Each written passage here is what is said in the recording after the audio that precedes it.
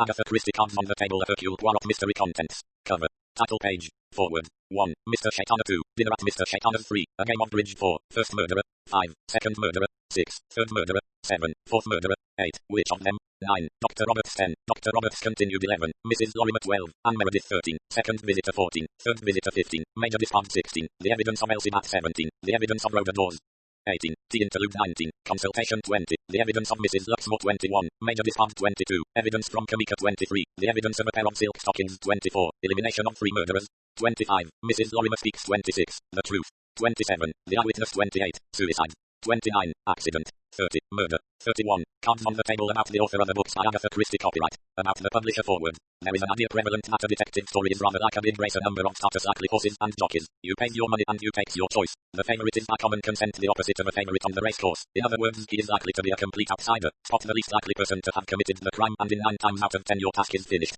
Since I do not want my faithful readers to fling away this book in disgust, I prefer to warn them before and that this is not that kind of book. There are only 4 starters, and any one of them, given the right circumstances, might have committed the crime. That knocks out forcibly the element of surprise. Nevertheless, there should be, I think, an equal interest attached to 4 persons, each of whom has committed murder and is capable of committing further murders. They are 4 widely divergent types. The motive that drives each one of them to crime is peculiar to that person, and each one would employ a different method. The deduction must, therefore, be entirely psychological, but it is nonetheless interesting for that, because when all is said and done, it is the mind of the murderer that is of supreme interest. I may say, as an additional argument in favor of this story, that it was one of Hercule Poirot's favorite cases. His friend, Captain Hastings, however, when Poirot described it to him, considered it very dull. I wonder with which of them my readers will agree. 1. Mr. Shaitana. My dear M. Poirot.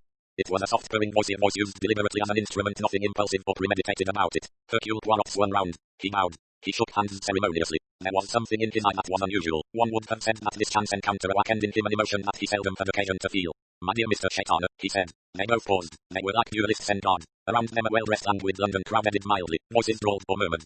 Darling, exquisite. Simply divine, aren't they, my dear? It was the exhibition of snuff-boxes at Wessex House. Admission 1 guinea in aid of the London Hospitals. My dear man, said Mr. Shaitana, how nice to see you. Not hanging or guillotining much just at present. Sacks even in the criminal world, or is there to be a robbery here this afternoon? That would be too delicious. Alas, monsieur, said Poirot, I came here in a purely private capacity. Mr. Shaitana was diverted for a moment by a lovely young thing with tight poodle curls up one side of her head and 3 cornucopias in black straw on the other. He said, my dear, didn't you come to my party? It really was a marvelous party. Quite a lot of people actually spoke to me. One woman even said, how do you do, and goodbye and thank you so much, but of course she came from a garden city, poor dear. While the lovely young thing made a suitable reply, Poirot allowed himself a good study of the hirsute adornment on Mr. Shaitana's upper lip. A fine moustache, a very fine moustache, only moustache in London, perhaps, that could compete with that of M. Hercule Poirot. But it is not so luxuriant, he murmured to himself. No, decidedly it is inferior in every respect. Tout de même, it catches the eye. The whole of Mr. Shaitana's person caught the eye. It was designed to do so. He deliberately attempted a Mephistophelian effect. He was tall and thin, his face was long and melancholy, his eyebrows were heavily accented and jet black, he wore a moustache with stiff wax ends and a tiny black imperial. His clothes were works of art of exquisite cut but with a suggestion of bizarre. Every healthy Englishman who saw him longed earnestly and fervently to kick him. They said, with a singular lack of originality, there's that damned Dago, Shaitana. Their wives, daughters, sisters, aunts, mothers, and even grandmothers said, varying the idiom according to their generation, words to this effect. I know, my dear, of course, he is too terrible, but so rich, and such marvelous parties, and he's always got something amusing and spiteful to tell you about P.O.P. Whether Mr. Shaitana was an Argentine, or a Portuguese, or a Greek, or some other nationality rightly despised by the insular Britain, nobody knew, but 3 facts were quite certain. He existed richly and beautifully in a super flat in Park Lane. He gave wonderful parties, large parties, small parties, macabre parties, respectable parties, and definitely queer parties. He was a man of whom nearly everybody was a little afraid. Why this last was so can hardly be stated in definite words. There was a feeling, perhaps, that he knew a little too much about everybody, and there was a feeling, too, that his sense of humor was a curious one. People nearly always felt that it would be better not to risk offending Mr. Shaitana. It was his humor this afternoon to make that ridiculous-looking little man, Hercule Poirot. So even a policeman needs recreation, he said. You've studied the arts in your old age, M. Poirot. Poirot smiled good-humoredly. I see, he said, that you yourself have lent 3 snuff-boxes to the exhibition. Mr. Shaitana waved a deprecating hand. One picks up trifles here and there. You must come to my flat one day. I have some interesting pieces. I do not confine myself to any particular period or class of object. Your tastes are Catholic, said Poirot smiling. As you say. Suddenly Mr. Shaitana's eyes danced, the corners of his lips curled up, his eyebrows assumed a fantastic tilt. I could even show you objects in your own line, M. Poirot. You have then a private black museum. Ah, Mr. Shaitana snapped disdainful fingers. The cup used by the Brighton murderer, the gem of a celebrated burglar, answered childishness. I should never burden myself with rubbish like that. I collect only the best objects of their kind. And what do you consider the best objects, artistically speaking, in crime? Inquired Poirot. Mr. Shaitana leaned forward and laid 2 fingers on Poirot's shoulder. He kissed his words dramatically. The human beings who commit them, M. Poirot. Poirot's eyebrows rose a trifle. Aha, I have startled you, said Mr. Shaitana. My dear man, you and I look on these things as from poles apart. For you, crime is a matter of routine, a murder, an investigation, a clue, and ultimately for you are undoubtedly an able fellow a conviction. Such banalities would not interest me. I am not interested in poor specimens of any kind, and the court murderer is necessarily one of the failures. He is second-rate. No, I look on the matter from the artistic point of view. I collect only the best. The best being, asked Poirot. My dear fellow ones who have got away with it, the successes, the criminals who lead an agreeable life which no breath of suspicion has ever touched. Admit that is an amusing hobby. It was another word I was thinking of, not amusing.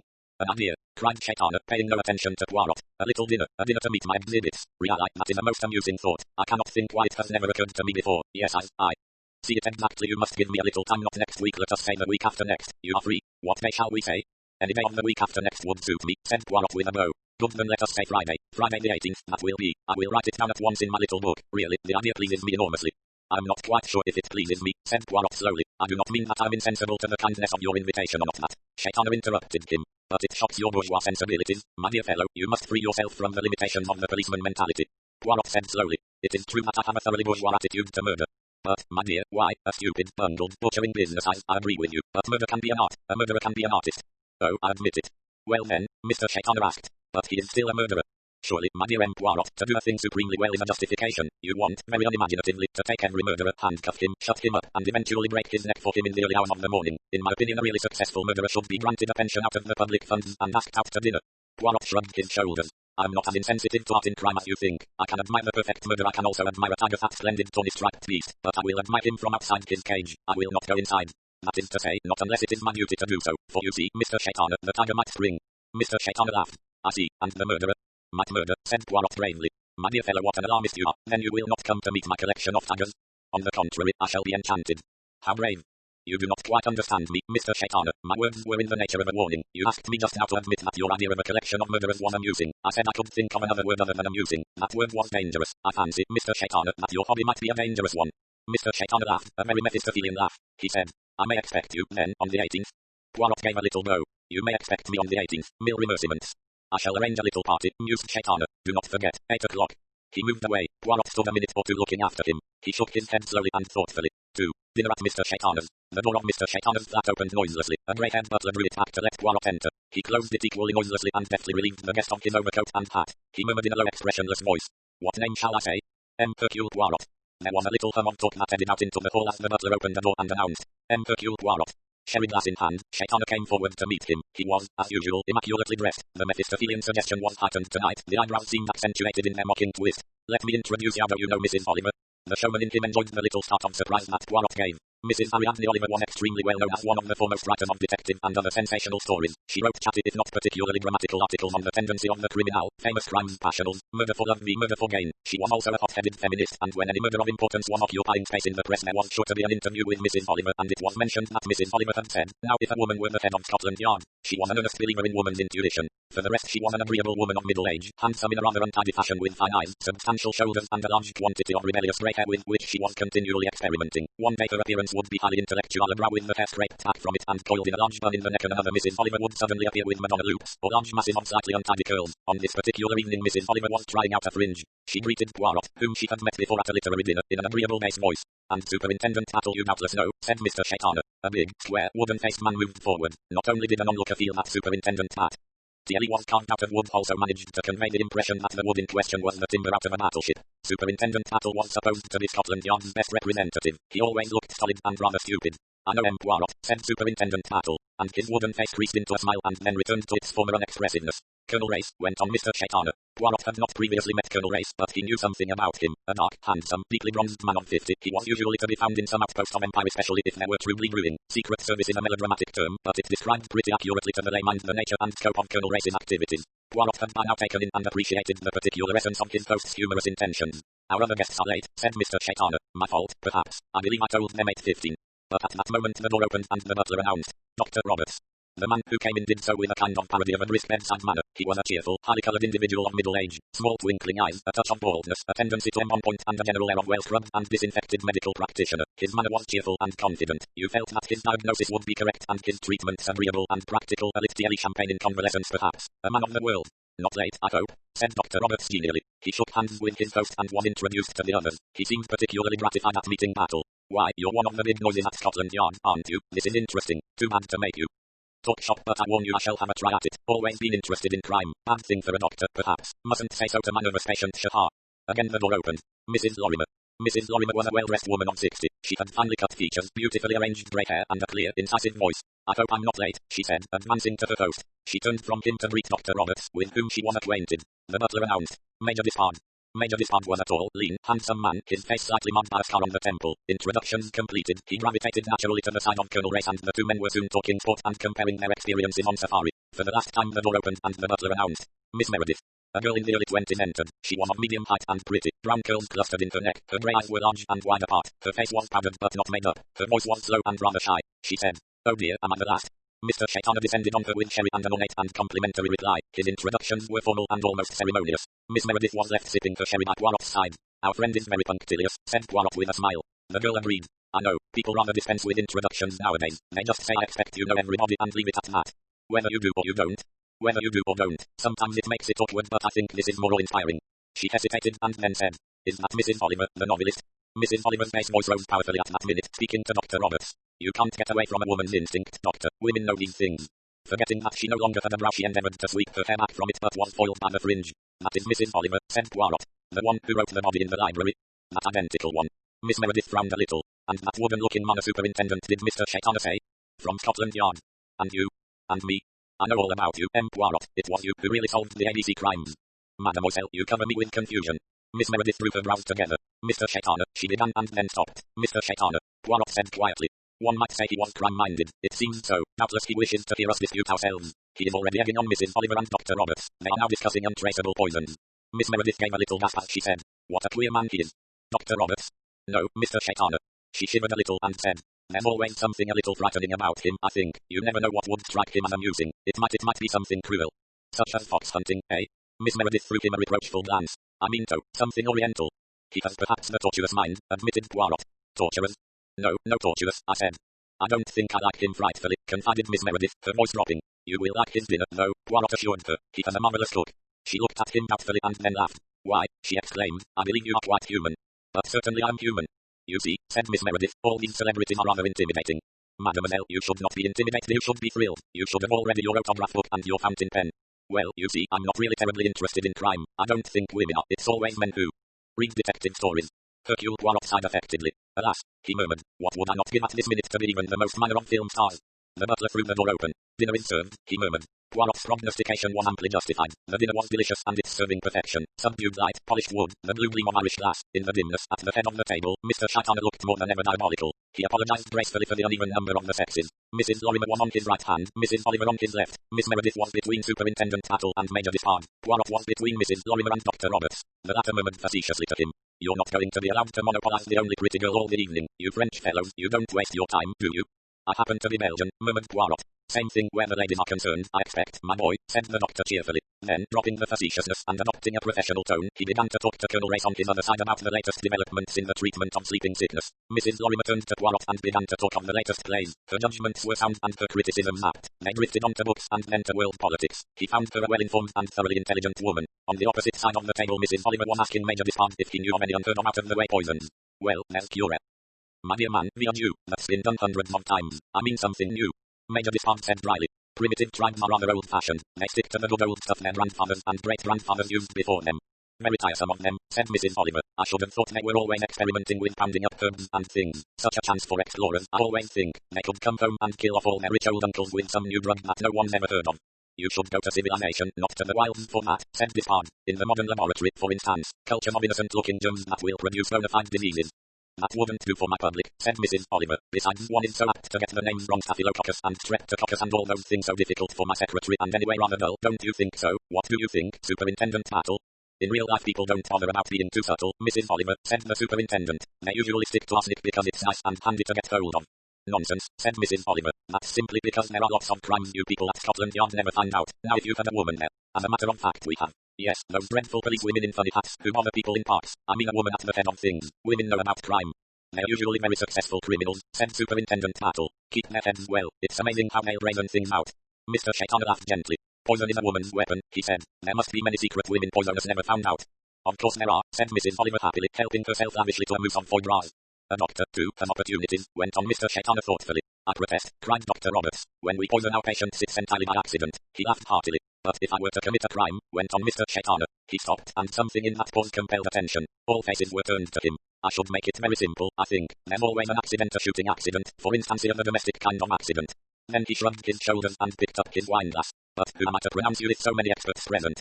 He drank. The candlelight threw a red shade from the wine onto his face with its waxed moustache, its little imperial, its fantastic eyebrows. There was a momentary silence. Mrs. Oliver said, "Is it 22 or 20 past? An angel passing my feet can't cross it. It must be a black angel." 3. A game of bridge. When the company returned to the drawing room, a bridge table had been set out. Coffee was handed round. "Who plays bridge?" asked Mr. Shaitana. "Mrs. Lorimer, I know, and Dr. Roberts. Do you play, Miss Meredith?" "Yes, I'm not frightfully good, though." "Excellent. And Major Despard, good. Supposing you four play here." "Thank goodness there's to be bridge," said Mrs. Lorimer in an aside to Poirot. "I'm one of the worst bridge fiends that ever lived. It's growing on me. I simply will not go out to dinner now if there's no bridge. Afterwards, I just fall asleep. I'm ashamed of myself, but there it is."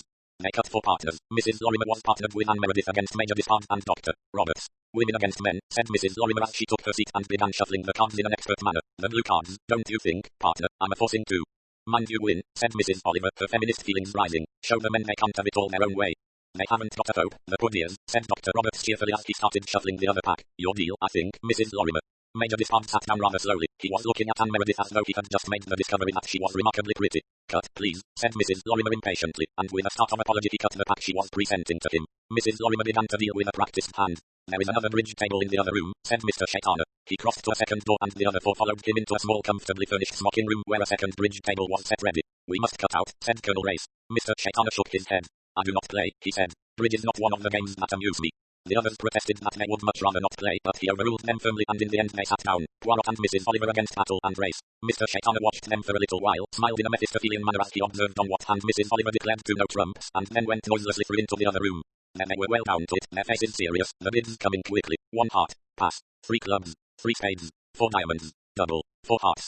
Mr. Shaitana stood watching a moment, smiling to himself. Then he crossed the room and sat down in a big chair by the fireplace. A tray of drinks had been brought in and placed on an adjacent table. The firelight gleamed on the crystal stoppers. Always an artist in lighting, Mr. Shaitana had simulated the appearance of a merely firelit room. A small shaded lamp at his elbow gave him light to read by if he so desired. Discreet floodlighting gave the room a subdued look. A slightly stronger light shone over the bridge table, from whence the monotonous ejaculations continued. 1 note trump, clear and decisive Mrs. Lorimer. 3 hearts, an aggressive note in the voice Dr. Roberts. No bid, a quiet voice Anne Meredith. A slight pause always before Despard's voice came. Not so much a slow thinker as a man who liked to be sure before he spoke. 4 hearts. Double. His face lit up by the flickering firelight. Mr. Shaitana smiled. He smiled and he went on smiling. His eyelids flickered a little. His party was amusing him. Roman 2. 5 diamonds. Game and rubber, said Colonel Race. Good for you, partner, he said to Poirot. I didn't think you'd do it. Lucky they didn't lead a spade. Wouldn't have made much difference, I expect, said Superintendent Battle, a man of gentle magnanimity. He had called spades. His partner, Mrs. Oliver, had had a spade, but something had told her to lead a club with disastrous results. Colonel Race looked at his watch. 10 past 12. Time for another. You'll excuse me, said Superintendent Battle, but I'm by way of being an early to bed man.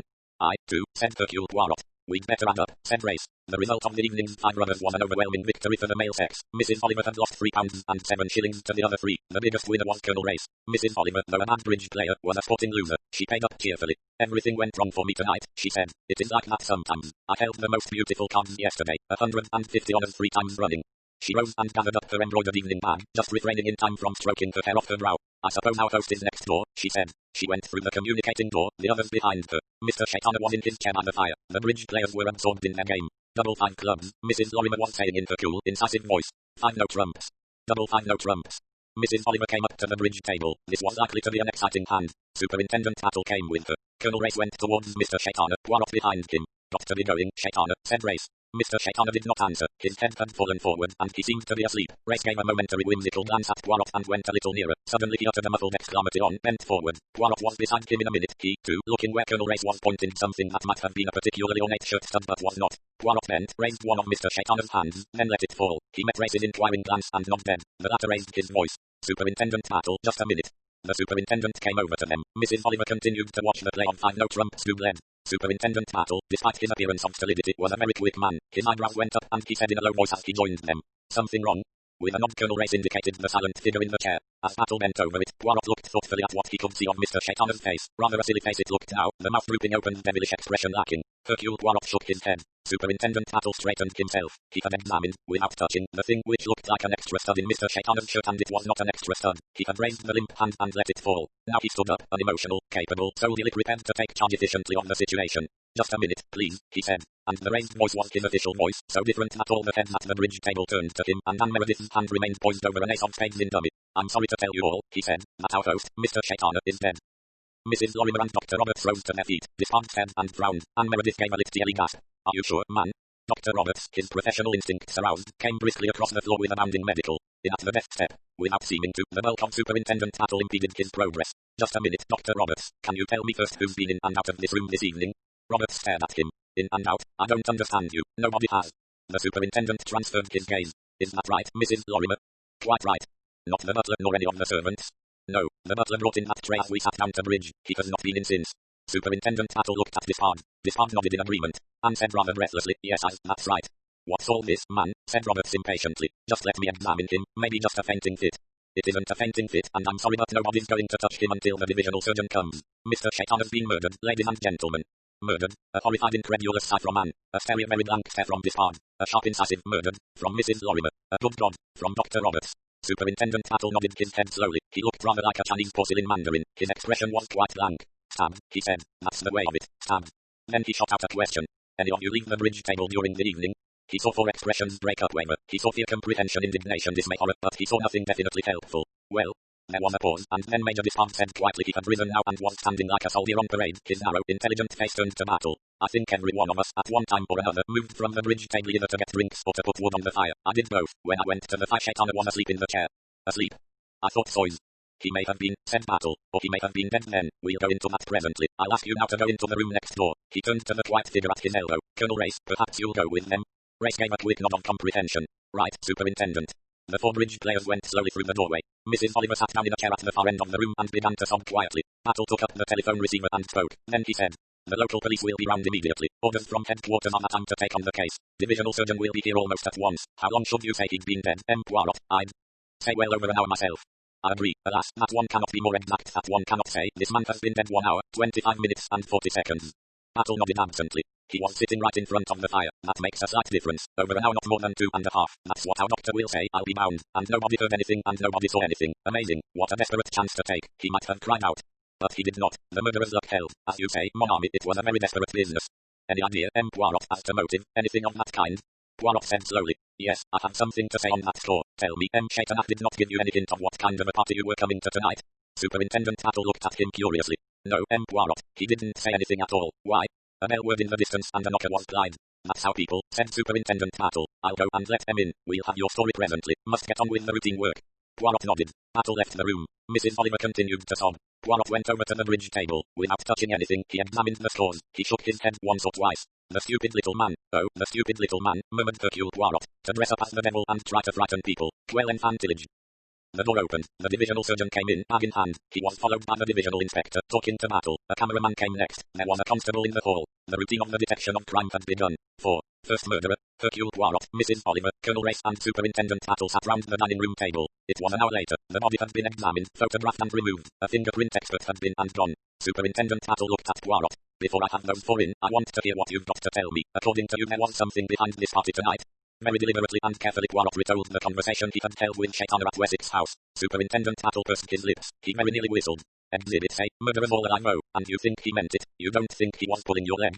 Poirot shook his head. Oh, no, he meant it. Shaitana was a man who prided himself on his Mephistophelian attitude to life. He was a man of great vanity. He was also a stupid man. That is why he is dead. I get you, said Superintendent Battle, following things out in his mind. A party of 8 and himself. 4 sleuths, so to speak, and 4 murderers. It's impossible, cried Mrs. Oliver. Absolutely impossible. None of those people can be criminals. Superintendent Battle shook his head thoughtfully. I wouldn't be so sure of that, Mrs. Oliver. Murderers look and behave very much like everybody else. Nice, quiet, well-behaved, reasonable folk very often. In that case, it's Dr. Roberts, said Mrs. Oliver firmly. I felt instinctively that there was something wrong with that man as soon as I saw him. My instincts never lie. Battle turned to Colonel Race. Race shrugged his shoulders. He took the question as referring to Poirot's statement and not to Mrs. Oliver's suspicions. It could be, he said. It could be. It shows that Shaitana was right in one case at least. After all, he can only have suspected that these people were murderers, can't have been sure. He may have been right in all 4 cases. He may have been right in only 1 case, but he was right in 1 case. His death proved that. One of them got the wind up. Think that's it, Poirot? Poirot nodded. The late Mr. Shaitana had a reputation, he said. He had a dangerous sense of humor and was reputed to be merciless. The victim thought that Shaitana was giving himself an evening's amusement, leading up to a moment when he'd hand the victim over to the police. He or she must have thought that Shaitana had definite evidence. Hercule?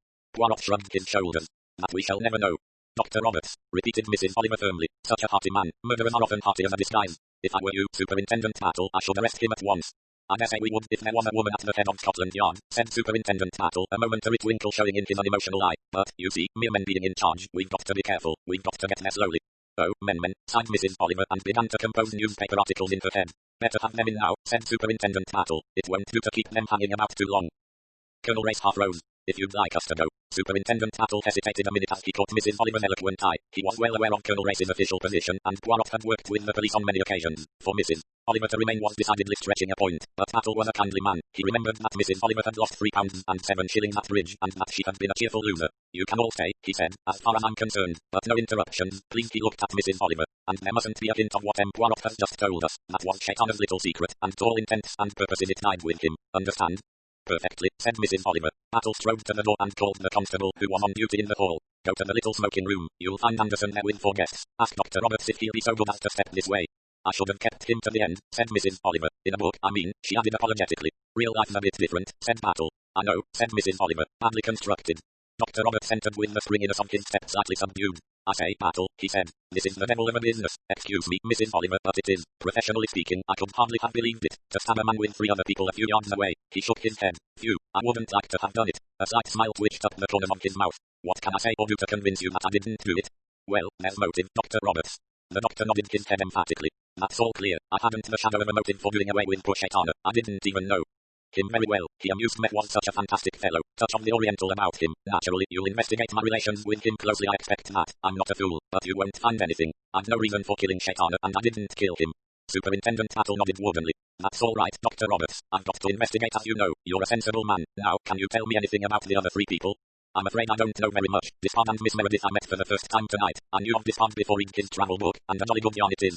Did you know that he and Mr. Shaitana were acquainted? No, Shaitana never mentioned him to me. As I say, I've heard of him, but never met him. Miss Meredith I've never seen before. Mrs. Lorimer I know slightly. What do you know about her? Roberts shrugged his shoulders. She's a widow, moderately well off, intelligent, well-read woman, first-class bridge player. That's where I've met her, as a matter of fact, playing bridge. And Mr. Shaitana never mentioned her either. No. That doesn't help us much. Now, Dr. Roberts, perhaps you'll be so kind as to tax your memory carefully and tell me how often you yourself left your seat at the bridge table and all you can remember about the movements of the others. Dr. Roberts took a few minutes to think. It's difficult, he said frankly. I can remember my own movements, more or less. I got up 3 times, that is, on 3 occasions when I was dummy I left my seat and made myself useful. Once I went over and put wood on the fire. Once I brought drinks to the 2 ladies. Once I poured out a whiskey and soda for myself. Can you remember the times? I could only say very roughly. We began to play about 9:30, I imagine. I should say it was about an hour later that I stoked the fire. Quite a short time after that I fetched the drinks next hand but 1, I think, and perhaps 11:30 when I got myself a whiskey and soda, but those times are quite approximate. I couldn't answer for their being correct. The table with the drinks was beyond Mr. Shaitana's chair. Yes, that's to say, I passed quite near him 3 times. And each time, to the best of your belief, he was asleep. That's what I thought the first time. The second time I didn't even look at him. Third time I rather fancied the thought just passed through my mind, how the beggar does sleep, but I didn't really look closely at him. Very good. Now, when did your fellow players leave their seats? Dr. Roberts frowned. Difficult, very difficult. Despard went and fetched an extra ashtray, I think, and he went for a drink. That was before me, for I remember he asked me if I'd have one, and I said I wasn't quite ready. And the ladies? Mrs. Lorimer went over to the fire once, poked it, I think. I rather fancy she spoke to Shaitana, but I don't know. I was playing a rather tricky no trump at the time. And Miss Meredith? She certainly left the table once, came round and looked at my hand. I was her partner at the time. Then she looked at the other people's hands, and then she wandered round the room. I don't know what she was doing exactly. I wasn't paying attention. Superintendent Battle said thoughtfully. As you were sitting at the bridge table, no one's chair was directly facing the fireplace. No, sort of sideways on, and there was a big cabinet between Chinese piece, very handsome. I can see, of course, that it would be perfectly possible to stab the old boy. After all, when you're playing bridge, you're not looking round you and noticing what is going on. The only person who's likely to be doing that is dummy, and in this case, undoubtedly dummy was the murderer, said Superintendent Battle. All the same, said Dr. Roberts, it wanted nerve, you know. After all, who is to say that somebody won't look up just at the critical moment? Yes, said Battle. It was a big risk. The motive must have been a strong one. I wish we knew what it was, he added with unblushing mendacity. You'll find out, I expect, said Roberts. You'll go through his papers and all that sort of thing. There will probably be a clue. We'll hope so, said Superintendent Battle gloomily. He shot a keen glance at the other. I wonder if you'd oblige me, Dr. Roberts, by giving me a personal opinion as man to man. Certainly. Which do you fancy yourself of the three? Dr. Roberts shrugged his shoulders. That's easy. Offhand, I'd say Despard. The man's got plenty of nerve. He's used to a dangerous life where you've got to act quickly. He wouldn't mind taking a risk. It doesn't seem to me likely the women are in on this. Take a bit of strength, I should imagine. Not so much as you might think. Take a look at this. Rather like a conjurer, Battle suddenly produced a long thin instrument of gleaming metal with a small round jeweled head. Dr. Roberts leaned forward, took it, and examined it with rich professional appreciation. He tried the point and whistled. What a tool, what a tool. Absolutely made for murder, this little boy. Going like butter, absolutely like butter. Brought it with him, I suppose. No, it was Mr. Shaitana's. It lay on the table near the door with a good many other knickknacks. So the murderer helped himself. A bit of luck finding a tool like that. Well, that's one way of looking at it, said Battle slowly. Well, of course, it wasn't luck for Shaitana, poor fellow. I didn't mean that, Dr. Roberts. I meant that there was another angle of looking at the business. It occurs to me that it was noticing this weapon that put the idea of murder into our criminal's mind. You mean it was a sudden inspiration that the murder wasn't premeditated? He conceived the idea after he got here. Is anything to suggest that idea to you? He glanced at him searchingly. It's just an idea, said Superintendent Battle stolidly. Well, it might be so, of course, said Dr. Roberts slowly. Superintendent Battle cleared his throat. Well, I won't keep you any longer, Doctor. Thank you for your help. Perhaps you'll leave your address. Certainly. 200 Gloucester Terrace, W2. Telephone no. Bayswater 23896. Thank you. I may have to call upon you shortly. Delighted to see you anytime. Hope there won't be too much in the papers. I don't want my nervous part upset. Superintendent Battle looked round at Poirot. Excuse me, Poirot. If you'd like to ask any questions, I'm sure the doctor wouldn't mind. Of course not, of course not. Great admirer of yours, Poirot. Little grey cells order and method. I know all about it. I feel sure you'll think of something most intriguing to ask me. Hercule Poirot spread out his hands in his most foreign manner. No, I just like to get all the details clear in my mind. For instance, how many rubbers did you play? 3, said Roberts promptly. We'd got to one game all, in the 4th rubber when you came in. And who played with who?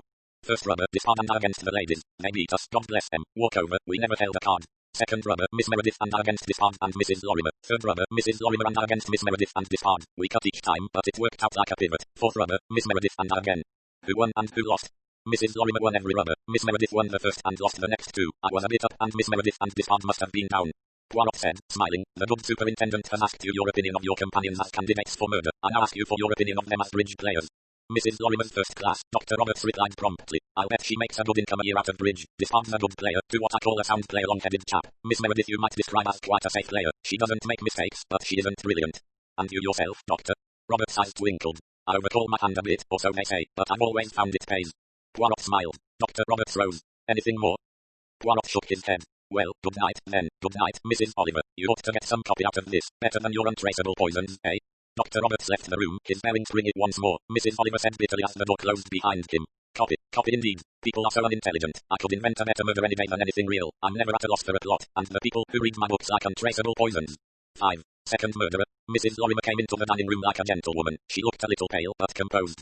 I'm sorry to have to bother you, Superintendent Battle began. You must do your duty, of course, said Mrs. Lorimer quietly. It is, I agree, an unpleasant position in which to be placed, but there is no good shirking it. I quite realize that one of the 4 people in that room must be guilty. Naturally, I can't expect you to take my word that I'm not the person. She accepted the chair that Colonel Race offered her and sat down opposite the superintendent. Her intelligent grey eyes met his. She waited attentively. You knew Mr. Shaitana well, began the superintendent. Not very well. I have known him over a period of some years, but never intimately. Where did you meet him?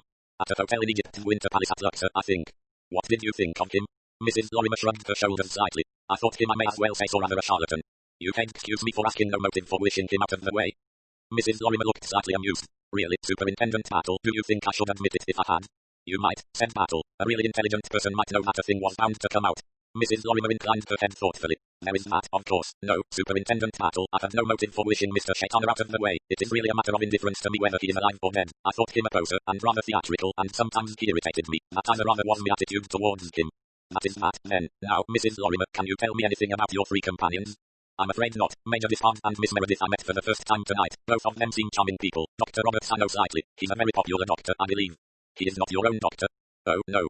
Now, Mrs. Lorimer, can you tell me how often you got up from your seat tonight, and will you also describe the movements of the other 3? Mrs. Lorimer did not take any time to think. I thought you would probably ask me that. I have been trying to think it out. I got up once myself when I was dummy. I went over to the fire. Mr. Shaitana was alive then. I mentioned to him how nice it was to see a wood fire. And he answered that he hated radiators. Did anyone overhear your conversation? I don't think so. I lowered my voice, not to interrupt the players. She added dryly, in fact, you have only my word for it that Mr. Shaitana was alive and spoke to me. Superintendent Battle made no protest. He went on with his quite methodical questioning. What time was that? I should think we had been playing a little over an hour. What about the others? Dr. Roberts got me a drink. He also got himself one that was later. Major Dishard also went to get a drink at about 11:15, I should say. Only once? Not with, I think. The men moved about a fair amount, but I didn't notice what they did. Miss Meredith left her seat once only, I think. She went round to look at her partner's hand. But she remained near the bridge table. I couldn't say at all. She may have moved away. Battle nodded. It's all very vague, he grumbled. I'm sorry. Once again Battle did his conjuring trick and produced the long delicate stiletto. Will you look at this, Mrs. Lorimer? Mrs. Lorimer took it without emotion. Have you ever seen that before? Never. Yet it was lying on a table in the drawing room. I didn't notice it. You realize, perhaps, Mrs. Lorimer, that with a weapon like that a woman could do the trick just as easily as a man? I suppose she could, said Mrs. Lorimer quietly. She leaned forward and handed the dainty little thing back to him. But all the same, said Superintendent Battle, the woman would have to be pretty desperate. It was a long chance to take. He waited a minute, but Mrs. Lorimer did not speak. Do you know anything of the relations between the other three and Mr. Shaitana? She shook her head. Nothing at all. Would you care to give me an opinion as to which of them you consider the most likely person? Mrs. Lorimer drew herself up stiffly. I should not care to do anything of the kind. I consider that a most improper question. The superintendent looked like an abashed little boy who has been reprimanded by his grandmother. Address, please, he mumbled, drawing his notebook towards him. 111 Chain Lane, Chelsea. Telephone number? Chelsea 45632. Mrs. Lorimer rose. Anything you want to ask, Poirot, said Battle hurriedly. Mrs. Lorimer paused, her head slightly inclined. Would it be a proper question, madam, to ask you your opinion of your companions, not as potential murderers but as bridge players? Mrs. Lorimer answered coldly. I have no objection to answering that if it bears upon the matter at issue in any way, so I fail to see how it can. I will be the judge of that. Your answer, if you please, madam. In the tone of a patient adult humouring an idiot child, Mrs. Lorimer replied.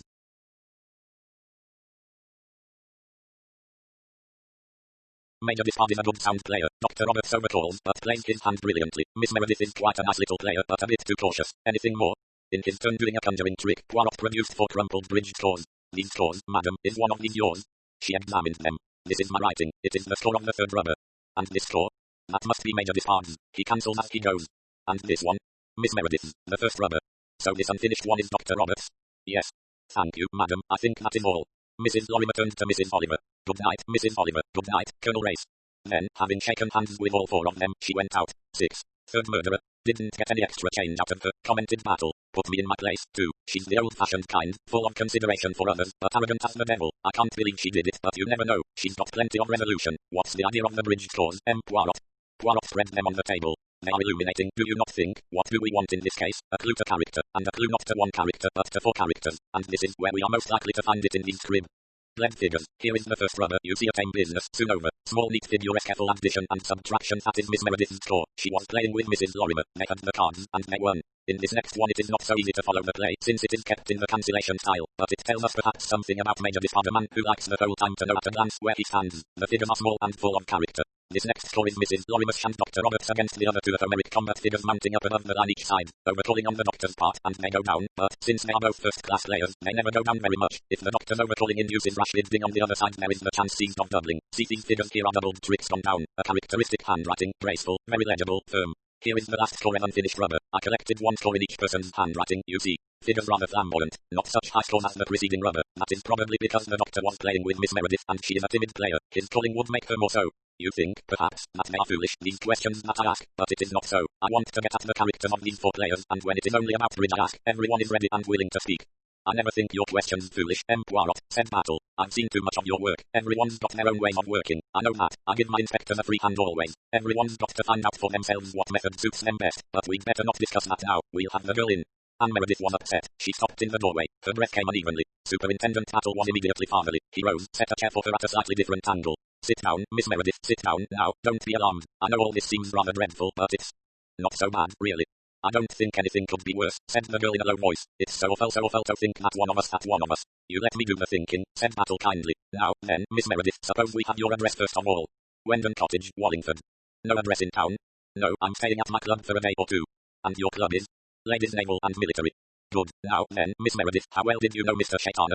I didn't know him well at all. I always thought he was a most frightening man. Why? Oh, well he was. That awful smile, and the way he had of bending over you, as though he might bite you. Have you known him long? About 9 months. I met him in Switzerland during the winter sports.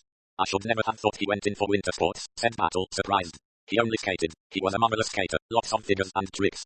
Yes, that sounds more like him. And did you see much of him after that? Well, a fair amount. He asked me to parties and things like that. They were rather fun. But you didn't like him himself? No, I thought he was a chivalry kind of man. Battle said gently. But you'd no special reason for being afraid of him. Anne Meredith raised wide limpid eyes to his. Special reason? Oh, no. That's all right, then. Now about tonight. Did you leave your seat at all? I don't think so. Oh, yes, I may have done once. I went round to look at the other's hands. But you stayed by the bridge table all the time? Yes. Quite sure, Miss Meredith. The girl's cheeks flamed suddenly. No, I think I walked about. Right, you'll excuse me, Miss Meredith, but try and speak the truth. I know you're nervous, and when one's nervous one's apt to say the thing the way you want it to be, but that doesn't really pay in the end. You walked about. Did you walk over in the direction of Mr. Shaitana? The girl was silent for a minute, then she said, honestly, I don't remember. Well, we'll leave it that you may have done. Know anything about the other three? The girl shook her head. I've never seen any of them before. What do you think of them? Any likely murderers amongst them? I can't believe it. I just can't believe it. It couldn't be Major Despard, and I don't believe it could be the Doctor after all. A doctor could kill anyone in much easier ways. A drug or something like that. Then, if it's anyone, you think it's Mrs. Lorimer. Oh, I don't. I'm sure she wouldn't. She's so charming and so kind to play bridge with. She's so good herself, and yet she doesn't make one feel nervous or point out one's mistakes. Yet you left her name to the last, said Battle. Only because Tabin seems somehow more like a woman. Battle did his conjuring trick, and Meredith shrank back. Oh, horrible. Must it take it? I'd rather you did. He watched her as she took the stiletto gingerly, her face contracted with repulsion. With this tiny thing with this. Going like butter, said Battle with gusto. A child could do it. You mean wide, terrified eyes fixed themselves on his face that I might have done it, but I didn't. Why should I? That's just the question we'd like to know, said Battle. What's the motive? Why did anyone want to kill Shaitana? He was a picturesque person, but he wasn't dangerous as far as I can make out. Was there a slight indrawing of her breath, a sudden lifting of her breast? Not a blackmailer, for instance, or anything of that sort, went on Battle. And anyway, Miss Meredith, you don't look the sort of girl who's got a lot of guilty secrets. For the first time she smiled, reassured by his geniality. No, indeed I haven't. I haven't got any secrets at all. Then don't worry, Miss Meredith, we shall have to come round and ask you a few more questions, I expect, but it will be all a matter of routine. He got up. Now off you go, my constable will get you a taxi, and don't you lie awake worrying yourself. Take a couple of aspirins. He ushered her out. As he came back, Colonel Race said in a low, amused voice. Battle, what a really accomplished guy you are. Your father here was unsurpassed. No good dallying about with her, Colonel Race. Either the poor kid is dead scared, in which case it's true. Elty, and I'm not a cruel man, I never have been. She's a highly accomplished little actress, and we shouldn't get any further if we were to keep her here half the night. Mrs. Oliver gave a sigh and ran her hands freely through her fringe until it stood upright and gave her a wholly drunken appearance. Do you know, she said, I rather believe now that she did it. It's lucky it's not in a book. They don't really like the young and beautiful girl to have done it. All the same, I rather think she did. What do you think, Poirot? Me, I have just made a discovery. In the bridge clause again? Yes, Miss Anne Meredith turns her score over, draws lines, and uses the back. And what does that mean? It means she has the habit of poverty, or else is of a naturally economical turn of mind. She's expensively dressed, said Mrs. Oliver. Send in Major Despard, said Superintendent Battle. 7. Fourth murderer. Despard entered the room with a quick springing step, a step that reminded Poirot of something or someone. I'm sorry to have kept you waiting all this while, Major Despard, said Battle, but I wanted to let the ladies get away as soon as possible. Don't apologize, I understand. He sat down and looked inquiringly at the superintendent. How well did you know Mr. Shaitana? Began the latter. I've met him twice, said Despard crisply. Only twice? That's all. On what occasions? About a month ago we were both dining at the same house, then he asked me to a cocktail party a week later. A cocktail party here? Yes. Where did it take place, Effie's room or the drawing room? In all the rooms. See this little thing lying about? Battle once more produced the stiletto. Major Despard's lip twisted slightly. No, he said. I didn't mark it down on that occasion for future use. There's no need to go ahead of what I say, Major Despard. I beg your pardon, the inference was fairly obvious. There was a moment's pause, then Battle resumed his inquiries. Have you any motive for disliking Mr. Shaitana? Every motive. The superintendent sounded startled. For disliking him, not for killing him, said Despard. I hadn't the least wish to kill him, but I would thoroughly have enjoyed kicking him. A pity, it's too late now. Why did you want to kick him, Major Despard? Because he was the sort of dago who needed kicking badly. He used to make the toe of my boot fairly itch. Know anything about him to his discredit, I mean? He was too well dressed and wore his hair too long and he smelt of scent. Yet you accepted his invitation to dinner, Battle pointed out. If I were only to dine in houses where I thoroughly approved of my host, I'm afraid I shouldn't dine out very much, Superintendent Battle, said Despard dryly. You like society, but you don't approve of it, suggested the other. I like it for very short periods. To come back from the wilds to lighted rooms and women in lovely clothes, to dancing and good food and laughter. I enjoy that for a time, and then the insincerity of it all sickens me, and I want to be off again. It must be a dangerous sort of life that you lead, Major Despard, wandering about in these wild places. Despard shrugged his shoulders. He smiled slightly. Mr. Shaitana didn't lead a dangerous life, but he is dead, and I'm alive. He may have led a more dangerous life than you think, said Battle meaningly. What do you mean? The late Mr. Shaitana was a bit of a nosy Parker, said Battle. The other leaned forward. You mean that he meddled with other people's lives, that he discovered what? I really meant that perhaps he was the sort of man who meddled well with women. Major Despard leant back in his chair. He laughed, an amused but indifferent laugh. I don't think women would take a mountebank like that seriously. What's your theory of who killed him, Major Despard? Well, I know I didn't. Little Miss Meredith didn't. I can't imagine Mrs. Lorimer doing so. She reminds me of one of my more God-fearing aunts. That leaves the medical gentleman. Can you describe your own and other people's movements this evening? I got up twice once for an ashtray and I also poked the fire and once for a drink. At what times? I couldn't say. First time might have been about 10:30, the second time 11, but that's your guesswork. Mrs. Lorimer went over to the fire once and said something to Shaitana. I didn't actually hear him answer, but then I wasn't paying attention. I couldn't swear he didn't. Miss Meredith wandered about the room a bit, but I don't think she went over near the fireplace. Roberts was always jumping up and down 3 or 4 times at least. I'll ask you Poirot's question, said Battle with a smile. What did you think of them as bridge players? Miss Meredith's quite a good player. Roberts overcalls his hand disgracefully. He deserves to go down more than he does. Mrs. Lorimer's damned good.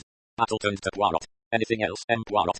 Poirot shook his head. Despard gave his address as the Albany, wished them good night and left the room. As he closed the door behind him, Poirot made a slight movement. What is it? Demanded Battle. Nothing, said Poirot. It just occurred to me that he walked like a tiger. Is just so easy. Does the tiger move along? Said Battle. Now, then his eyes glanced round at his 3 companions. Which of them did it? 8. Which of them? Battle looked from one face to another. Only one person answered his question. Mrs. Oliver, never averse to giving her news, rushed into speech. The girl or the doctor, she said. Battle looked questioningly at the other 2, but both the men were unwilling to make a pronouncement. Race shook his head. Poirot carefully smoothed his crumpled bridged claws. One of them did it, said Battle musingly. One of them's dying like hell, but which? It's not easy, no, it's not easy. He was silent for a minute or 2, then he said. If we're to go by what they say, the medico thinks Despard did it, Despard thinks the medico did it, the girl thinks Mrs. Lorimer did it and Mrs. Lorimer won't say. Nothing very illuminating there. Perhaps not, said Poirot. Battle shot him a quick glance. You think there is? Poirot waved an airy hand. A nuance and nothing more, nothing to go upon.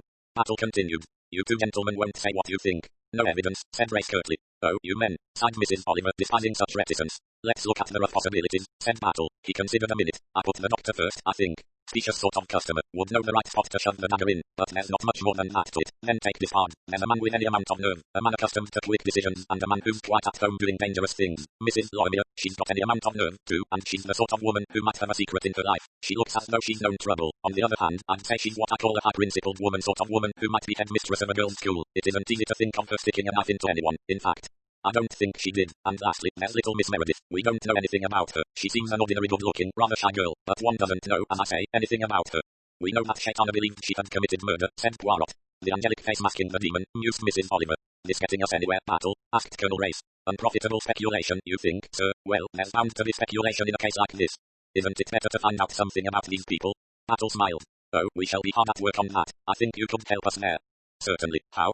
As regards Major Despard, he's been abroad a lot in South America, in East Africa. In South Africa you have means of knowing those parts. You could get information about him. Race nodded. It shall be done. I'll get all available data. Oh, cried Mrs. Oliver, I've got a plan. There are 4 of us for sleuths, as you might say, and 4 of them. How would it be if we each took one? Act how fancy. Colonel Race takes Major Despard, Superintendent Battle takes Dr. Roberts, I'll take Anne Meredith, and then Poirot takes Mrs. Lorimer. Each of us to follow our own line. Superintendent Battle shook his head decisively.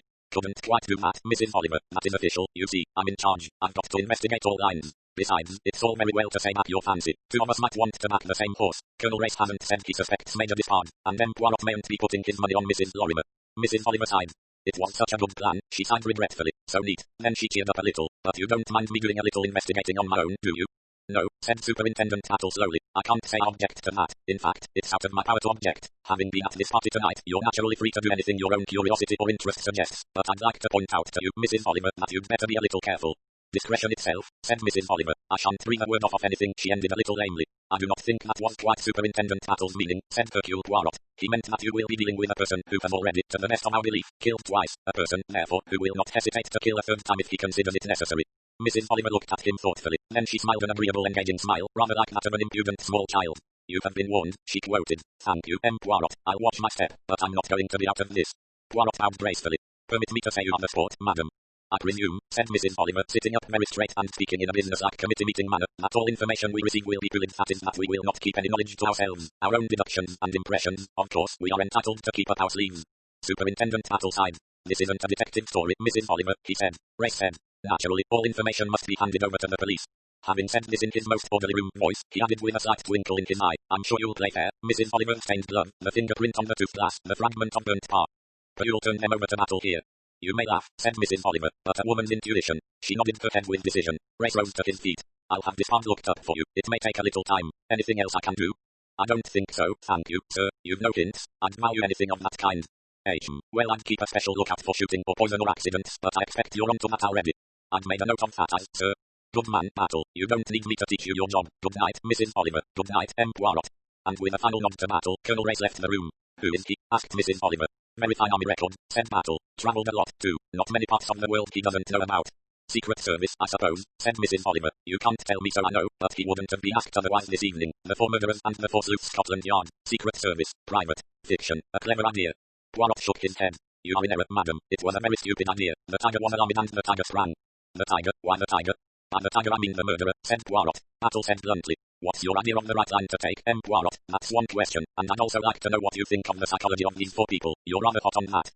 Still smoothing his bridged claws, Poirot said. You are right, psychology is very important. We know the kind of murder that has been committed, the way it was committed. If we have a person who from the psychological point of view could not have committed that particular type of murder, then we can dismiss that person from our calculations. We know something about these people. We have our own impression of them. We know the line that each has elected to take, and we know something about their minds and their characters from what we have learned about them as card players and from the study of their handwriting and of these scores. But, alas, it is not too easy to give a definite pronouncement. This murder required audacity and nerve, a person who was willing to take a risk. Well, we have Dr. Robert Sadler, an overcaller on his hand, a man with complete confidence in his own powers to pull off a risky thing. His psychology fits very well with the crime. One might say, then, that automatically wipes out Miss Meredith. She is timid, frightened of overcalling her hand, careful, economical, prudent and lacking in self-confidence. The last type of person to carry out a bold and risky coup. But a timid person will murder out of fear. A frightened, nervous person can be made desperate, can turn like a rat at bay if driven into a corner. If Miss Meredith had committed a crime in the past, and if she believed that Mr. Shaitana knew the circumstances of that crime and was about to deliver her up to justice, she would be wild with terror, she would stick at nothing to save herself. It would be the same result, though brought about through a different reaction of cool nerve and daring, but desperate panic. Then take Major Disparder, cool, resourceful man willing to try a long shot if he believed it absolutely necessary. He would weigh the pros and cons and might decide that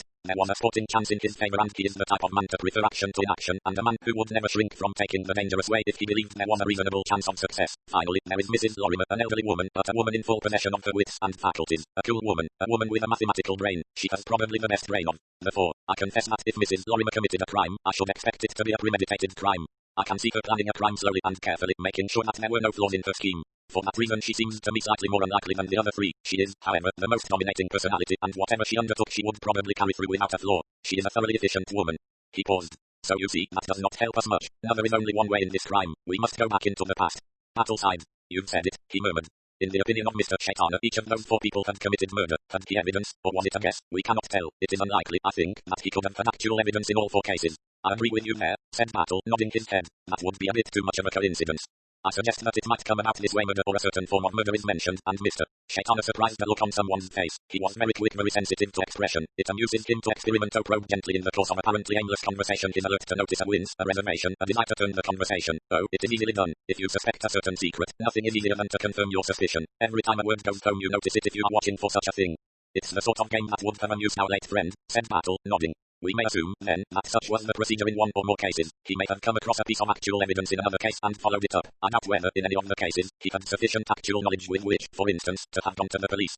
Or it mayn't have been the kind of case, said Battle. Often enough there's a fishy business with suspect. Foul play, but we can't ever prove it. Anyway, the course is clear. We've got to go through the records of all these people and note any deaths that may be significant. I expect you noticed, just as the Colonel did, what Shaitana said at dinner. The Black Angel, murmured Mrs. Oliver. A neat little reference to poison, to accident, to a doctor's opportunities, to shooting accidents. I shouldn't be surprised if he signed his death warrant when he said those words. It was a nasty sort of pause, said Mrs. Oliver. Yes, said Poirot. Those words went home to one person at least. That person probably thought that Shaitana knew far more than he really did. That listener thought that they were the prelude to the end, that the party was a dramatic entertainment arranged by Shaitana leading up to arrest for murder as its climax. Yes, as you say, he signed his death warrant when he mated his guests with those words. There was a moment's silence. This will be a long business, said Battle with a sigh. We can't find out all we want in a moment, and we've got to be careful. We don't want any of the four to suspect what we're doing. All our questioning and so on must seem to have to do with this murder. There mustn't be a suspicion that we've got any idea of the motive for the crime. And the devil of it is we've got to check up on four possible murders in the past, not one. Poirot demurred. Our friend Mr. Shaitana was not infallible, he said. He made it is just possible he made a mistake. About all four? No was more intelligent than that. Call it 50-50. Not even that. For me, I say 1 in 4. 1 innocent and 3 guilty, that's bad enough, and the devil of it is, even if we get at the truth it mayn't help us. Even if somebody did push their great aunts down the stairs in 1912, it won't be much use to us in 1937. Yes, it will be of use to us. Poirot encouraged him. You know that, you know it as well as I do. Battle nodded slowly. I know what you mean, he said. Same hallmark. Do you mean, said Mrs. Oliver, that the former victim will have been stabbed with a dagger too? Not quite as crude as that, Mrs. Oliver, said Battle turning to her, but I don't doubt it will be essentially the same type of crime. The details may be different, but the essentials underlying them will be the same. It's odd, but a criminal gives himself away every time by that. Man is an unoriginal animal, said Hercule Poirot. Women, said Mrs. Oliver, are capable of infinite variation. I should never commit the same type of murder twice running. Don't you ever write the same plot twice running? Asked Battle. The Lotus murder, murmured Poirot. The clue of the candle wax. Mrs. Oliver turned on him, her eyes beaming appreciation. That's clever of you, that's really very clever of you, because, of course, those two are exactly the same plot but nobody else has seen it. One is stolen papers at an informal weekend party on the cabinet, and the other's a murder in Borneo in a rubber planter's bungalow. But the essential point on which the story turns is the same, said Poirot, one of your neatest tricks. The rubber planter arranges his own murder, cabinet minister arranges the robbery on his own papers. At the last minute the third person steps in and turns deception into reality. I enjoyed your last, Mrs. Oliver, said Superintendent Tattle kindly. The one where all the chief constables were shot simultaneously. You just slipped up once or twice on official details. I know you're keen on accuracy, so I wondered if...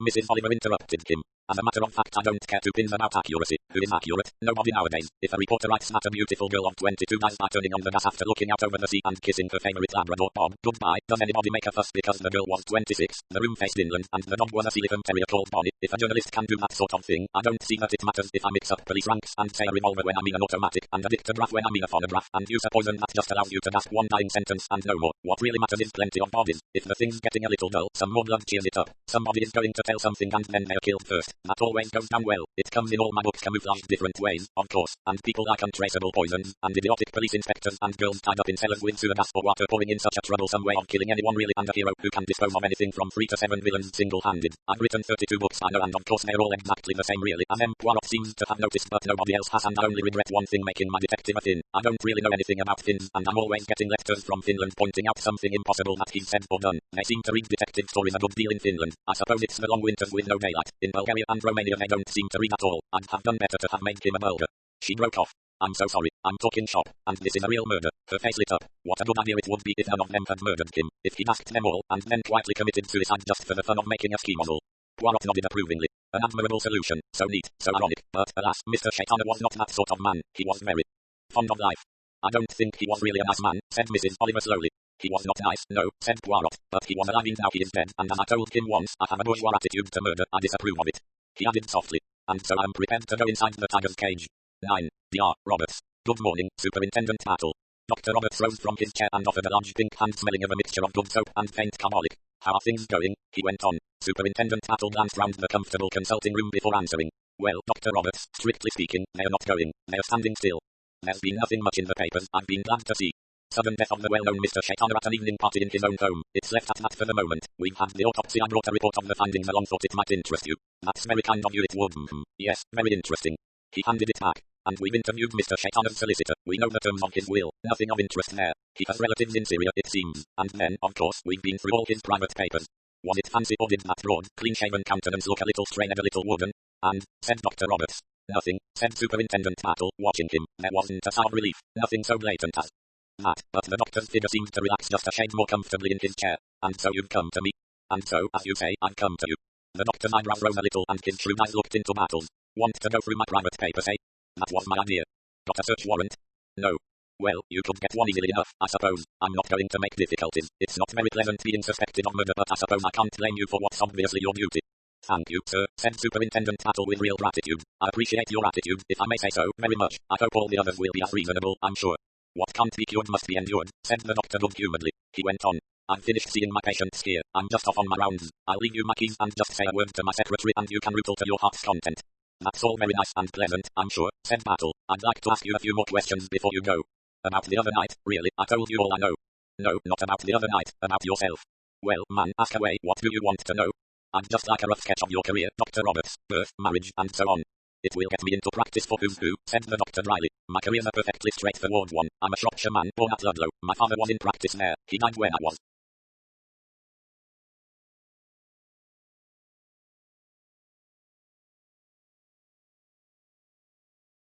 15. I was educated at Shrewsbury and went in for medicine like my father before me. I'm a St. Christopher's man, but you'll have all the medical details already, I expect. I looked you up. Yes, sir. You're an only child, or have you any brothers or sisters? I'm an only child. Both my parents are dead and I'm unmarried. Will that do to get on with? I came into partnership here with Dr. Emery. He retired about 15 years ago. Lives in Ireland. I'll give you his address if you like. I live here with a cook, a parlourmaid and a housemaid. My secretary comes in daily. I make a good income and I only kill a reasonable number of my patients. How's that? Superintendent Tattle grinned. That's fairly comprehensive, Dr. Roberts. I'm glad you've got a sense of humour. Now I'm going to ask you one more thing. I'm a strictly moral man, Superintendent. Oh, that wasn't my meaning. No, I was going to ask you if you'd give me the names of 4 friends Theocles who've known you intimately for a number of years. Kind of references, if you know what I mean. Yes, I think so. Let me see now. You'd prefer people who are actually in London now? It would make it a bit easier, but it doesn't really matter.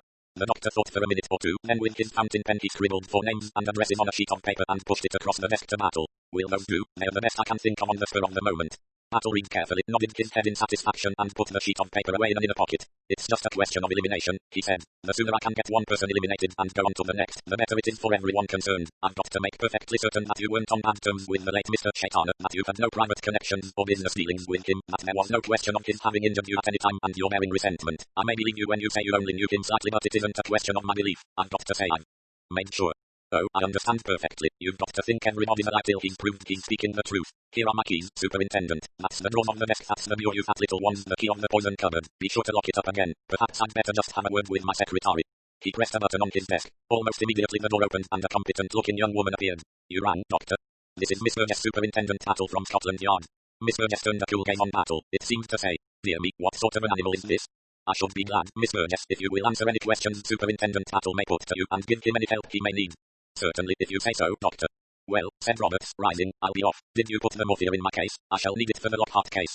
He bustled out, still talking, and Miss Burgess followed him. Will you press that button when you want me, Superintendent Battle?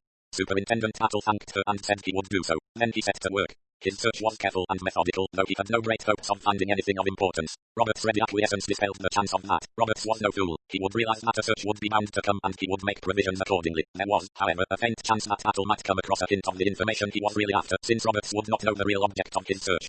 Superintendent Battle opened and shut drawers, rifled pigeonholes, glanced through a checkbook, estimated the unpaid bills, noted what those same bills were for, scrutinized Roberts' passbook, ran through his case notes, and generally left no written document unturned. The result was meager in the extreme. He next took a look through the poison cupboard, noted the wholesale firms with which the doctor dealt, and the system of checking, relocked the cupboard, and passed on to the bureau. The contents of the latter were of a more personal nature, but Battle found nothing germane to his search. He shook his head, sat down in the doctor's chair, and pressed the desk button. Miss Burgess appeared with commendable promptitude. Superintendent Battle asked her politely to be seated, and then sat studying her for a moment before he decided which way to tackle her. He had sensed immediately her hostility, and he was uncertain whether to provoke her into unguarded speech by increasing that hostility, or whether to try a softer method of approach. I suppose you know what all this is about, Miss Burgess, he said at last. Dr. Roberts told me, said Miss Burgess shortly. The whole thing's rather delicate, said Superintendent Battle. Is it? Said Miss Burgess. Well, it's rather a nasty business. 4 people are under suspicion and one of them must have done it. What I want to know is whether you've ever seen this Mr. Shaitana. Never. Ever heard Dr. Roberts speak of him?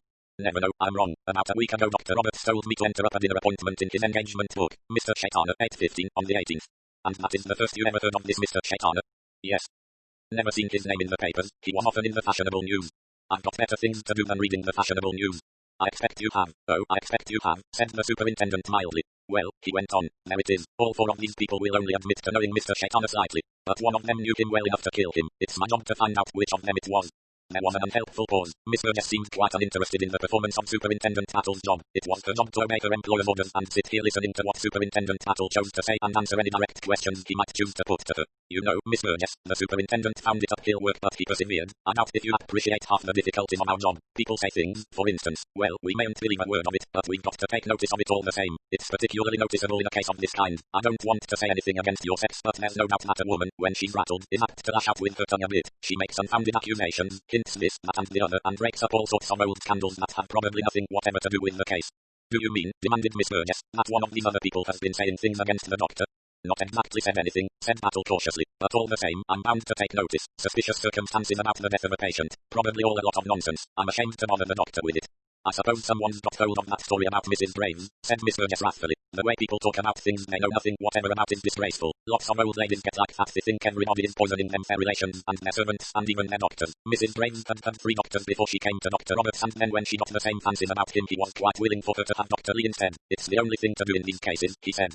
And after Dr. Lee she had Dr. Steele, and then Dr. Farmer until she died, poor old thing. You'd be surprised the way the smallest thing starts a story, said Battle. Whenever a doctor benefits by the death of a patient, somebody has something ill-natured to say, and yet why shouldn't a grateful patient leave a little something, or even a big something to her medical attendant? It's the relations, said Miss Burgess. I always think there's nothing like death for bringing out the meanness of human nature, squabbling over who's to have what before the body's cold. Luckily, Dr. Roberts has never had any trouble of that kind. He always says he hopes his patients won't leave him anything. I believe he once had a legacy of £50, and he's had 2 walking sticks and a gold watch, but nothing else. It's a difficult life, that of a professional man, said Battle with a sigh. He's always open to blackmail. The most innocent occurrences lend themselves sometimes to a scandalous appearance. A doctor's got to avoid even the appearance of evil. That means he's got to have his wits about him good and sharp.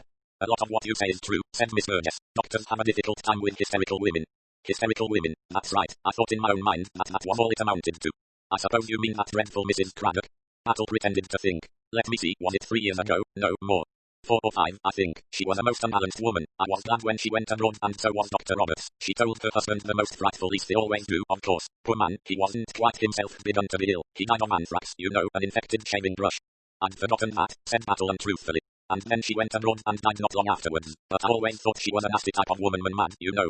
I know the kind, said Battle. Very dangerous, they are. A doctor's got to give them a wide berth. Where? Abouts did she die abroad, I seem to remember. Egypt, I think it was. She got blood poison, some native infection. Another thing that must be difficult for a doctor, said Battle, making a conversational leap, is when he suspects that one of his patients is being poisoned by one of their relatives. What's he to do? He's got to be sure or else hold his tongue. And if he's done the latter, then it's awkward for him if there's talk of foul play afterwards. I wonder if any case of that kind has ever come Dr. Roberts' way. I really don't think it has, said Miss Burgess, considering. I've never heard of anything like that. From the statistical point of view, it would be interesting to know how many deaths occur among a doctor's practice per year. For instance, now, you've been with Dr. Roberts some years. 7. Well, how many deaths have there been in that time offhand? Really, it's difficult to say. Miss Burgess gave herself up to calculation. She was by now quite thawed and unsuspicious. 7, 8 of course, I can't remember exactly, I shouldn't say more than 30 in the time. Then I fancy Dr. Roberts must be a better doctor than most, said Battle genially. I suppose, too, most of his patients are upper class. They can afford to take care of themselves. He's a very popular doctor. He's so good at diagnosis. Battle sighed and rose to his feet. I'm afraid I've been wandering from my duty, which is to find out a connection between the doctor and this Mr. Shaitana. You're quite sure he wasn't a patient of the doctor's? Quite sure. Under another name, perhaps. Battle handed her a photograph. Recognized him at all? What a very theatrical-looking person. No, I've never seen him here at any time. Well, that's that. Battle sighed. I'm much obliged to the doctor, I'm sure, for being so pleasant about everything. Tell him from me, will you? Tell him I'm passing on to know, too. Goodbye, Miss Burgess, and thank you for your help. He shook hands and departed. Walking along the street, he took a small notebook from his pocket and made a couple of entries in it under the letter R. Mrs. Graves, unlikely. Mrs. Craddock, no legacies. No wife, pity. Investigate deaths of patients, difficult. He closed the book and turned into the Lancaster Gate branch of the London and Wessex Bank. The display of his official card brought him to a private interview with the manager. Good morning, sir. One of your clients is a Dr. Geoffrey Roberts, I understand. Quite correct, Superintendent. I shall want some information about that gentleman's account going back over a period of years. I will see what I can do for you. A complicated half-hour followed. Finally Battle, with a sigh, tucked away a sheet of penciled figures. Got what you want? Inquired the bank manager curiously. No, I haven't. Not one suggested lead. Thank you all the same. At that same moment, Dr. Roberts, washing his hands in his consulting room, said over his shoulder to Miss Burgess. What about our solid sleuth, eh? Did he turn the place upside down and you inside out? He didn't get much out of me, I can tell you, said Miss Burgess, setting her lips tightly. My dear girl, no need to be an oyster. I told you to tell him all he wanted to know. What did he want to know, by the way? Oh, he kept harping on your knowing that man Shaitana, suggested even that he might have come here as a patient under a different name. He showed me his photograph. Such a theatrical-looking man. Shaitana, oh yes, fond of posing as a modern Mephistopheles. It went down rather well on the whole. What else did Battle ask you? Really nothing very much, except, oh yes, somebody had been telling him some absurd nonsense about Mrs. Graves, you know the way she used to go on. Graves, oh yes, old Mrs. Graves. That's rather funny. The doctor laughed with considerable amusement. That's really very funny indeed. And in high good humour he went into lunch. 10. Dr. Roberts continued. Superintendent Battle was lunching with Hercule Poirot. The former looked downcast, the latter sympathetic. Your morning, then, has not been entirely successful, said Poirot thoughtfully. Battle shook his head. It's going to be uphill work, Poirot. What do you think of him? Of the doctor? Well, frankly, I think Shaitana was right. He's a killer. Reminds me of Westaway, and of that lawyer chap in Norfolk. Same hearty, self-confident manner, same popularity. Both of them were clever devils as Roberts. All the same, it doesn't follow that Roberts killed Shaitana, and as a matter of fact I don't think he did. He'd know the risk too well than a layman would that Shaitana might wake and cry out. No, I don't think Roberts murdered him. But you think he has murdered someone? Possibly quite a lot of people, Westaway had, but it's going to be hard to get at. I've looked over his bank account, nothing suspicious, then no large sums suddenly paid in. At any rate, in the last 7 years he's not had any legacy from a patient. That wipes out murder for direct gain. He's never married, that's a pity, so ideally simple for a doctor to kill his own wife. He's well-to-do, but then he's got a thriving practice among well-to-do people. In fact, he appears to lead a thoroughly blameless life and perhaps does do so. Maybe, but I prefer to believe the worst. He went on. There's the hint of a scandal over a woman on his patient's name of Craddock. That's worth looking up, I think. I'll get someone onto that straight away. Woman actually died out in Egypt of some local disease, so I don't think there's anything in that, but it might throw a light on his general character and morals. Was there a husband? Yes, husband died of anthrax. Anthrax? Yes, there were a lot of cheap shaving brushes on the market, just then some of them infected. There was a regular scandal about it. Convenient, suggested Poirot. That's what I thought. If her husband were threatening to kick up a row out there, it's all conjecture. We haven't a leg to stand upon. Courage, my friend. I know your patience. In the end, you will have perhaps as many legs as a centipede. And fall into the ditch as a result of thinking about them, grinned Battle. Then he asked curiously, what about you, Poirot, going to take a hand? I, too, might call on Dr. Roberts. 2 of us in one day, that ought to put the wind up him. Oh, I shall be very discreet. I shall not inquire into his past life. I'd like to know just exactly what line you'll take, said Battle curiously, but don't tell me unless you want to. Do out. I'm most willing. I shall talk a little of bridge, that is all. Bridge again. You hop on that, don't you, Poirot? I find the subject very useful. Well, every man to his taste. I don't deal much in the fancy approaches. They don't suit my style. What is your style, Superintendent?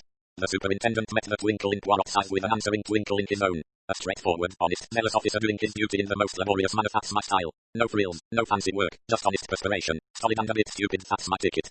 Poirot raised his glass. To our respective methods, and may success crown our joint efforts.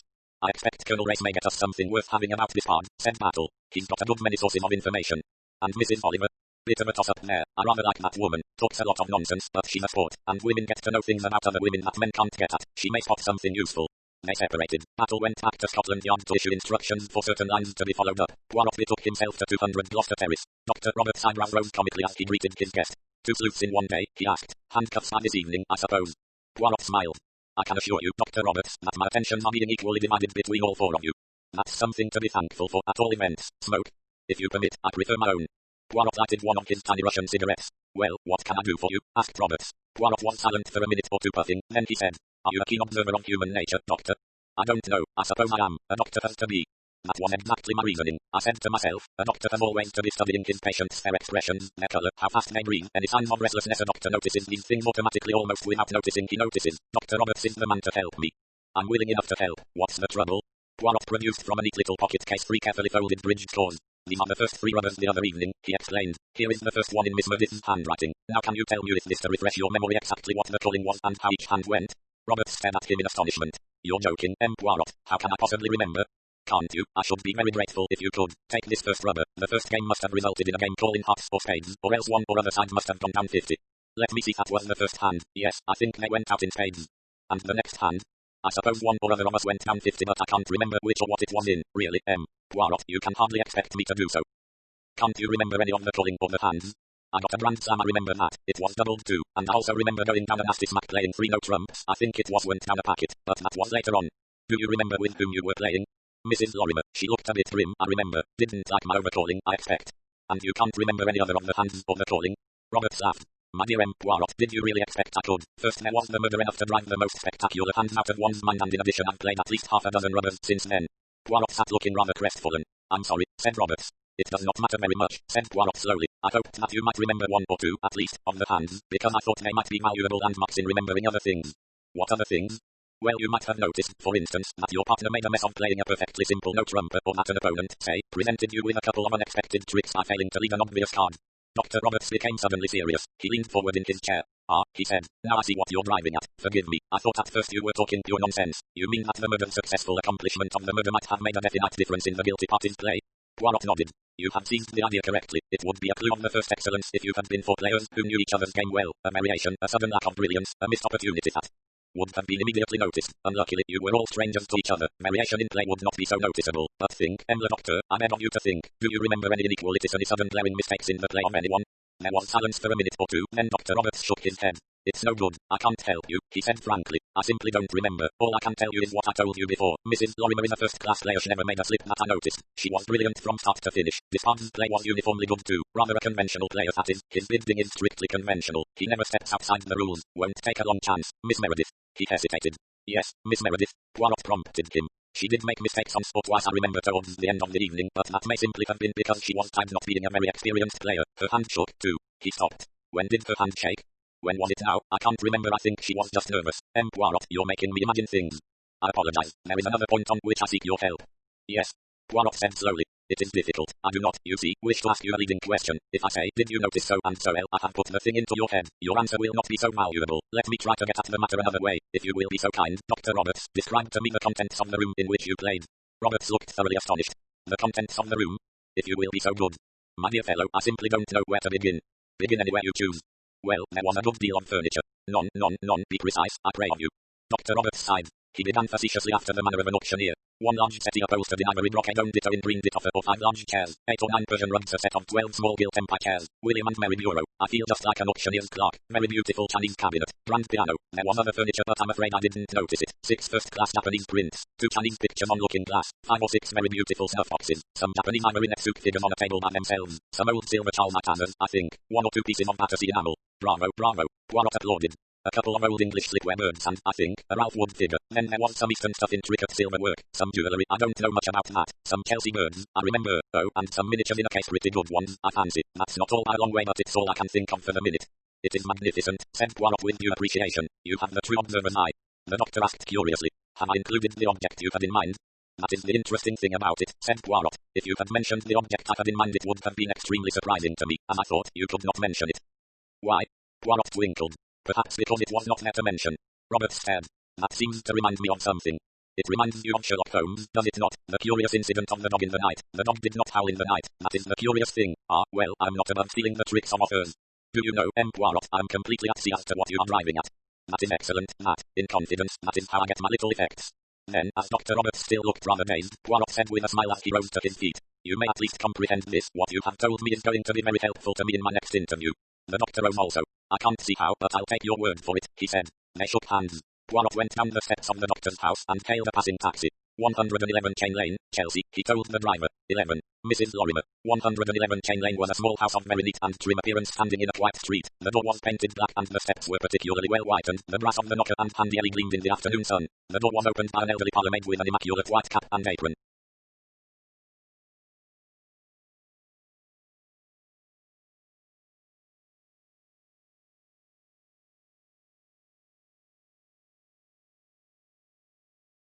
In answer to Poirot's inquiry, she said that her mistress was at home. She preceded him up the narrow staircase. What name, sir? Hercule Poirot. He was ushered into a drawing room of the usual L shape. Poirot looked about him, noting details. Good furniture, well polished, of the old family type. Shiny chintz on the chairs and settees. A few silver photograph frames about in the old-fashioned manner. Otherwise an agreeable amount of space and light, and some really beautiful chrysanthemums arranged in a tall jar. Mrs. Lorimer came forward to meet him. She shook hands without showing any particular surprise at seeing him, indicated a chair, took one herself, and remarked favourably on the weather. There was a pause. I hope, madam, said Hercule Poirot, that you will forgive this visit. Looking directly at him, Mrs. Lorimer asked, is this a professional visit? I confess it. You realize, I suppose, Poirot, that though I shall naturally give Superintendent Tattle and the official police any information and help they may require, I am by no means bound to do the same for any unofficial investigator. I am quite aware of that fact, madam. If you show me the door, I march to that door with complete submission. Mrs. Lorimer smiled very slightly. I am not yet prepared to go to those extremes, Poirot. I can give you 10 minutes. At the end of that time I have to go out to a bridge party. 10 minutes will be ample for my purpose. I want you to describe to me, madam, the room in which you played bridge the other evening, the room in which Mr. Shaitana was killed. Mrs. Lorimer's eyebrows rose. What an extraordinary question. I do not see the point of it. Madam, if when you were playing bridge, someone were to say to you, why do you play that ace, or why do you put on the knave that is taken by the queen and not the king, which would take the trick? If the Oakley were to ask you such questions, the answers would be rather long and tedious, would they not? Mrs. Lorimer smiled slightly. Meaning that in this game you are the expert and I am the novice. Very well. She reflected a minute. It was a large room. There were a good many things in it. Can you describe some of those things? There were some glass flowers, modern, rather beautiful, and I think there were some Chinese or Japanese pictures, and there was a bowl of tiny red tulips, amazingly early for them. Anything else? I'm afraid I didn't notice anything in detail. The furniture, do you remember the colour of the upholstery? Something silky, I think. That's all I can say. Did you notice any of the small objects? I'm afraid not. There were so many. I know it struck me as quite a collector's room. There was silence for a minute. Mrs. Lorimer said with a faint smile, I'm afraid I have not been very helpful. There is something else. He produced the bridge scores. Here are the first 3 rubbers played. I wondered if you could help me with the aid of these scores to reconstruct the hands. Let me see. Mrs. Lorimer looked interested. She bent over the scores. That was the first rubber. Miss Meredith and I were playing against the 2 men. The first game was played in 4 spades. We made it and an over trick. Then the next hand was left at 2 diamonds and Dr. Roberts went down 1 trick on it. There was quite a lot of bidding on the 3rd hand, I remember. Miss Meredith passed. Major Despard went to heart. I passed. Dr. Roberts gave a jump bid on 3 clubs. Miss Meredith went 3 spades. Major Despard bid 4 diamonds. I doubled. Dr. Roberts took it into 4 hearts. They went down 1. A patent, said Poirot. What a memory. Mrs. Lorimer went on, disregarding him. On the next hand Major Despard passed and I bid a no trump. Dr. Roberts bid 3 hearts. My partner said nothing. Despard put his partner to 4. I doubled and they went down 2 tricks. Then I dealt and we went out on a 4-spade call. She took up the next score. It is difficult, Matt, said Poirot. Major Despard scored in the cancellation manner. I rather fancy both sides went down 50 to start with, then Dr. Roberts went to 5 diamonds and we doubled and got him down to 3 tricks. Then we made 3 clubs, but immediately after the others went game in spades. We made the second game in 5 clubs. Then we went down 100. The others made 1 heart. We made 2 no trumps and we finally won the rubber with a 4-club call. She picked up the next score. This rubber was rather a battle, I remember. It started tamely. Major Despard and Miss Meredith made a 1-heart call. Then we went down a couple of 50s trying for 4 hearts and 4 spades. Then the others made game in spades, no use trying to stop them. We went down 3 hands running after that but undoubled. Then we won the second game in no trumps. Then a battle royal started. Each side went down in turn. Dr. Roberts overcalled, but though he went down badly once or twice, his calling paid. For more than once he frightened Miss Meredith out of bidding her hand. Then he bid an original 2 spades. I gave him 3 diamonds, he bid for no trumps, I bid 5 spades, and he suddenly jumped to 7 diamonds. We were doubled, of course. He had no business to make such a call. A kind of miracle we got it. I never thought we should when I saw his hand go down. If the others had led a heart we would have been 3 tricks down. As it was they led the king of clubs, and we got it. It was really very exciting. Decoys by the grand slam vulnerable doubled. It causes the emotions, that, me, I admit it, I have not the nerve to go for the slams. I content myself with the game. Oh, but you shouldn't, said Mrs. Lorimer with energy. You must play the game properly. Take risks, you mean? There is no risk if the bidding is correct. It should be a mathematical certainty. Unfortunately, few people really bid well. They know the opening bids, but later they lose their heads. They cannot distinguish between a hand with winning cards in it and a hand without losing cards. But I mustn't give you a lecture on bridge or on the losing count, Poirot. It would improve my play, I'm sure, madam. Mrs. Lorimer resumed her study of the score. After that excitement the next hands were rather tame. Have you the 4th score there? Ah, yes, a ding-dong battle neither side able to score below. It is often like that as the evening wears on. Yes, one starts tamely and then the cards get worked up. Poirot collected the scores and made a little bow. Madam, I congratulate you. Your card memory is magnificent but magnificent. You remember, one might say, every card that was played. I believe I do.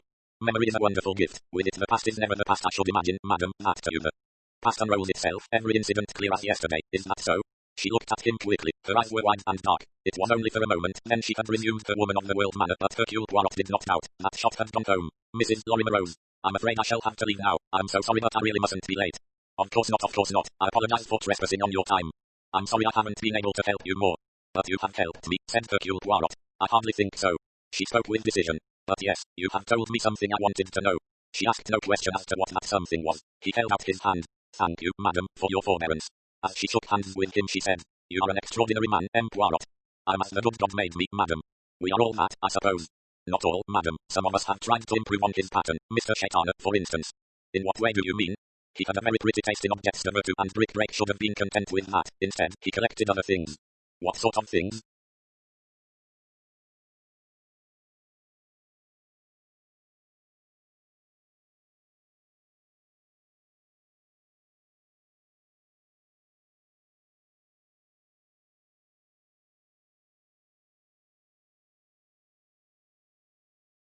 Well, shall we say sensations?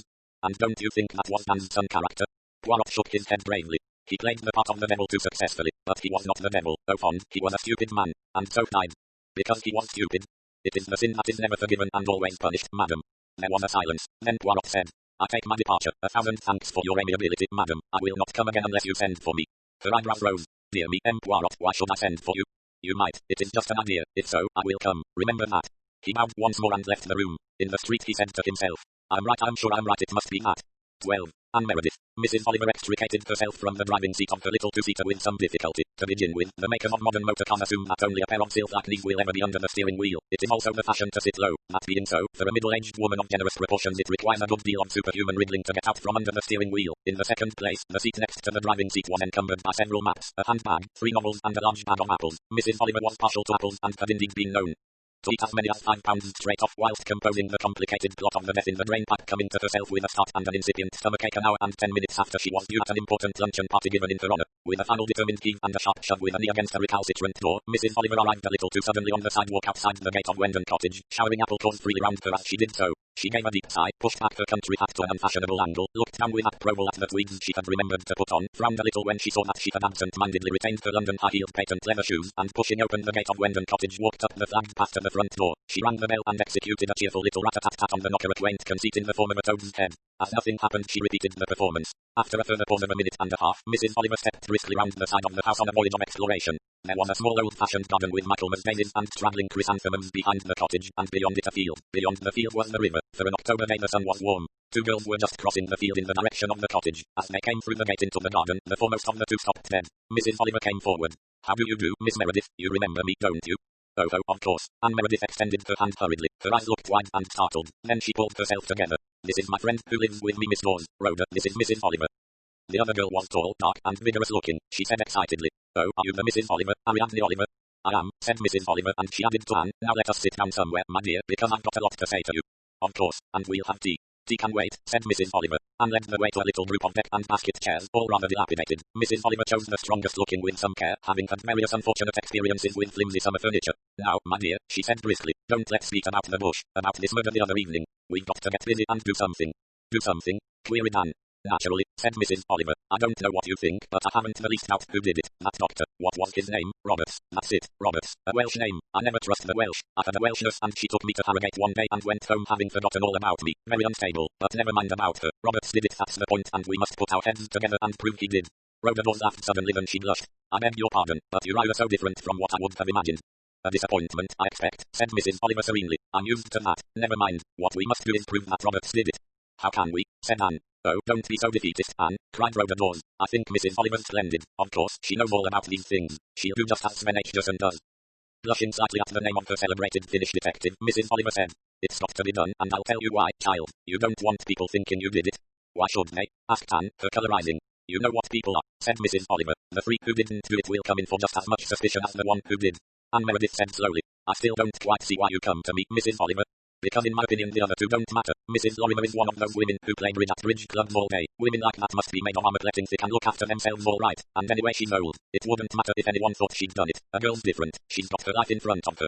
And Major Despard? Asked Anne. Pa, said Mrs. Oliver. He's a man. I never worry about men. Men can look after themselves. Do it remarkably well if you ask me. Besides, Major Despard enjoys a dangerous life. He's getting his fun at home instead of on the Irrawaddy. Do I mean the Limpopo? You know what I mean, that yellow African river that men like so much. No, I'm not worrying my head about either of those two. It's very kind of you, said Anne slowly. It was a beastly thing to happen, said Rhoda. It's broken Anne up, Mrs. Oliver. She's awfully sensitive. And I think you're quite right. It would be ever so much better to do something than just to sit here thinking about it all. Of course it would, said Mrs. Oliver. To tell you the truth, a real murder has never come my way before, and, to continue telling the truth, I don't believe real murder is very much in my line. I'm so used to loading the dice, if you understand what I mean. But I wasn't going to be out of it and let those three men have all the fun to themselves. I've always said that if a woman were the head of Scotland Yard. Yes, said Rhoda, leaning forward with parted lips. If you were head of Scotland Yard, what would you do? I should arrest Dr. Roberts straight away. Yes. However, I'm not the head of Scotland Yard, said Mrs. Oliver, retreating from dangerous ground. I'm a private individual. Oh, you're not that, said Rhoda, confusedly complimentary. Here we are, continued Mrs. Oliver, three private individuals, all women. Let us see what we can do by putting our heads together. Anne Meredith nodded thoughtfully. Then she said, Why do you think Dr. Roberts did it? He's that sort of man, replied Mrs. Oliver promptly. Don't you think, though? Anne hesitated. Wouldn't a doctor? I mean, something like poison would be so much easier for him. Not at all. Poison drugs of any kind would point straight to a doctor. Look how they are always leaving cases of dangerous drugs in cars all over London and getting them stolen. No, just because he was a doctor he'd take special care not to use anything of a medical kind. I see, said Anne doubtfully. Then she said, But why do you think he wanted to kill Mr. Shaitana? Have you any idea? Idea? I've got any amount of ideas. In fact, that's just the difficulty. It always is my difficulty. I can never think of even one plot at a time. I always think of at least 5, and it's agony to decide between them. I can think of 6 beautiful reasons for the murder. The trouble is I've no earthly means of knowing which is right. To begin with, perhaps Shaitana was a moneylender. He had a very oily look. Roberts was in his clutches and killed him because he couldn't get the money to repay the loan. Or perhaps Shaitana ruined his daughter or his sister. Or perhaps Roberts is a bigamist and Shaitana knew it. Or possibly Roberts married Shaitana's second cousin and will inherit all Shaitana's money through her. Or how many have I got to?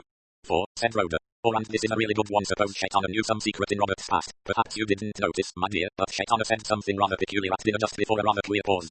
And stooped to tickle a caterpillar, she said. I don't think I remember. What did he say? Asked Rhoda. Something about what was it, an accident and poison. Don't you remember? Anne's left hand tightened on the basketwork of her chair. I do remember something of the kind, she said composedly. Rhoda said suddenly, Darling, you ought to have a coat. It's not summer, remember. Go and get one. Anne shook her head. I'm quite warm. But she gave a queer little shiver as she spoke. You see my theory, went on Mrs. Oliver. I dare say one of the doctor's patients poisoned himself by accident, but, of course, really, it was the doctor's own doing. I dare say he's murdered lots of people that way. A sudden colour came into Anne's cheeks. She said, Do doctors usually want to murder their patients wholesale? Wouldn't it have rather a regrettable effect on their practice? There would be a reason, of course, said Mrs. Oliver vaguely. I think the idea is absurd, said Anne crisply. Absolutely absurdly melodramatic. Oh, Anne, cried Rhoda with an agony of apology. She looked at Mrs. Oliver, her eyes, rather like those of an intelligent spaniel, seemed to be trying to say something. Try and understand. Those eyes said, I think it's a splendid idea, Mrs. Oliver, Rhoda said earnestly, and the doctor could get hold of something quite untraceable, couldn't he? Oh, exclaimed Anne. The other two turned to look at her. I remember something else, she said. Mr. Shaitana said something about a doctor's opportunities in a laboratory. He must have meant something by that. It wasn't Mr. Shaitana who said that. Mrs. Oliver shook her head. It was Major Despard. A footfall on the garden walk made her turn her head. Well, she exclaimed. Talk of the devil. Major Despard had just come round the corner of the house. 13. Second visitor. At the sight of Mrs. Oliver, Major Despard looked slightly taken aback. Under his tan his face flushed a rich brick red. Embarrassment made him jerky. He made for Anne. I apologize, Miss Meredith, he said. Been ringing your bell. Nothing happened. Was passing this way. Thought I might just look you up. I'm so sorry you've been ringing, said Anne. We haven't got a maid, only a woman who comes in the mornings. She introduced him to Rhoda. Rhoda said briskly, Let's have some tea. It's getting chilly. We'd better go in. They all went into the house. Rhoda disappeared into the kitchen. Mrs. Oliver said, "This is quite a coincidence you're all meeting here." Despond said slowly, "Yes." His eyes rested on her thoughtfully appraising eyes. "I've been telling Miss Meredith," said Mrs. Oliver, who was thoroughly enjoying herself, "that we ought to have a plan of campaign, about the murder. I mean, of course, that doctor did it. Don't you agree with me?" Couldn't say. Very little to go on.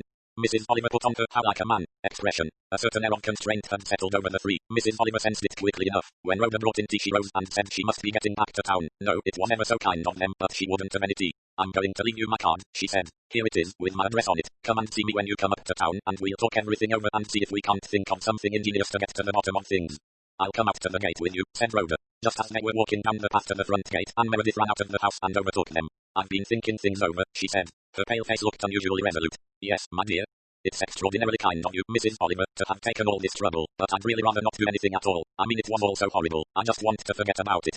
"My dear child, the question is, will you be allowed to forget about it?" "Oh, I quite understand that the police won't let it drop. They'll probably come here and ask me a lot more questions. I'm prepared for that, but privately, I mean, I don't want to think about how to be reminded of it in any way. I guess I'm a coward, but that's how I feel about it." "Oh, Anne," cried Rhoda Dawes. "I can understand your feeling, but I'm not at all sure that you're wise," said Mrs. Oliver. "Left to themselves, the police will probably never find out the truth." Anne Meredith shrugged her shoulders. "Does that really matter?" "Matter?" cried Rhoda. "Of course it matters. It does matter, doesn't it, Mrs. Oliver?" "I should certainly say so," said Mrs. Oliver dryly. "I don't agree," said Anne obstinately. "Nobody who knows me would ever think I'd done it. I don't see any reason for interfering. It's the business of the police to get at the truth."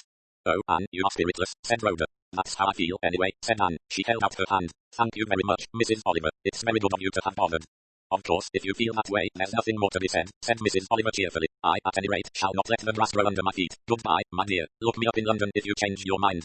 She climbed into the car, started it, and drove off, waving a cheerful hand at the two girls. Rhoda suddenly made a dash after the car and leapt on the running board. "What you said about looking you up in London," she said breathlessly. "Did you only mean Anne, or did you mean me too?" Mrs. Oliver applied the brake. "I meant both of you, of course." "Oh, thank you. Don't stop. Perhaps I might come one day. There's something. No, don't stop. I can jump off." She did so and, waving a hand, ran back to the gate where Anne was standing. "What on earth?" began Anne. "Isn't she a duck?" asked Rhoda enthusiastically. "I do like her. She had on odd stockings, did you notice? I'm sure she's frightfully clever. She must be to write all those books. What fun if she found out the truth when the police and everyone were baffled." "Why did she come here?" asked Anne. Rhoda's eyes opened wide. "Darling, told you." Anne made an impatient gesture. "We must go in. I forgot. I'd left him all alone." "Major Despard, Anne, he's frightfully good looking, isn't he?" "I suppose he is." They walked up the path together. Major Despard was standing by the mantelpiece, teacup in hand. He cut short Anne's apologies for leaving him. "Miss Meredith, I want to explain why I've butted in like this." "Oh, but I said that I happened to be passing. That wasn't strictly true. I came here on purpose." "How did you know my address?" asked Anne slowly. "I got it from Superintendent Battle." He saw her shrink slightly at the name. He went on quickly. "Battle's on his way here now. I happened to see him at Paddington. I got my car out and came down."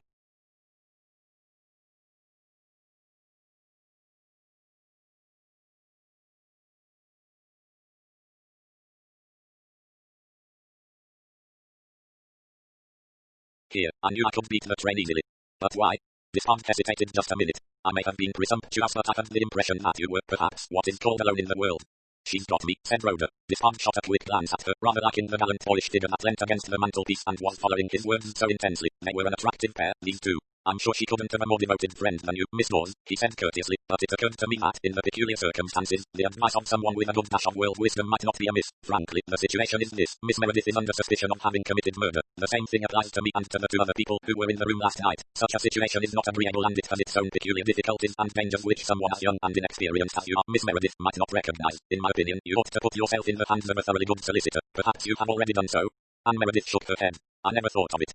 "Exactly as I suspected. Have you got a good man, a London man, for choice?" Again Anne shook her head. "I've hardly ever needed a solicitor." "There's Mr. Berry," said Rhoda, "but he's about 102 and quite gaga. If you'll allow me to advise you, Miss Meredith, I recommend you're going to Mr. Myton, my own solicitor. Jacobs, Peel Jacobs is the actual name of the firm. They're first-class people, and they know all the ropes." Anne had got paler. She sat down. "Is it really necessary?" she asked in a low voice. "I should say emphatically so. There are all sorts of legal pitfalls." "Are these people very expensive?" "That doesn't matter a bit," said Rhoda. "That will be quite all right, Major Despard. I think everything you say is quite true, and ought to be protected." "Their charges will, I think, be quite reasonable," said Despard. He added seriously, "I really do think it's a wise course, Miss Meredith." "Very well," said Anne slowly. "I'll do it if you think so." "Good," Rhoda said warmly. "I think it's awfully nice of you, Major Despard. Really frightfully nice." Anne said, "Thank you." She hesitated, and then said, "Did you say Superintendent Battle was coming here?" "Yes, you mustn't be alarmed by that. It's inevitable." "Oh, I know. As a matter of fact, I've been expecting him," Rhoda said impulsively. "Poor darling, it's nearly killing her, this business. It's such a shammy, so frightfully unfair." Despard said, I agree it's a pretty beastly business dragging a young girl into an affair of this kind. If anyone wanted to stick a knife into Shaitana, they ought to have chosen some other place or time. Rhoda asked squarely. Who do you think did it? Dr. Roberts or that Mrs. Lorimer? A very faint smile stirred Despard's moustache. May have done it myself, for all you know. Oh, no, cried Rhoda. And I know you didn't do it. He looked at them both with kindly eyes. A nice pair of kids, touchingly full of faith and trust. A timid little creature, the Meredith girl. Never mind, Martin would see her through. The other was a fighter. He doubted if she would have crumpled up in the same way if she'd been in her friend's place. Nice girls. He'd like to know more about them. These thoughts passed through his mind. Aloud he said, never take anything for granted, Miss Dawes. I don't set as much value on human life as most people do. All this hysterical fuss about road deaths, for instance. Man is always in danger from traffic, from germs, from 101 things. As well be killed one way as another. The moment you begin being careful of yourself, adopting as your motto safety first, you might as well be dead, in my opinion. Oh, I do agree with you, cried Rhoda. I think one ought to live frightfully dangerously if one gets the chance, that is. But life, on the whole, is terribly tame. It has its moments. Yes, for you go to out-of-the-way places and get mauled by tigers and shoot things and jiggers bury themselves in your toes and insects sting you and everything's terribly uncomfortable but frightfully thrilling. Well, Miss Meredith has had her thrill, too. I don't suppose it often happens that you've actually been in the room while a murder was committed. Oh, don't, cried Anne. He said quickly. I'm sorry. But Rhoda said with a sigh. Of course it was awful, but it was exciting, too. I don't think Anne appreciates that side of it. You know, I think that Mrs. Oliver is thrilled to the thought of have been there that night. Mrs. O, your fat friend who writes the books about the unpronounceable thing, is she trying her hand at detection in real life? She wants to. Well, let's wish her luck. It would be amusing if she put one over on Battle and Co. What is Superintendent Battle like? Asked Rhoda curiously. Major Despard said bravely. He's an extraordinarily astute man, a man of remarkable ability. Oh, said Rhoda, and said he looked rather stupid. That, I should imagine, is part of Battle's stock in trade, but we mustn't make any mistakes. Battle's no fool. He rose. Well, I must be off. There's just one other thing I'd like to say. Anne had risen also. Yes, she said, as she held out her hand. Despard paused a minute, picking his words carefully. He took her hand and retained it in his. He looked straight into the wide, beautiful grey eyes. Don't be offended with me, he said. I just want to say this. It's humanly possible that there may be some feature of your acquaintanceship with Shaitana that you don't want to come out. If so, don't be angry, please. He felt the instinctive pull of her hand. You are perfectly within your rights in refusing to answer any questions Battle may ask unless your solicitor is present. Anne tore her hand away. Her eyes opened, their grey darkening with anger. There's nothing, I hardly knew the beastly man. Sorry, said Major Despard. Thought I ought to mention it. It's quite true, said Rhoda. Anne barely knew him. She didn't like him much, but he gave frightfully good parties. That, said Major Despard grimly, seems to have been the only justification for the late Mr. Shaitana's existence. Anne said in a cold voice. Superintendent Battle can ask me anything he likes. I've nothing to hide, nothing. Despard said very gently. Please forgive me. She looked at him. Her anger dwindled. She smiled. It was a very sweet smile. It's all right, she said. You meant it kindly, I know. She held out her hand again. He took it and said, we're in the same boat, you know. We ought to be pals. It was Anne who went with him to the gate. When she came back, Rhoda was staring out of the window and whistling. She turned as her friend entered the room. He's frightfully attractive, Anne. He's nice, isn't he? A great deal more than nice. I've got an absolute passion for him. Why wasn't I at that damned dinner instead of you? I'd have enjoyed the excitement of net closing round Mel's shadow of the scaffold. No, you wouldn't. You're talking nonsense, Rhoda. Anne's voice was sharp. Then it softened as she said, it was nice of him to come all this way for a stranger, a girl he's only met once. Oh, he fell for you, obviously. Men don't do purely disinterested kindnesses. He wouldn't have come toddling down if you'd been cross-eyed and covered with pimples. Don't you think so? I do not, my good idiot. Mrs. Oliver's a much more disinterested party. I don't like her, said Anne abruptly. I've had a sort of feeling about her. I wonder what she really came for. The usual suspicions of your own sex. I dare say Major Despard had an axe to grind if it comes to that. I'm sure he hadn't, cried Anne hotly. Then she blushed as Rhoda Dawes laughed. 14. Third visitor. Superintendent Battle arrived at Wallingford about 6 o'clock. It was his intention to learn as much as he could from innocent local gossip before interviewing Miss Anne Meredith. It was not difficult to glean such information as there was. Without committing himself definitely to any statement, the superintendent nevertheless gave several different impressions of his rank and calling in life. At least 2 people would have said confidently that he was a London builder come down to see about a new wing to be added to the cottage. From another you would have learned that he was one of these weekenders wanting to take a furnished cottage, and 2 more would have said they knew positively and for a fact that he was a representative of a hard-court tennis firm. The information that the superintendent gathered was entirely favourable. Wendon Cottage, yes, that's right on the Mulberry Road. You can't miss it. Yes, 2 young ladies, Miss Dawes and Miss Meredith. Very nice young ladies, too. The quiet kind. Here for years. Oh, no, not that long. Just over 2 years. September quarter they come in. Mr. Pickersgill they bought it from. Never used it much. He didn't, after his wife died. Superintendent Battle's informant had never heard they came from Northumberland, London. He thought they came from. Popular in the neighbourhood, though some people were old-fashioned and didn't think.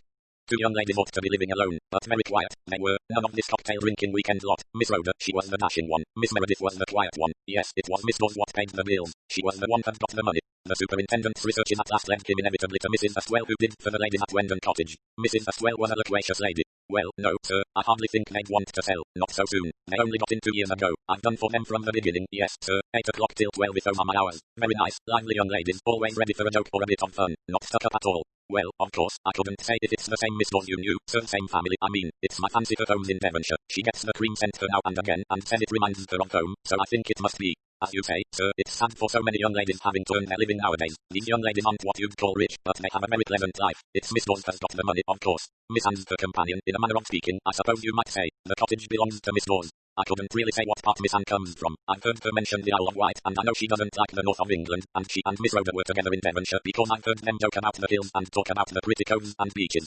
The flow went on. Every now and then Superintendent Battle made a mental note. Later, a cryptic word or two was jotted down in his little book. At 8:30 that evening he walked up the path to the door of Wendon Cottage. It was opened to him by a tall, dark girl wearing a frock of orange cretonne. "Miss Meredith live here?" inquired Superintendent Battle. He looked very wooden and soldierly. "Yes, she does." "I'd like to speak to her, please, Superintendent Battle." He was immediately favoured with a piercing stare. "Come in," said Rhoda Dawes, drawing back from the doorway. Anne Meredith was sitting in a cosy chair by the fire, sipping coffee. She was wearing embroidered CRP gatine pajamas. "It's Superintendent Battle," said Rhoda, ushering in the guest. Anne rose and came forward with outstretched hand. "A bit late for a call," said Battle, "but I wanted to find you in, and it's been a fine day." Anne smiled. "Will you have some coffee, Superintendent? Rhoda, fetch another cup." "Well, it's very kind of you, Miss Meredith. We think we make rather good coffee," said Anne. She indicated a chair, and Superintendent Battle sat down. Rhoda brought a cup, and Anne poured out his coffee. The fire crackled, and the flowers in the vases made an agreeable impression upon the superintendent. It was a pleasant, homey atmosphere. Anne seemed self-possessed and at her ease, and the other girl continued to stare at him with devouring interest. "We've been expecting you," said Anne. Her tone was almost reproachful. "Why have you neglected me?" it seemed to say. "Sorry, Miss Meredith, I've had a lot of routine work to do." "Satisfactory?" "Not particularly, but it all has to be done. I've turned Dr. Roberts inside out, so to speak, and the same for Mrs. Lorimer, and now I've come to do the same for you, Miss Meredith." Anne smiled. "I'm ready." "What about Major Despard?" asked Rhoda. "Oh, he won't be overlooked, I can promise you that," said Battle. He set down his coffee cup and looked towards Anne. She sat up a little straighter in her chair. "I'm quite ready, Superintendent. What do you want to know?" "Well, roughly all about yourself, Miss Meredith." "I'm quite a respectable person," said Anne, smiling. "She's led a blameless life, too," said Rhoda. "I can answer for that." "Well, that's very nice," said Superintendent Battle cheerfully. "You've known Miss Meredith a long time, then?" "We were at school together," said Rhoda. "What ages ago, it seems, doesn't it, Anne?"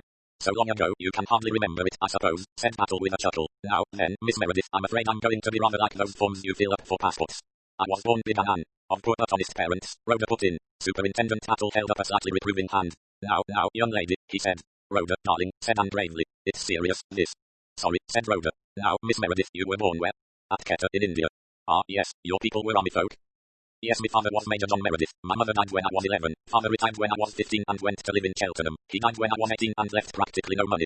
Battle nodded his head sympathetically. "Bit of a shock to you, I expect." "It was, rather. I always knew that we weren't well off, but to find there was practically nothing, well, that's different." "What did you do, Miss Meredith?" "I had to take a job. I hadn't been particularly well educated and I wasn't clever. I didn't know typing or shorthand or anything. A friend in Cheltenham found me a job with Friends of Firstwell Small Boys Home in the holidays and general help in the house." "Name, please?" "That was Mrs. Eldon, the Larches, vintner. I stayed there for 2 years, and then the Eldons went abroad. Then I went to a Mrs. Deering."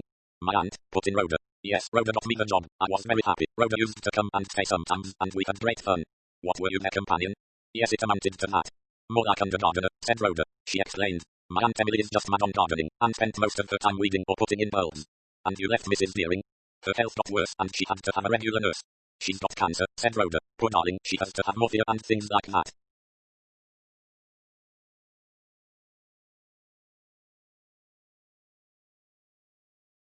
"She had been very kind to me. I was very sorry to go," went on Anne. "I was looking about for a cottage," said Rhoda, "and wanting someone to share it with me. That is my idea, not my sort at all. I asked Anne to come here with me, and she's been here ever since." "Well, that certainly seems a most blameless life," said Battle. "Let's just get the dates clear. You were with Mrs. Eldon 2 years, you say. By the way, what is her address now?" "She's in Palestine. Her husband has some government appointment out there, I'm not sure what." "Ah, well, I can soon find out. And after that you went to Mrs. Deering?" "I was with her 3 years," said Anne quickly. "Her address is Marshdean, Little Hembry, Devon." "I see," said Battle. "So you are now 25, Miss Meredith. Now, there's just one thing more, name and address of a couple of people in Cheltenham who knew you and your father." Anne supplied him with these. "Now, about this trip to Switzerland where you met Mr. Shaitana. Did you go alone there or was Miss Dawes here with you?" "We went out together. We joined some other people. There was a party of 8. "Tell me about your meeting with Mr. Shaitana." Anne crinkled her brows. "There's really nothing to tell. He was just there. We knew him in the way you know people in a hotel. He got first prize at the fancy dress ball. He went as Mephistopheles." Superintendent Battle sighed. "Yes, that always was his favorite effect." "He really was marvelous," said Rhoda. "He hardly had to make up at all."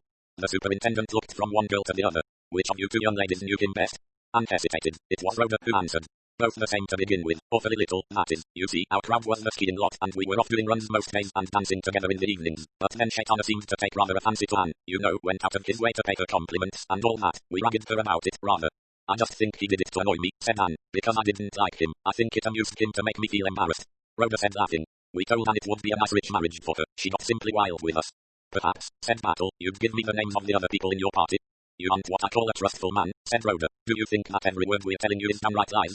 Superintendent Battle twinkled. I'm going to make sure it isn't, anyway, he said. You are suspicious, said Rhoda. She scribbled some names on a piece of paper and gave it to him. Battle rose. Well, thank you very much, Miss Meredith, he said. As Miss Dawes says, you seem to have led a particularly blameless life. I don't think you need worry much. It's odd the way Mr. Shaitana's manner changed to you. You'll excuse my asking, but he didn't ask you to marry him or pursue you with attentions of another kind.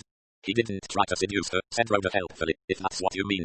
Anne was blushing. Nothing of the kind, she said. He was always most polite and formal. It was just his elaborate manners that made me uncomfortable.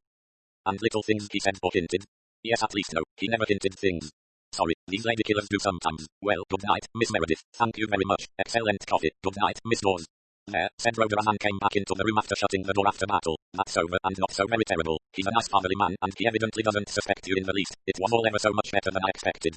Anne sank down with a sigh. It was really quite easy, she said. It was silly of me to work myself up so. I thought he'd try to browbeat me like KCS on the stage. He looks sensible, said Rhoda. He'd know well enough you're not a murdering kind of female. She hesitated and then said, I say, Anne, you didn't mention being at Croftways, did you forget? Anne said slowly. I didn't think it counted. I was only there a few months, and there's no one to ask about me there. I can write and tell him if you think it matters, but I'm sure it doesn't. Let's leave it. Right, if you say so. Rhoda rose and turned on the wireless. A raucous voice said, You have just heard the Black Nubians play Why Do You Tell Me Lies, baby? 15. Major Despard. Major Despard came out of the Albany, turned sharply into Regent Street and jumped on a bus. It was the quiet time of day. Top of the bus had very few seats occupied. Despard made his way for Ward and sat down on the front seat. He had jumped on the bus while it was going. Now it came to a halt, took up passengers and made its way once more up Regent Street. A second traveller climbed the steps, made his way forward and sat down in the front seat on the other side. Despard did not notice the newcomer, but after a few minutes a tentative voice murmured, It is a good view of London, is it not, that one gets from the top of a bus? Despard turned his head. He looked puzzled for a moment, then his face cleared. I beg your pardon, Poirot. I didn't see it was you. Yes, as you say, one has a good bird's eye view of the world from here. It was better, though, in the old days, when there wasn't all this caged-in-glass business. Poirot sighed. Tout de même, it was not always agreeable in the wet weather when the inside was full, and there is much wet weather in this country. Rain never did any harm to anyone. You are in error, said Poirot. It leads often to a fluxion de poitrine. Despard smiled. I see you belong to the well-wrapped-up school, Poirot. Poirot was indeed well equipped against any treachery of an autumn day. He wore a greatcoat and a muffler. Rather odd, running into you like this, said Despard. He did not see the smile that the muffler concealed. There was nothing odd in this encounter. Having ascertained the likely hour for Despard to leave his rooms, Poirot had been waiting for him. He had prudently not risked sleeping on the bus, but he had trotted after it to its next stopping place and boarded it. There. True, we have not seen each other since the evening at Mr. Shaitana's, he replied. Aren't you taking a hand in the business? Asked Despard. Poirot scratched his ear delicately. I reflect, he said. I reflect a good deal. To run to and fro, to make the investigations, that, no, it does not suit my age, my temperament, or my figure. Despard said unexpectedly. Reflect, eh? Well, you might do worse. There's too much rushing about nowadays. If people sat tight and thought about a thing before they tackled it, there'd be less mess-ups than there are. Is that your procedure in life, Major Despard? Usually, said the other simply. Get your bearings, figure out your route, weigh up the pros and cons, make your decision, stick to it. His mouth set grimly. And, after that, nothing will turn you from your path, eh? Asked Poirot. Oh, I don't say that. No use in being pig-headed over things. If you've made a mistake, admit it. But I imagine that you do not often make a mistake, Major Despard. We all make mistakes, Poirot. Some of us, said Poirot with a certain coldness, possibly due to the pronoun the other had used, make less than others. Despard looked at him, smiled slightly and said, Don't you ever have a failure, Poirot? The last time was 28 years ago, said Poirot with dignity, and even then, there were circumstances but no matter. That seems a pretty good record, said Despard. He added, What about Shaitana's death? That doesn't count, I suppose, since it isn't officially your business. It is not my business, no, but, all the same, it offends my proper. I consider it an impertinence, you comprehend, for a murder to be committed under my very nose by someone who mocks himself at my ability to solve it. Not under your nose only, said Despard dryly, under the nose of the Criminal Investigation Department also. That was probably a bad mistake, said Poirot bravely. The good Superintendent Battle, he may look wooden, but he is not wooden in the head, not at all. I agree, said Despard. That stolidity is a pose. He's a very clever and able officer. And I think he is very active in the case. Oh, he's active enough. See a nice quiet soldierly-looking fellow on one of the back seats. Poirot looked over his shoulder. There is no one here now but ourselves. Oh, well, he's inside, then. He never loses me. Very efficient fellow. There is his appearance, too, from time to time. Quite artistic about it. Ah, but that would not deceive you. You have the very quick and accurate eye. I never forget a face, even a black one, and that's a lot more than most people can say. You are just the person I need, said Poirot. What a chance, meeting you today. I need someone with a good eye and a good memory. Malheureusement the two seldom go together. I have asked the doctor. Robert's a question, without result, and the same with Madame Lorimer. Now I will try you and see if I get what I want. Cast your mind back to the room in which you played cards at Mr. Shaitana's and tell me what you remember of it. Despard looked puzzled. I don't quite understand. Give me a description of the room's furnishings and objects in it. I don't know that I'm much of a hand at that sort of thing, said Despard slowly. It was a rotten sort of room to my mind, not a man's room at all. A lot of brocade and silk and stuff, sort of room a fellow like Shaitana would have. But to particularize, Despard shook his head. Afraid I didn't notice he'd got some good rugs, 2 Bokharas and 3 or 4 really good Persian ones, including a Hamadan and a Tabriz, rather a goody and head note that was in the hall, from Roland Ward's, I expect. You do not think that the late Mr. Shaitana was one to go out and shoot wild beasts?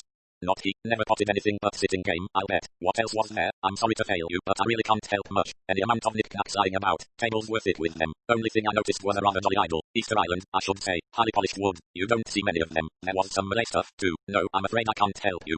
No matter, said Poirot, looking slightly crestfallen. He went on. Do you know, Mrs. Lorimer, she has the most amazing card memory. She could tell me the bidding and play of nearly every hand. It was astonishing. Despard shrugged his shoulders. Some women are like that, because they play pretty well all day long, I suppose. You could not do it, eh? The other shook his head. I just remember a couple of hands, one where I could have got game in diamonds and Roberts bluffed me out of it, went down himself, but we didn't double him, worse luck. I remember a no trumper, too. Tricky business every card wrong. We went down a couple lucky not to have gone down more. Do you play much bridge, Major Despard? No, I'm not a regular player. It's a good game, though. You prefer it to poker? I do personally. Poker's too much of a gamble. Poirot said thoughtfully. I do not think Mr. Shaitana played any card game, that is. There's only one game that Shaitana played consistently, said Despard grimly. And that? A lowdown game. Poirot was silent for a minute, then he said, is it that you know that, or do you just think it? Despard went brick red, meaning one oughtn't to say things without giving chapter and verse. I suppose that's true. Well, it's accurate enough. I happen to know. On the other hand, I'm not prepared to give chapter and verse. Such information as I've got came to me privately. Meaning a woman or women are concerned. Yes, Shaitana, like the dirty dog he was, preferred to deal with women. You think he was a blackmailer? That is interesting. Despard shook his head. No, you've misunderstood me. In a way, Shaitana was a blackmailer, but not the common or garden sort. He wasn't after money. He was a spiritual blackmailer, if there can be such a thing. And he got out of it what? He got a kick out of it. That's the only way I can put it. He got a thrill out of seeing people quail and flinch. I suppose it made him feel less of a louse and more of a man, and it's a very effective pose with women. He'd only got to hint that he knew everything and they'd start telling him a lot of things that perhaps he didn't know. That would tickle his sense of humor. Then he'd strut about in his Mephistophelian attitude of I know everything. I'm the great Shaitana. The man was an ape. So you think that he frightened Miss Meredith that way, said Poirot slowly. Miss Meredith, Despard stared. I wasn't thinking of her. She isn't the kind to be afraid of a man like Shaitana. Pardon, you meant Mrs. Lorimer. No, you misunderstand me. I was speaking generally. It wouldn't be easy to frighten Mrs. Lorimer, and she's not the kind of woman who you can imagine having a guilty secret. No, I was not thinking of anyone in particular. It was the general method to which you referred. Exactly.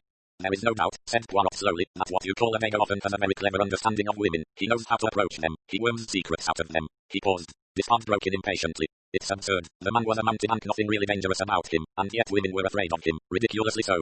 He started up suddenly. Hello, I've overshot the mark, got too interested in what we were discussing. Goodbye, Poirot. Look down and you'll see my faithful shadow leave the bus when I do. He hurried to the back and down the steps. The conductor's bell jangled, but a double pull sounded beep. For it had time to stop. Looking down to the street below, Poirot noticed Despard striding back along the pavement. He did not trouble to pick out the following figure. Something else was interesting him. No one in particular, he murmured to himself. Now, I wonder. 16. The evidence of Elsie Matt. Sergeant O'Connor was unkindly nicknamed by his colleagues at the yard, the maidservant Square. There was no doubt that he was an extremely handsome man, tall, erect, broad-shouldered. It was less the regularity of his features than the roguish and daredevil spark in his eye which made him so irresistible to the fair sex. It was indubitable that Sergeant O'Connor got results, and got them quickly. So rapid was he, that only 4 days after the murder of Mr. Shaitana, Sergeant O'Connor was sitting in the 3 and 6 seats at the willy-nilly review side by side with Miss Elsie Matt, late parlourmaid to Mrs. Craddock of 117 North Audley Street. Having laid his line of approach carefully, Sergeant O'Connor was just launching the great offensive. Reminds me, he was saying, of the way one of my old governors used to carry on. Name of Craddock. He was an old cuss, if you like. Craddock, said Elsie. I was with some Caddocks once. Well, that's funny. Wonder whether they were the same. Lived in North Audley Street, they did, said Elsie. My lot were going to London when I left them, said O'Connor promptly. Yes, I believe it was North Audley Street. Mrs. Craddock was rather a one for the gents. Elsie tossed her head. I'd no patience with her, always finding fault and grumbling. Nothing you did right. Her husband got some of it too, didn't he? She was always complaining he neglected her, that he didn't understand her, and she was always saying how bad her health was and gasping and groaning. Not ill at all, if you ask me. O'Connor slapped his knee. Got it. Wasn't there something about her and some doctor, a bit too thick or something? You mean Dr. Roberts? He was a nice gentleman, he was. You girls, you're all alike, said Sergeant O'Connor. The moment a man's a bad lot, all the girls stick up for him. I know his kind. No, you don't, and you're all wrong about him. There wasn't anything of that kind about him. Wasn't his fault, was it, if Mrs. Craddock was always sending for him? What's a doctor to do? If you ask me, he didn't think nothing of her at all, except as a patient. It was all her doing. Wouldn't leave him alone, she wouldn't. That's all very well, Elsie. Don't mind me calling you Elsie, do you? Feel as though I've known you all my life. Well, you haven't, Elsie, indeed. She tossed her head. Oh, very well, Miss Matt. He gave her a glance. As I was saying, that's all very well, but the husband, he cut up rough all the same, didn't he? He was a bit ratty one day, admitted Elsie, but, if you ask me, he was ill at the time. He died just after, you know. I remembered it on something queer, didn't he? Something Japanese. It weighs all from a new shaving brush he'd got. Seems awful, doesn't it, that they're not more careful? I've not fancied anything Japanese since. I'm British, that's my motto, said Sergeant O'Connor sententiously, and you were saying he and the doctor had a row.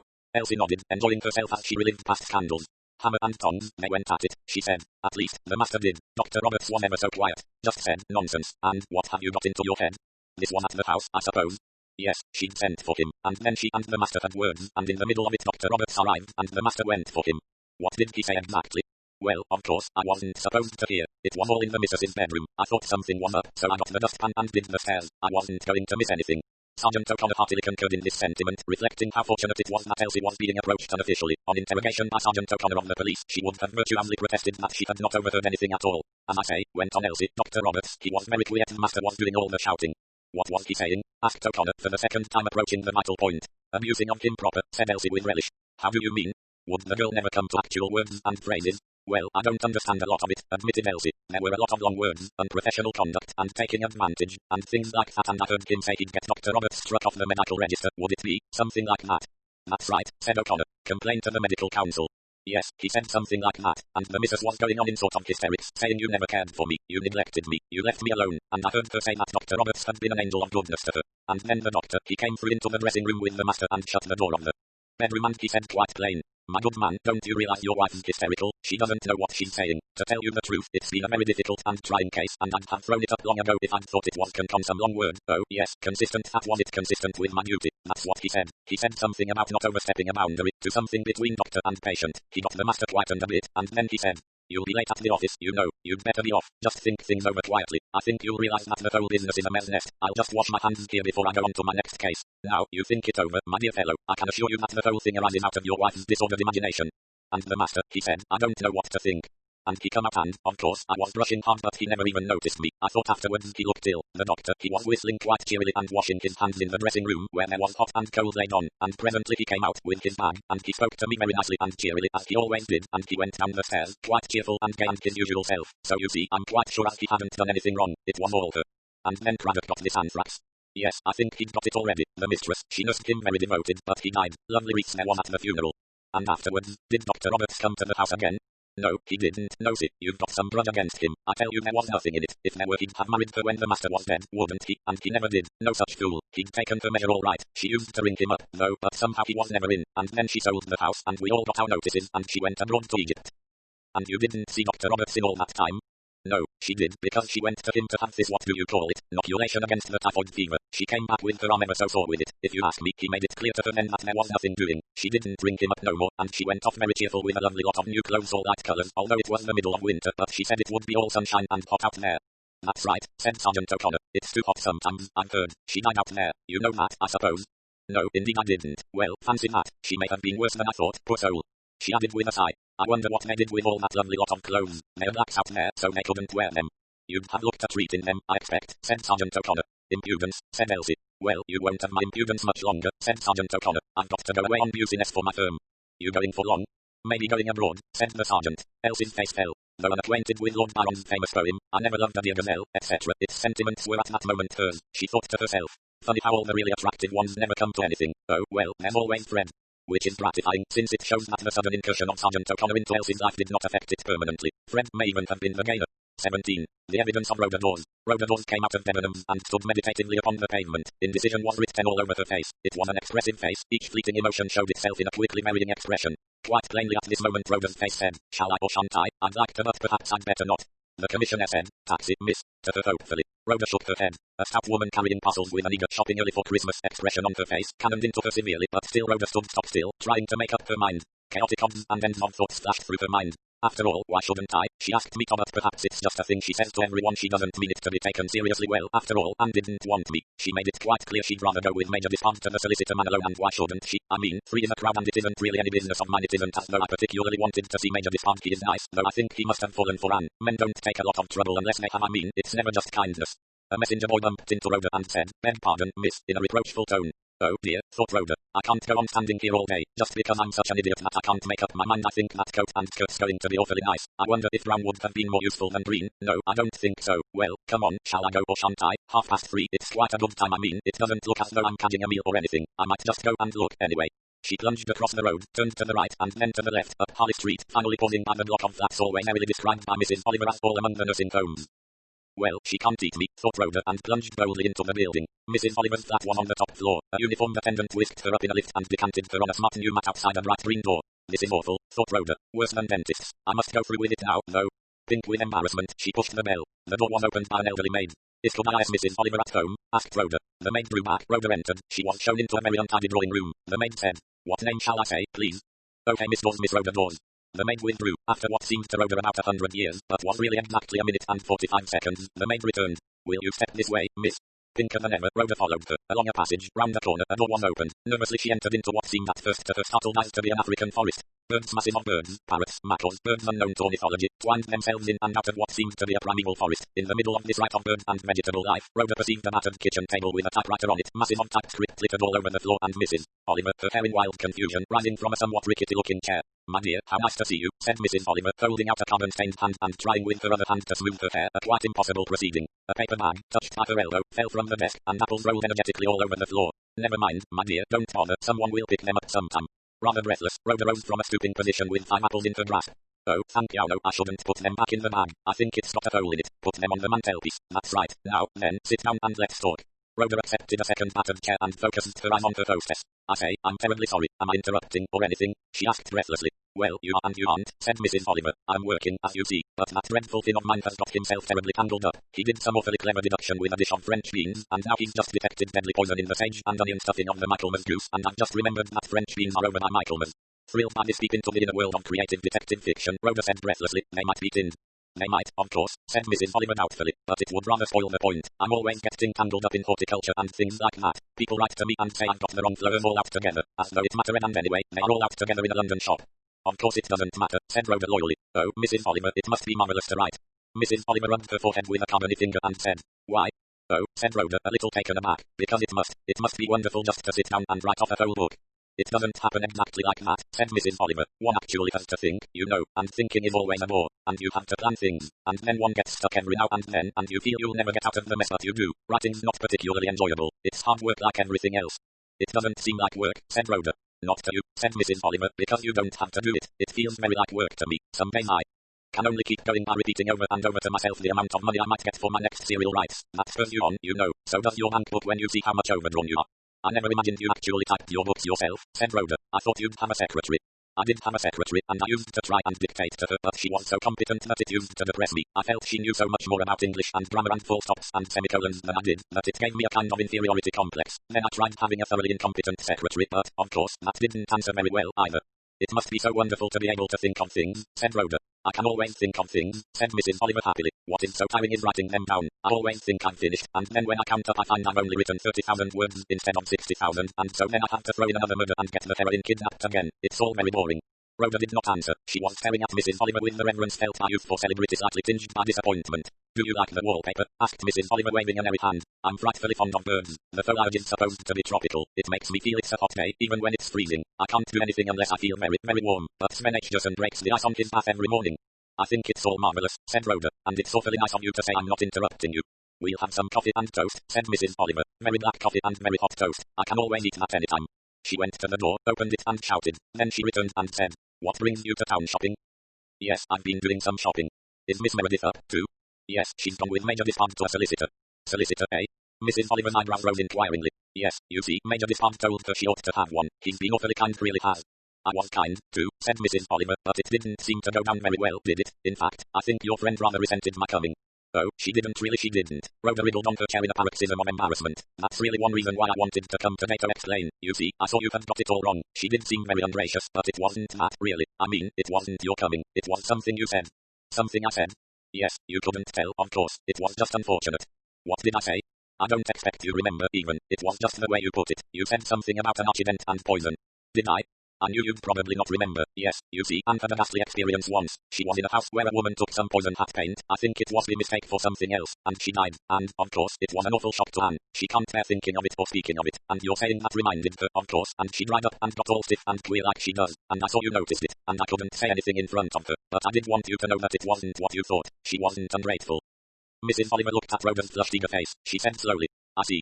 Anne's awfully sensitive, said Rhoda, and she's bad about, well, facing things. If anything's upset her, she'd just rather not talk about it, although that isn't any good, really, at least I don't think so. Things are just the same whether you talk about them or not. It's only running away from them to pretend they don't exist. I'd rather have it all out, however painful it would be. Ah, said Mrs. Oliver quietly, but you, my dear, are a soldier. Your Anne isn't. Rhoda flushed. Anne's a darling. Mrs. Oliver smiled. She said, I didn't say she wasn't. I only said she hadn't got your particular brand of courage. She sighed, then said rather unexpectedly to the girl, do you believe in the value of truth, my dear, or don't you? Of course I believe in the truth, said Rhoda staring. Yes, you say that, but perhaps you haven't thought about it. The truth hurts sometimes and destroys one's illusions. I'd rather have it, all the same, said Rhoda. So would I, but I don't know that we're wise. Rhoda said earnestly. Don't tell Anne, will you, what I've told you? She wouldn't like it. I certainly shouldn't dream of doing any such thing. Was this long ago? About 4 years ago. It's odd, isn't it, how the same things happen again and again to people. I had an aunt who was always in shipwrecks, and here's Anne mixed up into sudden deaths only. Of course, this one is much worse. Murder's rather awful, isn't it?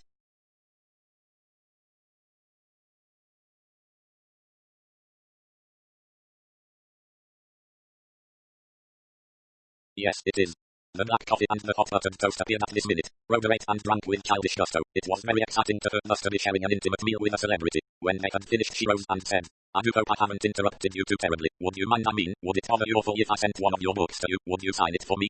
Mrs. Oliver laughed. Oh, I can do better than that for you. She opened a cupboard at the far end of the room. Which would you like? I rather fancy the affair of the second goldfish myself. It's not quite such frightful tripe as the rest. A little shocked at hearing an author thus describe the children of her pen, Rhoda accepted eagerly. Mrs. Oliver took the book, opened it, inscribed her name with a superlative flourish and handed it to Rhoda. There you are. Thank you very much. I have enjoyed myself. Sure you didn't mind my coming? I wanted you to, said Mrs. Oliver. She added after a moment's pause. You're a nice child. Goodbye. Take care of yourself, my dear. Now, why did I say that? She murmured to herself as the door closed behind her guest. She shook her head, ruffled her hair, and returned to the masterly dealings of Sven H. Jerson with the sage and onion stuffing. 18. The interlude. Mrs. Lorimer came out of a certain door in Harley Street. She stood for a minute at the top of the steps, and then she descended them slowly. There was a curious expression on her face, a mingling of grim determination and of strange indecision. She bent her brows a little, as though to concentrate on some all-absorbing problem. It was just then that she caught sight of Anne Meredith on the opposite pavement. Anne was standing staring up at a big block of flats just on the corner. Mrs. Lorimer hesitated a moment, then she crossed the road. How do you do, Miss Meredith? Anne started and turned. Oh, how do you do? Still in London, said Mrs. Lorimer. No, I've only come up for the day, to do some legal business. Her eyes were still straying to the big block of flats. Mrs. Lorimer said, is anything the matter? Anne started guiltily. The matter? Oh, no, what should be the matter? You were looking as though you had something on your mind. I haven't, well, at least I have, but it's nothing important, something quite silly. She laughed a little. She went on. It's only that I thought I saw my friend's girl I live with go in there, and I wondered if she'd gone to see Mrs. Oliver. Is that where Mrs. Oliver lives? I didn't know. Yes, she came to see us the other day and she gave us her address and asked us to come and see her. I wondered if it was Rhoda I saw or not. Do you want to go up and see? No, I'd rather not do that. Come and have tea with me, said Mrs. Lorimer. There is a shop quite near here that I know. It's very kind of you, said Anne, hesitating. Side by side they walked down the street and turned into a side street. In a small pastry cook's they were served with tea and muffins. They did not talk much. Each of them seemed to find the other's silence restful. Anne asked suddenly, has Mrs. Oliver been to see you? Mrs. Lorimer shook her head. No one has been to see me except Poirot. I didn't mean began Anne. Didn't you? I think you did, said Mrs. Lorimer. The girl looked you a quick, frightened glance. Something she saw in Mrs. Lorimer's face seemed to reassure her. He hasn't been to see me, she said slowly. There was a pause. Hasn't Superintendent Tattle been to see you? Asked Anne. Oh, yes, of course, said Mrs. Lorimer. Anne said hesitatingly. What sort of things did he ask you? Mrs. Lorimer sighed wearily. The usual things, I suppose. Routine inquiries. He was very pleasant over it all. I suppose he interviewed everyone. I should think so. There was another pause. Anne said. Mrs. Lorimer, do you think they will ever find out who did it? Her eyes were bent on her plate. She did not see the curious expression in the older woman's eyes as she watched the downcast head. Mrs. Lorimer said quietly. I don't know. Anne murmured. It's not very nice, is it? There was that same curious appraising and yet sympathetic look on Mrs. Lorimer's face as she asked. How old are you, Anne Meredith? Roman 2. The girl stammered. I'm 25. And I'm 63, said Mrs. Lorimer. She went on slowly. Most of your life is in front of you. Anne shivered. I might be run over by a bus on the way home, she said. Yes, that's true, and he might not. She said it in an odd way, and looked at her in astonishment. Life is a difficult business, said Mrs. Lorimer. You'll know that when you come to my age. It needs infinite courage and a lot of endurance, and in the end one wonders, was it worthwhile? Oh, don't, said Anne. Mrs. Lorimer laughed, her old competent self again. It's rather cheap to say gloomy things about life, she said. She called the waitress and settled the bill. As they got to the shop door a taxi crawled past and Mrs. Lorimer hailed it. Can I give you a lift? She asked. I'm going south of the park. Anne's face had lighted up. No, thank you. I see my friend turning the corner. Thank you so much, Mrs. Lorimer. Goodbye. Goodbye, good luck, said the older woman. She drove away and Anne hurried forward. Rhoda's face lit up when she saw her friend, then changed to a slightly guilty expression. Rhoda, have you been to see Mrs. Oliver? Demanded Anne. Well, as a matter of fact, I have. And I just caught you. I don't know what you mean by caught. Let's go down here and take a bus. You'd gone off on your own claws with the boyfriend. I thought at least he'd give you tea. Anne was silent for a minute voice ringing in her ears. Can't we pick up your friend somewhere and all have tea together? And her own answer hurried, without taking time to think. Thanks awfully, but we've got to go out to tea together with some people. And such a silly lie. The stupid way one said the first thing that came into one's head instead of just taking a minute or two to think. Perfectly easy to have said thanks, but my friend has got to go out to tea. That is, if you didn't, as she hadn't wanted to have Rhoda too. Rather odd, that, the way she hadn't wanted Rhoda. She had wanted, definitely, to keep this part to herself. She had felt jealous of Rhoda. Rhoda was so bright, so ready to talk, so full of enthusiasm and life. The other evening Major Despard had looked as though he thought Rhoda nice, but it was her and Meredith he had come down to see. Rhoda was like that. She didn't mean it, but she reduced you to the background. No, definitely she hadn't wanted Rhoda there. But she had managed it very stupidly, getting flurried like that. If she'd managed better, she might be sitting now having tea with Major Despard at his club or somewhere. She felt definitely annoyed with Rhoda. Rhoda was a nuisance, and what had she been doing going to see Mrs. Oliver? Out loud she said. Why did you go and see Mrs. Oliver? Well, she asked us to. Yes, but I didn't suppose she really meant it. I expect she always has to say that. She did mean it. She was awfully nice, couldn't have been nicer. She gave me one of her books. Look. Rhoda flourished her prize. Anne said suspiciously. What did you talk about? Not me. Listen to the conceit of the girl. No, but did you talk about her murder? We talked about her murders. She's writing one where there's poison in the sage and onions. She was frightfully human and said writing was awfully hard work and how she got into tangles with plots and we had black coffee and hot buttered toast. Finished Rhoda in a triumphant burst. Then she added. Oh, Anne, you want your tea? No, I don't. I've had it, with Mrs. Lorimer. Mrs. Lorimer, isn't that the one who was there? Anne nodded. Where did you come across her? Did you go and see her? No, I ran across her in Harley Street. What was she like? Anne said slowly. I don't know, she was rather queer, not at all like the other night.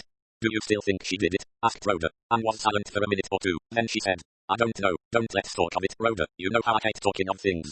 All right, darling, what was the solicitor like? Very dry and legal? Rather alert and Jewish. Sounds all right. She waited a little and then said. How was Major Despard? Very kind. He's fallen for you, Anne, I'm sure he has. Rhoda, don't talk nonsense. Well, you'll see. Rhoda began humming to herself, she thought. Of course he's fallen for her, Anne's awfully pretty, but a bit wishy-washy she'll never go on treks with him. Why, she'd scream if she saw a snake. Men always do take fancies to unsuitable women. Then she said aloud. That bus will take us to Paddington, we'll just catch the 4:48. 19. Consultation. The telephone rang in Poirot's room and a respectful voice spoke. Sergeant O'Connor, Superintendent Battle's compliments and would it be convenient for Mr. Hercule Poirot to come to Scotland Yard at 11:30? Poirot replied in the affirmative and Sergeant O'Connor rang off. It was 11:30 to the minute when Poirot descended from his taxi at the door of New Scotland Yard to be at once seized upon by Mrs. Oliver. Poirot, how splendid. Will you come to my rescue? Enchant, madam, what can I do? Pay my taxi for me. I don't know how it happened but I brought out the bag I keep my going abroad money in and the man simply won't take francs or liras or marks. Poirot gallantly produced some loose change and he and Mrs. Oliver went inside the building together. They were taken to Superintendent Battle's own room. The superintendent was sitting behind a table and looking more wooden than ever, just like a little piece of modern sculpture, whispered Mrs. Oliver to Poirot. Battle rose and shook hands with them both and they sat down. I thought it was about time for a little meeting, said Battle. You'd like to hear how I've got on and I'd like to hear how you've got on. We're just waiting for Colonel Race and then. But at that moment the door opened and the Colonel appeared. Sorry I'm late, Battle. How do you do, Mrs. Oliver? Hello, Poirot. Very sorry if I've kept you waiting, but I'm off tomorrow and have a lot of things to see to. Where are you going to? Asked Mrs. Oliver. A little shooting trip Balakistan way. Poirot said, smiling ironically. A little trouble, is there not, in that part of the world? You will have to be careful. I mean to be, said Race gravely but his eyes twinkled. Got anything for us, sir? Asked Battle. I've got you your information, read this hard. Here it is. He pushed over a sheaf of papers. There's a mass of dates and places there, most of it quite irrelevant, I should imagine. Nothing against him. He's a stout fellow, record quite unblemished, strict disciplinarian, liked and trusted by the natives everywhere. One of their cumbrous names for him in Africa, where they go in for such things, is the man who keeps his mouth shut and judges fairly. General opinion of the white race is that Despard is a pucker sahib. Fine shot, cool head, generally long-sighted and dependable. Unmoved by this eulogy, Battle asked. Any sudden deaths connected with him? I laid special stress on that point. There's one fine rescue to his credit. Pal of his was being mauled by a lion. Battle sighed. It's not rescues I want. You're a persistent fellow, Battle. There's only one incident I've been able to rake up that might suit your book. Trip into the interior in South America. This pod accompanied Professor Luxmore, the celebrated botanist, and his wife. The professor died of fever and was buried somewhere up the Amazon. Fever, eh? Fever. But I'll play fair with you. One of the native bearers who was sacked for stealing incidentally had a story that the professor didn't die of fever but was shot. The rumor was never taken seriously. About time it was, perhaps. Race shook his head. I've given you the facts. You asked for them and you're entitled to them, but I'd lay long odds against its being this pod who did the dirty work the other evening. He's a white man, Battle. Incapable of murder, you mean? Colonel Race hesitated. Incapable of what I'd call murders, he said. But not incapable of killing a man for what would seem to him good and sufficient reasons, is that it? If so, there would be good and sufficient reasons. Battle shook his head. You can't have human beings judging other human beings and taking the law into their own hands. It happens, Battle, it happens. It shouldn't happen, that's my point. What do you say, Poirot? I agree with you, Battle. I have always disapproved of murder. What a delightfully droll way of putting it, said Mrs. Oliver, rather as though it were fox hunting or killing ostriches for hats. Don't you think there are people who ought to be murdered? That, very possibly. Well then. You do not comprehend. It is not the victim who concerns me so much. It is the effect on the character of the slayer. What about war? In war you do not exercise the right of private judgment. That is what is so dangerous. Once a man is imbued with the idea that he knows who ought to be allowed to live and who ought not, then he is halfway to becoming the most dangerous killer there is. Arrogant criminal who kills not for profit but for an idea. He has usurped the functions of le bon Dieu. Colonel Race rose. I'm sorry I can't stop with you. Too much to do. I'd like to see the end of this business. Shouldn't be surprised if there never was an end. Even if you find out who did it, it's going to be next to impossible to prove. I've given you the facts you wanted, but in my opinion this pod's not the man. I don't believe he's ever committed murder. Shaitana may have heard some garbled rumor of Professor Luxmore's death, but I don't believe there's more to it than that. This pod's a white man, and I don't believe he's ever been a murderer. That's my opinion, and I know something of men. What's Mrs. Luxmore like? Asked Battle. She lives in London, so you can see for yourself. You'll find the address among those papers, somewhere in South Kensington, but I repeat, this pod isn't the man. Colonel Race left the room, stepping with the springy noiseless tread of a hunter. Battle nodded his head thoughtfully as the door closed behind him. He's probably right, he said. He knows men, Colonel Race does, but all the same, one can't take anything for granted. He looked through the mass of documents Race had deposited on the table, occasionally making a pencil note on the pad beside him. Well, Superintendent Battle, said Mrs. Oliver, aren't you going to tell us what you have been doing? He looked up and smiled, a slow smile that creased his wooden face from side to side. This is all very irregular, Mrs. Oliver. I hope you realize that. Nonsense, said Mrs. Oliver. I don't suppose for a moment you'll tell us anything you don't want to. Battle shook his head. No, he said decidedly. Cards on the table. That's the motto for this business. I mean to play fair. Mrs. Oliver hitched her chair nearer. Tell us, she begged. Superintendent Battle said slowly. First of all, I'll say this. As far as the actual murder of Mr. Shaitana goes, I'm not a penny the wiser. There's no hint or clue of any kind to be found in his papers. As for the four others, I've had them shadowed. Naturally, but without any tangible result. No, as Poirot said, there's only one hope and path. Find out what crime exactly, if any, that is to say after all, Shaitana may have been talking through his hat to make an impression on Poirot these people have committed and it may tell you who committed this crime. Well, have you found out anything? I've got a line on one of them. Which? Dr. Roberts.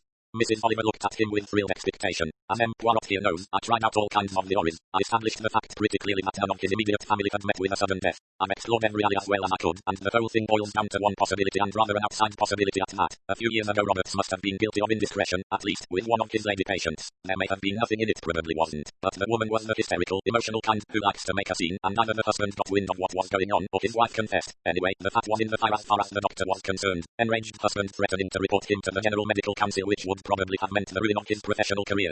What happened? Demanded Mrs. Oliver breathlessly. Apparently Roberts managed to calm down the irate gentleman temporarily and he died of anthrax almost immediately afterwards. Anthrax? But that's a cattle disease. The superintendent grinned. Quite right, Mrs. Oliver. It isn't the untraceable arrow poison of the South American Indians. You may remember that there was rather a scare about infected shaving brushes of cheap make about that time. Craddock's shaving brush was proved to have been the cause of infection. Did Dr. Roberts attend him?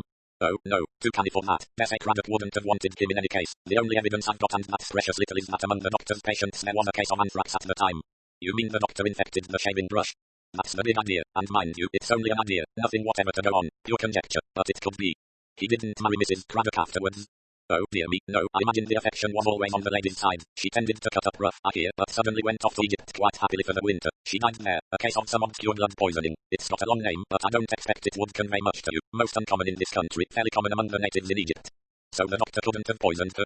I don't know, said Battle slowly. I've been chatting to a bacteriologist friend of mine. Usually difficult to get straight answers out of these people. They never can say yes or no. It's always that might be possibly under certain conditions. It would depend on the pathological condition of the recipient. Such cases have been known a lot, depends on individual idiosyncrasy, all that sort of stuff. But as far as I could pin my friend down, I got at this germ, or germs, I suppose, might have been introduced into the blood before leaving England. The symptoms would not make their appearance for some time to come. Poirot asked, was Mrs. Craddock inoculated for typhoid before going to Egypt? Most people are, I fancy. Good for you, Poirot. And Dr. Roberts did the inoculation? That's right. There you are again, we can't prove anything. She had the usual 2 inoculations and they may have been typhoid inoculations for all we know, or one of them may have been typhoid inoculation and the other something else. We don't know. We never shall know. The whole thing is pure hypothesis. All we can say is, it might be. Poirot nodded thoughtfully. It agrees very well with some remarks made to me by Mr. Shaitana. He was exalting the successful murder of man against whom his crime could never be brought home. How did Mr. Shaitana know about it, then? Asked Mrs. Oliver. Poirot shrugged his shoulders. That we shall never learn. He himself was in Egypt at one time. We know that because he met Mrs. Lorimer there. He may have heard some local doctor comment on curious features of Mrs. Craddock's case. He wonder as to how the infection arose. At some other time he may have heard gossip about Roberts and Mrs. Craddock. He might have amused himself by making some cryptic remark to the doctor and noted the startled awareness in his eye. All that one can never know. Some people have an uncanny gift of divining secrets. Mr. Shaitana was one of those people. All that does not concern us. We have only to say guessed. Did he guess right? Well, I think he did, said Battle. I'm a feeling that our cheerful, genial doctor wouldn't be too scrupulous. I've known one or two like him. Wonderful how certain types resemble each other. In my opinion he's a killer all right. He killed Craddock. He may have killed Mrs. Craddock if she was beginning to be a nuisance and cause a scandal. But did he kill Shaitana? That's the real question. And comparing the crimes, I rather doubt it. In the case of the Caddocks he used medical methods each time. The deaths appeared to be due to natural causes. In my opinion if he had killed Shaitana, he would have done so in a medical way. He'd have used the germ and not the knife. I never thought it was him, said Mrs. Oliver. Not for a minute. He's too obvious, somehow. Exit Roberts, murmured Poirot, and the others. Battle made a gesture of impatience. I'm pretty well drawn blank. Mrs. Lorimer's been a widow for 20 years now. She's lived in London most of the time, occasionally going abroad in the winter. Civilized place, Riviera, Egypt, that sort of thing. Can't find any mysterious death associated with her. She seems to have led a perfectly normal, respectable life of a woman of the world. Everyone seems to respect her and to have the highest opinion of her character. The worst that they can say about her is that she doesn't suffer fools gladly. I don't mind admitting I've been beaten all along the line there, and yet there must be something. Shaitana thought there was. He sighed in a dispirited manner.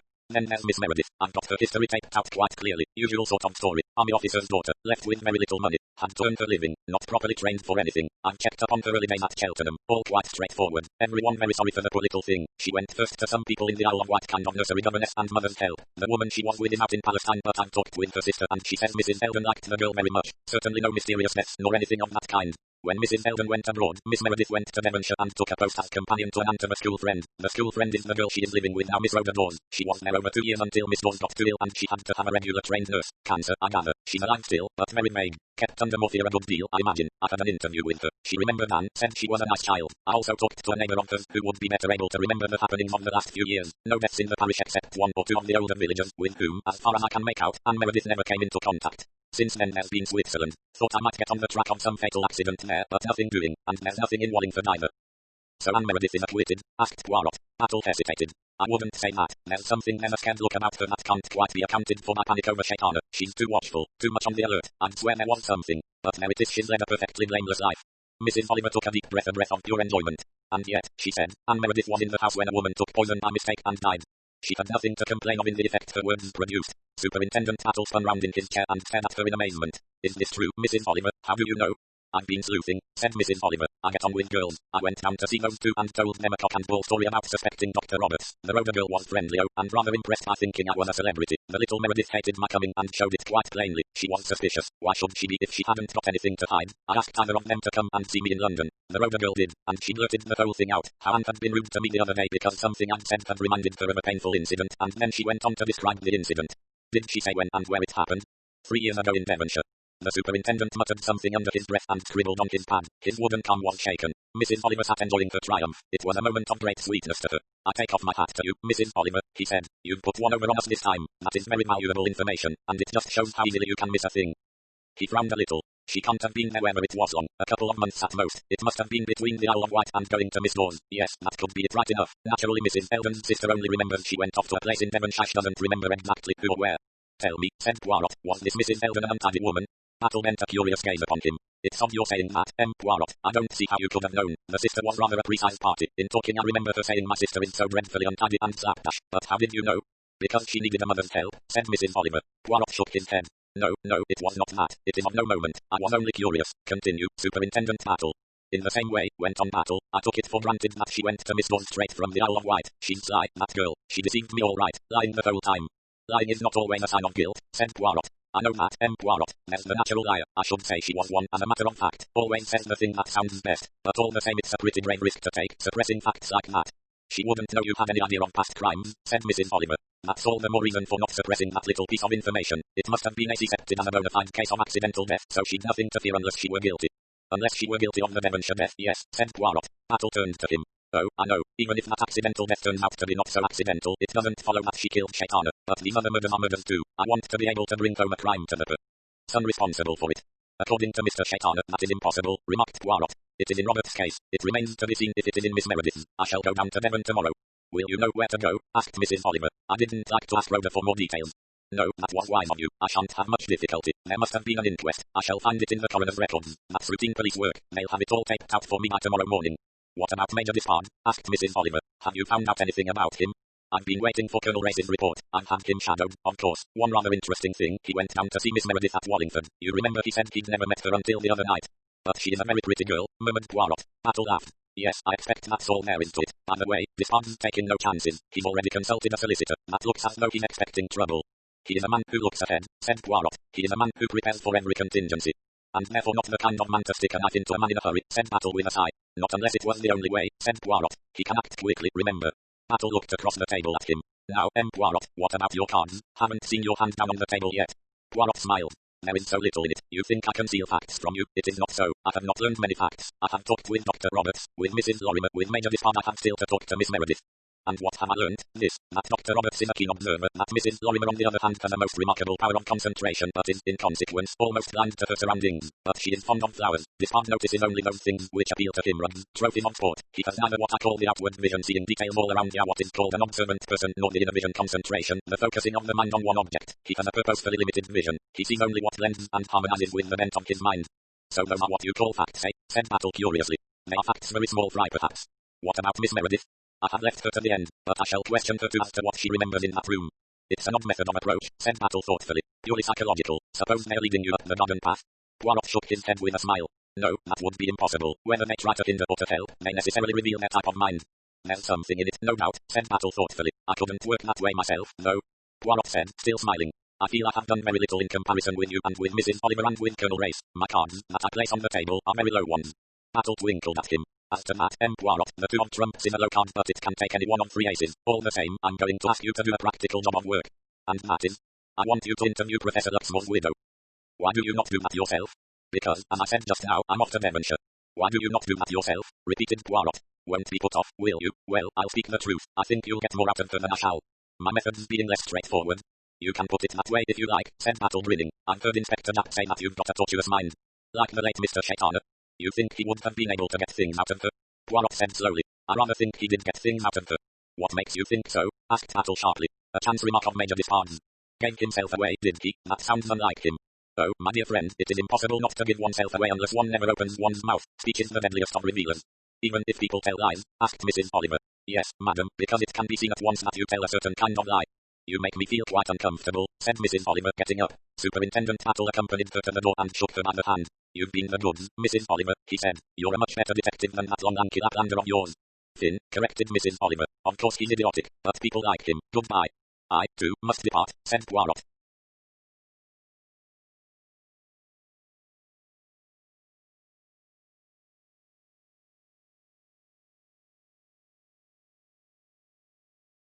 Battle scribbled an address on a piece of paper and shoved it into Poirot's hand. There you are, go and tackle her. Poirot smiled. And what do you want me to find out? The truth about Professor Luxmore's death. Mon cher Battle, does anybody know the truth about anything? I'm going to about this business in Devonshire, said the superintendent with decision. Poirot murmured. I wonder. 20. The evidence of Mrs. Luxmore. The maid who opened the door at Mrs. Luxmore's South Kensington address looked at Hercule Poirot with deep disapproval. She showed no disposition to admit him into the house. Unperturbed, Poirot gave her a card. Give that to your mistress. I think she will see me. It was one of his more ostentatious cards. The words "Private Detective" were printed in one corner. He had had them specially engraved for the purpose of obtaining interviews with the so-called fair sex. Nearly every woman, whether conscious of innocence or not, was anxious to have a look at a private detective and find out what he wanted. Left ignominiously on the mat, Poirot studied the door knocker with intense disgust at its unpolished condition. Ah, for some brasso and a rag, he murmured to himself. Breathing excitedly, the maid returned and Poirot was bidden to enter. He was shown into a room on the first floor, a rather dark room smelling of stale flowers and unemptied ashtrays. There were large quantities of silk cushions of exotic colours all in need of cleaning. The walls were emerald green and the ceiling was of pseudo-copper. A tall, rather handsome woman was standing by the mantelpiece. She came forward and spoke in a deep husky voice. Hercule Poirot. Poirot bowed. His manner was not quite his own. He was not only foreign but ornately foreign. His gestures were positively baroque. Faintly, very faintly, it was the manner of the late Mr. Shaitana. What did you want to see me about? Again Poirot bowed. If I might be seated, it will take a little time. She waved him impatiently to a chair and sat down herself on the edge of a sofa. Yes, well, it is, madam, that I make the inquiries and private inquiries, you understand? The more deliberate his approach, the greater her eagerness. Yes, I make inquiries into the death of the late Professor Luxmore. She gave a gasp. Her dismay was evident. But why? What do you mean? What has it got to do with you? Poirot watched her carefully before proceeding. There is, you comprehend, a book being written, a life of your eminent husband. The writer, naturally, is anxious to get all his facts exact. As to your husband's death, for instance, she broke in at once. My husband died of fever in the Amazon. Poirot leaned back in his chair. Slowly, very, very slowly, he shook his head to and fro a maddening, monotonous motion. Madame, he protested. But I know, I was there at the time. Ah, yes, certainly, you were there. Yes, my information says so. She cried out. What information? Eyeing her closely, Poirot said. Information supplied to me by the late Mr. Shaitana. She shrank back as though flicked with a whip. Shaitana, she muttered. A man, said Poirot, possessed of vast stores of knowledge. A remarkable man. That man knew many secrets. I suppose he did, she murmured, passing a tongue over her dry lips. Poirot leaned forward. He achieved a little tap on her knee. He knew, for instance, that your husband did not die of fever. She stared at him. Her eyes looked wild and desperate. He leaned back and watched the effect of his words. She pulled herself together with an effort. I don't know what you mean. It was very unconvincingly said. Madam, said Poirot, I will come out into the open. I will, he smiled, place my cards upon the table. Your husband did not die of fever. He died of a bullet. Oh, she cried. She covered her face with her hands. She rocked herself to and fro. She was in terrible distress, but somewhere, in some remote fibre of her being, she was enjoying her own emotions. Poirot was quite sure of that. And therefore, said Poirot in a matter-of-fact tone, you might just as well tell me the whole story. She uncovered her face and said, it wasn't in the least way you think. Again Poirot leaned forward. Again he tapped her knee. You misunderstand me utterly, he said. I know very well that it was not you who shot him. It was Major Despard, but you were the cause. I don't know. I suppose I was. It was all too terrible. There is a sort of fatality that pursues me. Ah, how true that is, cried Poirot. How often have I not seen it? There are some women like that. Wherever they go, tragedies follow in their wake. It is not their fault. These things happen in spite of themselves. Mrs. Luxmore drew a deep breath. You understand. I see you understand. It all happened so naturally. You travelled together into the interior, did you not? Yes, my husband was writing a book on various rare plants. Major Despard was introduced to us as a man who knew the conditions and would arrange the necessary expedition. My husband liked him very much. We started. There was a pause. Poirot allowed it to continue for about a minute and a half and then murmured as though to himself. Yes, one can picture it. The winding river's tropical night and hum of the insects and strong soldierly man's beautiful woman. Mrs. Luxmore sighed. My husband was, of course, years older than I was. I married as a mere child before I knew what I was doing. Poirot shook his head sadly. I know. How often does that not occur? Neither of us would admit what was happening, went on Mrs. Luxmore. John Despard never said anything. He was the soul of honor. But a woman always knows, prompted Poirot. How right you are. Yes, a woman knows, but I never showed him that I knew. We were Major Despard and Mrs. Luxmore to each other right up to the end. We were both determined to play the game. She was silent, lost in admiration of that noble attitude. True, murmured Poirot. One must play the cricket. As one of your poets so finely says, I could not love thee, dear, so much. Loved I not cricket more. Honor, corrected Mrs. Luxmore with a slight frown. Of course, honor. Loved I not honor more. Those words might have been written for us, murmured Mrs. Luxmore. No matter what it cost us, we were both determined never to say the fatal word. And then, prompted Poirot. That ghastly night. Mrs. Luxmore shuddered. Yes. I suppose they must have quarrelled, John and Timothy. I mean, I came out of my tent. Yes, Mrs. Luxmore's eyes were wide and dark. She was seeing the scene as though it were being repeated in front of her. I came out of my tent, she repeated. John and Timothy were she shuddered. I can't remember it all clearly. I came between them. I said no, it isn't true. Timothy wouldn't listen. He was threatening John. John had to fire in self-defense. She gave a cry and covered her face with her hands. He was dead shot through the heart. A terrible moment for you, madam. I shall never forget it. John was noble. He was all for giving himself up. I refused to hear of it. We argued all night. For my sake, I kept saying. He saw that in the end. Naturally he couldn't let me suffer. The awful publicity. Think of the headlines. 2 men and a woman in the jungle. Primeval passions. I put it all to John. In the end he gave in. The boys had seen and heard nothing. Timothy had been having a bout of fever. We said he had died of it. We buried him there beside the Amazon. A deep, tortured sigh shook her form. And then back to civilization and to part forever. Was it necessary, madam? Yes. Timothy dead stood between us just as Timothy alive had done more so. We said goodbye to each other forever. I meet John Despard sometimes out in the world. We smile, we speak politely. No one would ever guess that there was anything between us. But I see in his eyes and he in mine that we will never forget. There was a long pause. Poirot paid tribute to the curtain by not breaking the silence. Mrs. Luxmore took out a vanity case and powdered her nose. Her spell was broken. What a tragedy, said Poirot, but in a more everyday tone. You can see, Poirot, said Mrs. Luxmore earnestly, that the truth must never be told. It would be painful. It would be impossible. This friend, this writer, he would not wish to blight the life of a perfectly innocent woman. Or even to hang a perfectly innocent man, murmured Poirot. You see it like that, I'm glad. He was innocent. A crime passional is not really a crime, and in any case it was self-defense. He had to shoot. So you do understand, Poirot, that the world must continue to think Timothy died of fever? Poirot murmured. Writers are sometimes curiously callous. Your friend is a woman hater. He wants to make us suffer, but you must not allow that. I shall not allow it. If necessary, I shall take the blame on myself. I shall say I shot Timothy. She had risen to her feet. Her head was thrown back. Poirot also rose. Madam, he said as he took her hand, such splendid self-sacrifice is unnecessary. I will do my best so that the true facts shall never be known. A sweet womanly smile stole over Mrs. Luxmore's face. She raised her hand slightly so that Poirot, whether he had meant to do so or not, was forced to kiss it. An unhappy woman thanks you, Poirot, she said. It was the last word of a persecuted queen to a favoured courtier, clearly an exit line. Poirot duly made his exit. Once out in the street, he drew a long breath of fresh air. 21. Major Despard. 12 murmured Hercule Poirot. Seek over Despard. Seek Will de Souffrier. 12 voyage to Vantable. Suddenly he began to laugh. He was now walking along the Brompton Road. He paused, took out his watch and made a calculation. But yes, I have the time. In any case, to wait will do him no harm. I can now attend to the other little mat. What was it that my friend in the English police force used to sing how many years 40 years ago? A little piece of sugar for the bird.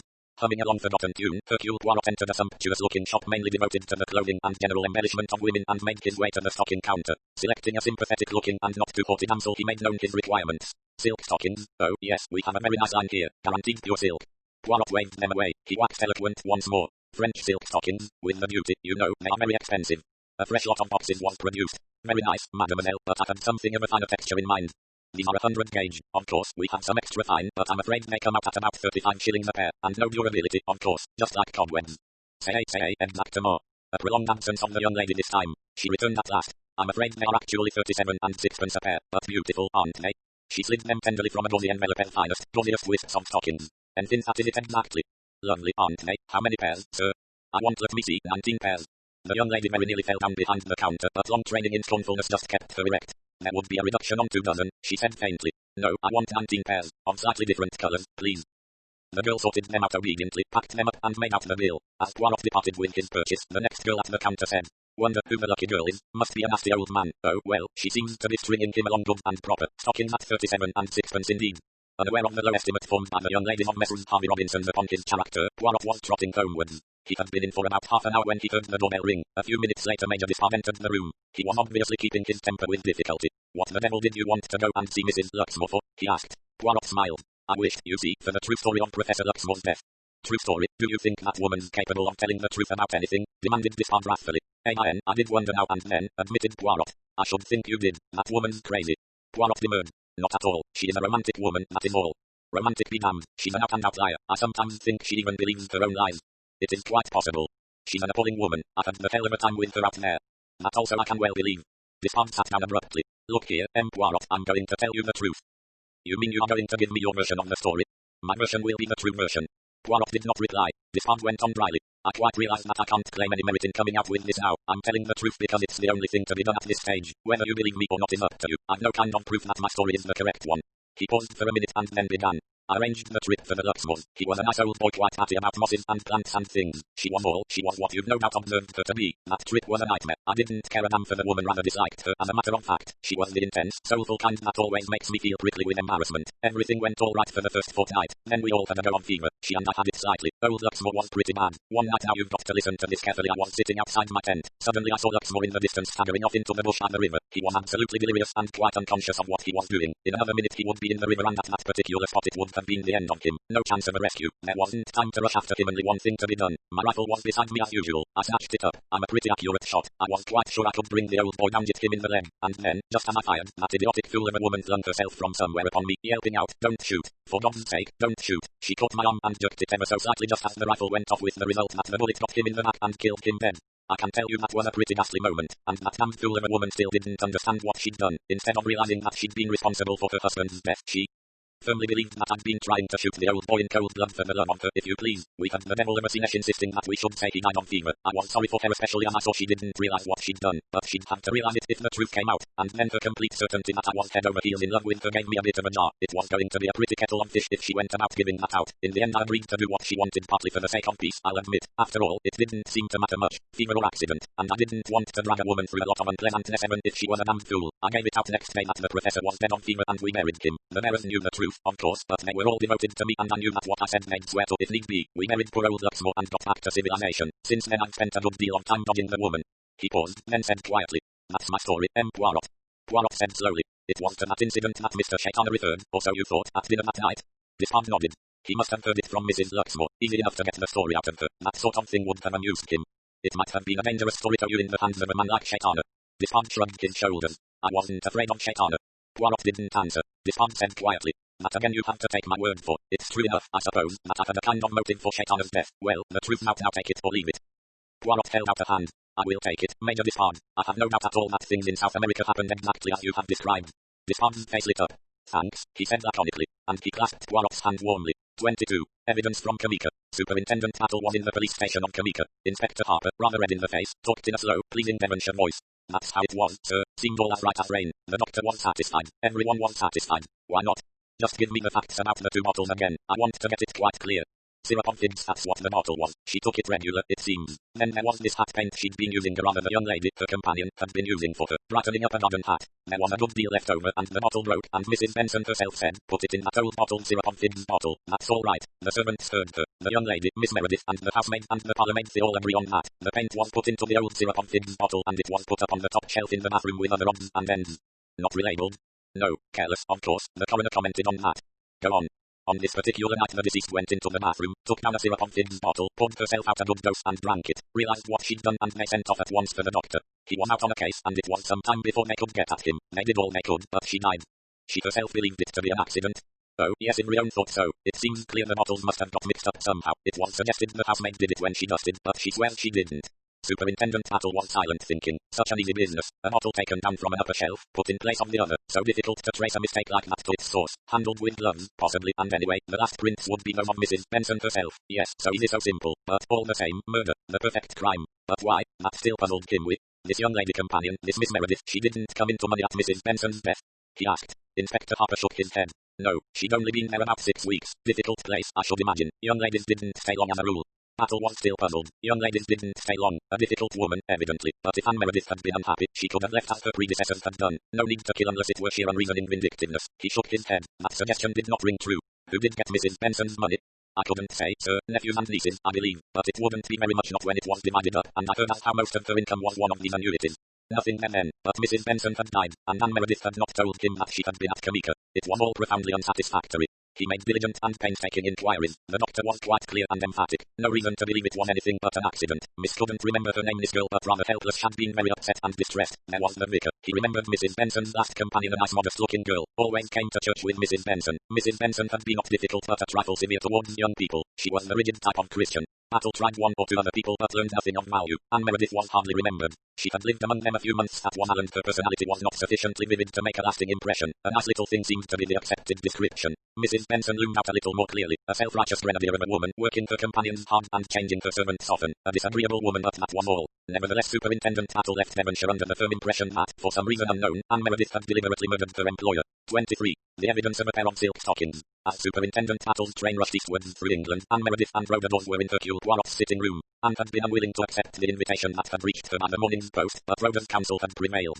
Anna, you're a coward. I'm a coward. It's no good going on being an ostrich, burying your head in the sand. There's been a murder and you're one of the suspects, least likely one perhaps. That would be the worst, said Anne with a touch of humour. It's always the least likely person who did it.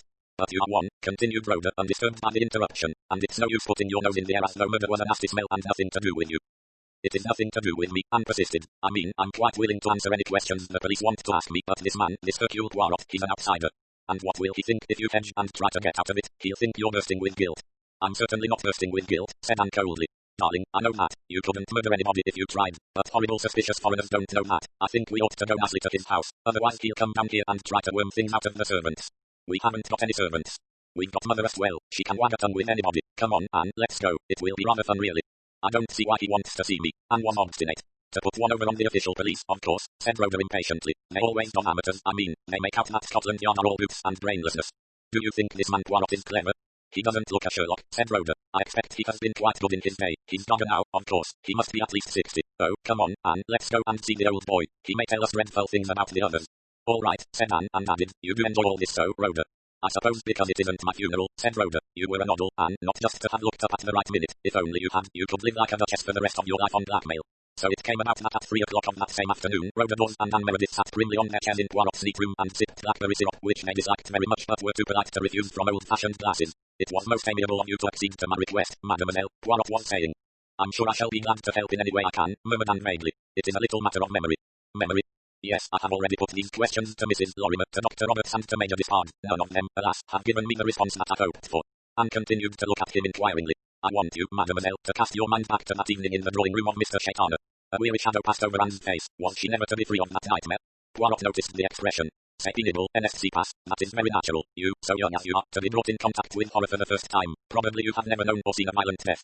Rhoda's feet shifted a little uncomfortably on the floor. Well, said Anne. Cast your mind back. I want you to tell me what you remember of that room. Anne stared at him suspiciously. I don't understand. But yes, the chairs, the tables, the ornaments, the wallpaper, the curtains, the fire irons. You saw them all. Can you not then describe them? Oh, I see. Anne hesitated, frowning. It's difficult. I don't really think I remember. I couldn't say what the wallpaper was like. I think the walls were painted some inconspicuous color. There were rugs on the floor. There was a piano. She shook her head. I really couldn't tell you any more. But you are not trying, mademoiselle. You must remember some object, some ornament, some piece of bric-a-brac. There was a case of Egyptian jewelry, I remember, said Anne slowly, over by the window. Oh, yes, at the extreme other end of the room from the table on which lay the little dagger. Anne looked at him. I never heard which table that was on. Pass CBTE, commented Poirot to himself. But then, no more is Hercule Poirot. If she knew me better she would realize I would never lay a pie as gross as that. Aloud he said. A case of Egyptian jewelry, you say? Anne answered with some enthusiasm. Yes, some of it was lovely, blue and red, enamel, 1 or 2 lovely rings, and scarabs, but I don't like them so much. He was a great collector, Mr. Shaitana, murmured Poirot. Yes, he must have been, Anne agreed. The room was full of stuff. One couldn't begin to look at it all. So that you cannot mention anything else that particularly struck your notice? Anne smiled a little as she said. Only a vase of chrysanthemums that badly wanted their water changed. Ah, yes, servants are not always too particular about that. Poirot was silent for a moment or two. Anne asked timidly. I'm afraid I didn't notice whatever it is you wanted me to notice. Poirot smiled kindly. It does not matter, mon enfant. It was, indeed, an outside chance. Tell me, have you seen the good Major Despard lately? He saw the delicate pink color come up in the girl's face. She replied. He said he would come and see us again quite soon. Rhoda said impetuously. He didn't do it anyway, Anne and I are quite sure of that. Poirot twinkled at them. How fortunate to have convinced 2 such charming young ladies of one's innocence.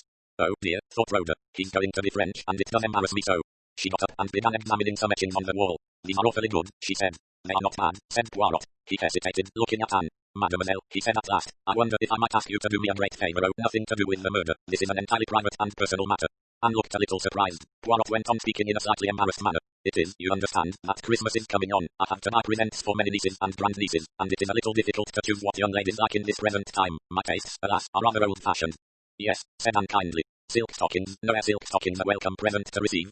Yes, indeed, it's always nice to be given stockings. You relieve my mind. I will ask my favour. I have obtained some different colours. There are, I think, about 15 or 16 pairs. Would you be so amiable as to look through them and set aside half a dozen pairs that seem to you the most desirable? Certainly I will, said Anne, rising, with a laugh. Poirot directed her towards the table in an alcove, a table whose contents were strangely at variance, had she but known it, with the well-known order and neatness of Hercule Poirot. There were stockings piled up in untidy heaps, some fur-lined gloves, calendars, and boxes of bonbons. I send off my parcels very much in advance, Poirot explained. See, mademoiselle, here are the stockings. Select me, I pray of you, 6 pairs. He turned, intercepting Rhoda, who was following him. As for mademoiselle here, I have a little treat for here, a treat that would be no treat to you, I fancy, mademoiselle Meredith. What is it? Cried Rhoda. He lowered his voice. A knife, mademoiselle, with which 12 people once stabbed a man. It was given to me as a souvenir by the Compagnie Internationale des Wagons Lits. Horrible, cried Anne. Ooh, let me see, said Rhoda. Poirot led her through into the other room, talking as he went. It was given me by the Compagnie Internationale des Wagons Lits because they passed out of the room. They returned 3 minutes later, and came towards them. I think these 6 are the nicest, Poirot. Both these are very good evening shades, and this lighter colour would be nice when summer comes and it's daylight in the evening. Mille remerciements, mademoiselle. He offered them more syrup, which they refused, and finally accompanied them to the door, still talking genially. When they had finally departed, he returned to the room and went straight to the littered table. The pile of stockings still lay in a confused heap. Poirot counted the 6 selected pairs and then went on to count the others. He had bought 19 pairs. There were now only 17. He nodded his head slowly. 24. Elimination of 3 murderers. On arrival in London, Superintendent Battle came straight to Poirot. Anne and Rhoda had then been gone an hour or more. Without more ado, the superintendent recounted the result of his researches in Devonshire. We're onto it, not a doubt of it, he finished. That's what Shaitana was aiming at with his domestic archivent business. But what gets me is the motive. Why did she want to kill the woman? I think I can help you there, my friend. Go ahead, Poirot. This afternoon I conducted a little experiment. I induced mademoiselle and her friend to come here. I put to them my usual questions as to what there was in the room that night. Battle looked at him curiously. You're very keen on that question. Yes, it's useful. It tells me a good deal. Mademoiselle Meredith was suspicious, very suspicious. She takes nothing for granted, that young lady. So that good dog, Hercule Poirot, he does one of his best tricks. He lays a clumsy amateurish trap. Mademoiselle mentioned the case of jewellery. I say was not that at the opposite end of the room from the table with the dagger. Mademoiselle does not fall into the trap. She avoids it cleverly, and after that she is pleased with herself, and her vigilance relaxes. So that is the object of this visit, to get her to admit that she knew where the dagger was, and that she noticed it. Her spirits rise when she has, as she thinks, defeated me. She talked quite freely about the jewellery. She has noticed many details of it. There is nothing else in the room that she remembers except that a vase of chrysanthemums needed its water changing. Well, said Battle, Well, it is significant, Matt. Suppose we knew nothing about this girl. Her word would give us a clue to her character. She notices flowers. She is, then, fond of flowers. No, since she does not mention a very big bowl of early tulips, which would at once have attracted the attention of a flower lover. No, it is the paid companion who speaks, a girl whose duty it has been to put fresh water in the vase, and allied to Matt, there is a girl who loves and notices jewelry. Is not Matt, at least, suggestive? Ah, said Battle. I'm beginning to see what you're driving at. Precisely. As I told you the other day, I placed my cards on the table. When you recounted her history the other day and Mrs. Oliver made her startling announcement, my mind went at once to an important point. The murder could not have been committed for gain, since Miss Meredith had still to earn her living after it happened. Why, then, I considered Miss Meredith's temperament as it appeared superficially. A rather timid young girl, poor but well-dressed, fond of pretty things. The temperament, is it not, of a thief, rather than a murderer? And I asked immediately if Mrs. Eldon had been a tidy woman. You replied that no, she had not been tidy. I formed a hypothesis, supposing that Anne Meredith was a girl with a weak streak in her character, kind of girl who takes little things from the big shops. Supposing that, poor, and yet loving pretty things, she helped herself once or twice to things from her employer. A brooch, perhaps, an odd half-crown or two, a string of beads. Mrs. Eldon, careless, untidy, would put down these disappearances to her own carelessness. She would not suspect her gentle little mother's help. But now, suppose a different type of employer, an employer who did notice accused Anne Meredith of theft. That would be a possible motive for murder. As I said the other evening, Miss Meredith would only commit a murder through fear. She knows that her employer will be able to prove the theft. There is only one thing that can save her. Her employer must die, and so she changes the bottles, and Mrs. Benson, decidedly enough convinced that the mistake is her own, and not suspecting for a minute that the cowed, frightened girl has had a hand in it. It's possible, said Superintendent Battle. It's only a hypothesis, but it's possible. It is a little more than possible, my friend. It is also probable, for this afternoon I laid a little trap, nicely baited real trap after the sham one had been circumvented. If what I suspect is true, Anne Meredith will never be able to resist a really expensive pair of stockings. I asked her to aid me. I let her know carefully that I'm not sure exactly how many stockings there are. I go out of the room, leaving her alone, and the result, my friend, is that I have now 17 pairs of stockings, instead of 19, and that 2 pairs have gone away in Anne Meredith's handbag. Phew. Superintendent Battle whistled. What a risk to take, though. Pass looped out. What does she think I suspect her of? Murder. What is the risk, then, in stealing a pair or 2 pairs of silk stockings? I'm not looking for a thief. And, besides, the thief or the kleptomaniac is always the same, convinced that she can get away with it. Battle nodded his head. That's true enough. Incredibly stupid. The picture goes to the well time after time. Well, I think between us we've arrived fairly clearly at the truth. Anne Meredith was caught stealing. Anne Meredith changed the bottle from one shelf to another. We know that was murder, but I'm damned if we could ever prove it. Successful crime, no. 2. Roberts gets away with it. Anne Meredith gets away with it. But what about Shaitana? Did Anne Meredith kill Shaitana? He remained silent for a moment or two, then he shook his head. It doesn't work out right, he said reluctantly. She's not one to take a risk. Change a couple of bottles, yes. She knew no one could fasten that on her. It was absolutely safe because anyone might have done it. Of course, it mightn't have worked. Mrs. Benson might have noticed before she drank the stuff, or she mightn't have died from it. It was what I call a hopeful kind of murder. It might work or it mightn't. Actually, it did. But Shaitana was a very different pair of shoes. That was deliberate, audacious, purposeful murder. Poirot nodded his head. I agree with you. The two types of crime are not the same. Battle rubbed his nose. So that seems to wipe her out as far as he's concerned. Roberts and the girl both crossed off our list. What about this part? Any luck with the Luxmore woman? Poirot narrated his adventures of the preceding afternoon. Battle grinned. I know that type. You can't disentangle what they remember from what they invent. Poirot went on. He described Despard's visit and the story the latter had told. Believe him? Battle asked abruptly. Yes, I do. Battle sighed. So do I. Not the type to shoot a man because he wanted the man's wife. Anyway, what's wrong with the divorce court? Everyone flocks there, and he's not a professional man. It wouldn't ruin him or anything like that. No, I'm of the opinion that our late lamented Mr. Shaitana struck a snag there. Murderer no. 3 wasn't a murderer after all. He looked at Poirot. That leaves Mrs. Lorimer, said Poirot. The telephone rang. Poirot got up and answered it. He spoke a few words, waited, spoke again, then he hung up the receiver and returned to Battle. His face was very grave. That was Mrs. Lorimer speaking, he said. She wants me to come round and see her now. He and Battle looked at each other. The latter shook his head slowly. Am I wrong? He said. Or were you expecting something of the kind? I wondered, said Hercule Poirot. That was all. I wondered. You'd better get along, said Battle. Perhaps you'll manage to get at the truth at last. 25. Mrs. Lorimer speaks. The day was not a bright one, and Mrs. Lorimer's room seemed rather dark and cheerless. She herself had a grey look, and seemed much older than she had done on the occasion of Poirot's last visit. She greeted him with her usual smiling assurance. It is very nice of you to come so promptly, Poirot. You are a busy man, I know. At your service, madam, said Poirot with a little bow. Mrs. Lorimer pressed the bell by the fireplace. We will have tea brought in. I don't know what you feel about it, but I always think it's a mistake to rush straight into confidences without any decent paving of the way. There are to be confidences, then, madam. Mrs. Lorimer did not answer, for at that moment her maid answered the bell. When she had received the order and gone again, Mrs. Lorimer said dryly, You said, if you remember, when you were last here, that you would come if I sent for you. You had an idea, I think, of the reason that should prompt me to send. There was no more just then. Tea was brought. Mrs. Lorimer dispensed it, talking intelligently on various topics of the day. Taking advantage of a pause, Poirot remarked, I hear you and little Mademoiselle Meredith had tea together the other day. We did. Have you seen her lately? This very afternoon. She is in London, then, or have you been down to Wallingford? No, she and her friend were so amiable as to pay me a visit. Ah, the friend, I have not met her. Poirot said, smiling a little. This murder it has made for me a rapprochement. You and Mademoiselle Meredith have tea together. Major Despard, he, too, cultivates Miss Meredith's acquaintance. The Dr. Roberts, he is perhaps the only one out of it. I saw him out at bridge the other day, said Mrs. Lorimer. He seemed quite his usual cheerful self. As fond of bridge as ever. Yes, still making the most outrageous bids and very often getting away with it. She was silent for a moment or two, then said, "Have you seen Superintendent Battle lately? Also this afternoon, he was with me when you telephoned." Shading her face from the fire with one hand, Mrs. Lorimer asked, "How is he getting on?" Poirot said bravely, "He is not very rapid, the good Battle. He gets there slowly, but he does get there in the end, madam. I wonder." Her lips curved in a faintly ironical smile. She went on, "He has paid me quite a lot of attention. He has delved, I think, into my past history right back to my girlhood. He has interviewed my friends, and chatted to my servants, the ones I have now and the ones who have been with me in former years. What he hoped to find I do not know, but he certainly did not find it. He might as well have accepted what I told him. It was the truth. I knew Mr. Shakedown very slightly. I met him at Luxor, as I said, and our acquaintanceship was never more than an acquaintanceship. Superintendent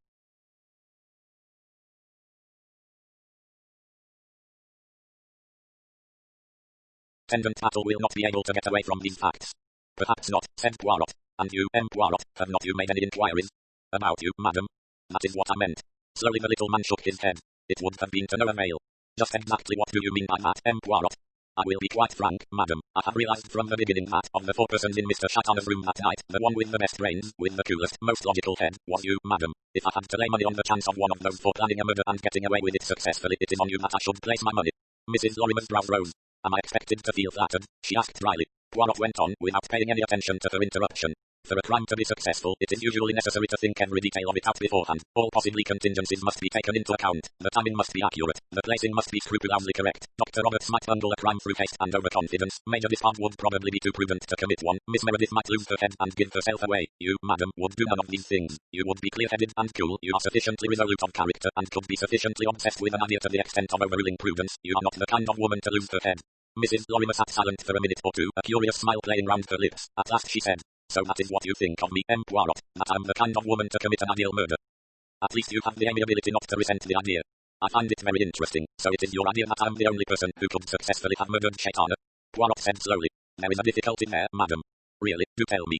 "You may have noticed that I said just now a phrase something like this. For a crime to be successful it is usually necessary to plan every detail of it carefully beforehand. Usually is the word to which I want to draw your attention, for there is another type of successful crime. Have you ever said suddenly to anyone, 'Throw a stone and see if you can hit that tree,' and the person obeys quickly, without thinking, and surprisingly often he does hit the tree, but when he comes to repeat the throw it is not so easy for he has begun to think. So hard, no harder, a little more to the right or the left. The first was an almost unconscious action, the body obeying the mind as the body of an animal does. Amen, madam, there is a type of crime like that, a crime committed on the spur of the moment, an inspiration, a flash of genius without time to pause or think, and that, madam, was the kind of crime that killed Mr. Shaitana, a sudden dire necessity, a flash of inspiration, rapid execution."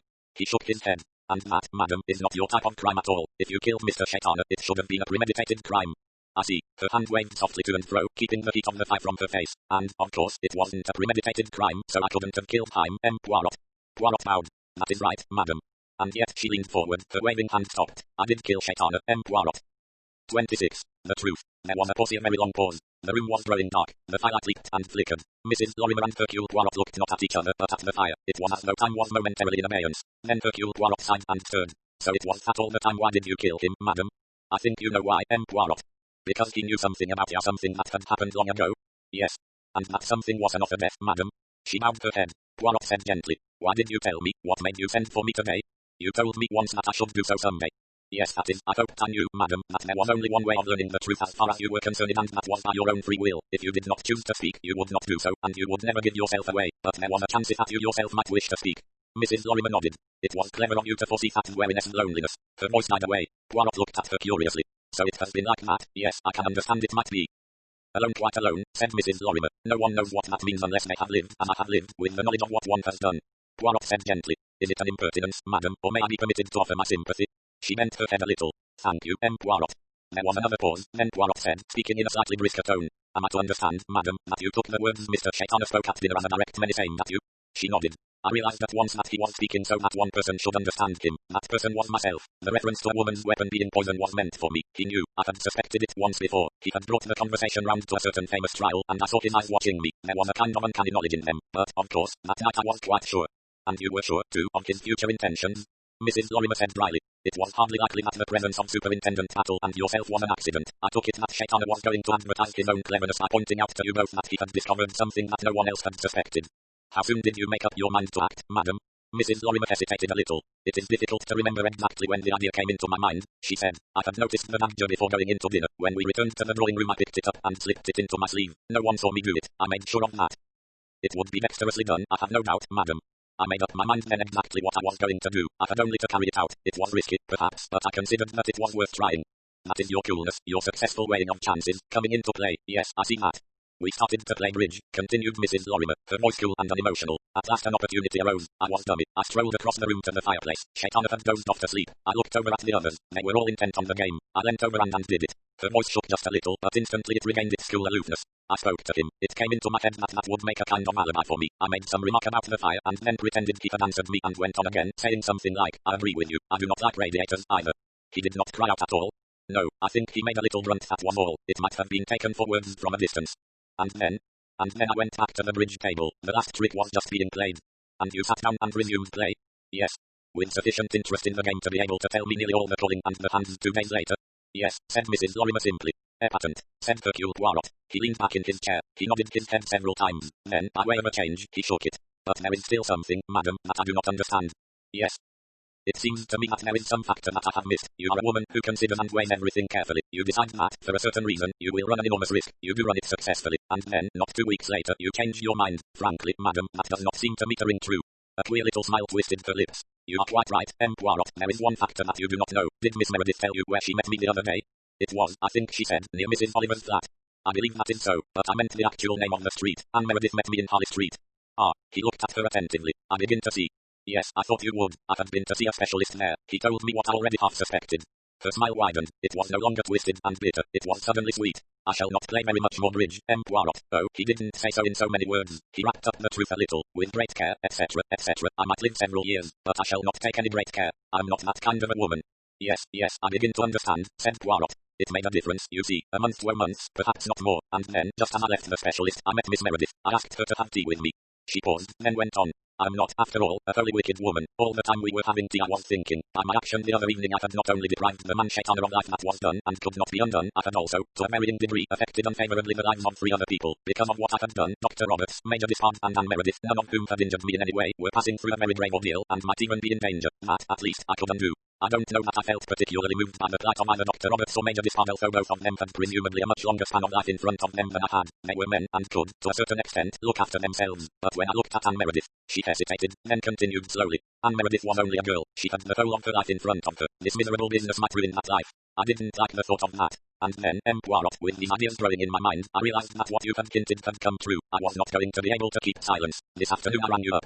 Minutes passed. Hercule Poirot leaned forward. He stared, deliberately stared through the gathering gloom, at Mrs. Lorimer. She returned that intent gaze quietly and without any nervousness. He said at last, Mrs. Lorimer, are you sure, are you positive you will tell me the truth, will you not? That the murder of Mr. Shaitana was not premeditated? Is it not a fact that you planned the crime beforehand, that you went to that dinner with the murder already mapped out in your mind? Mrs. Lorimer stared at him for a moment, then she shook her head sharply. No, she said. You did not plan the murder beforehand? Certainly not.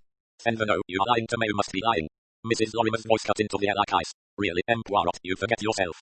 The little man sprang to his feet. He paced up and down the room, muttering to himself, uttering ejaculations. Suddenly he said, permit me.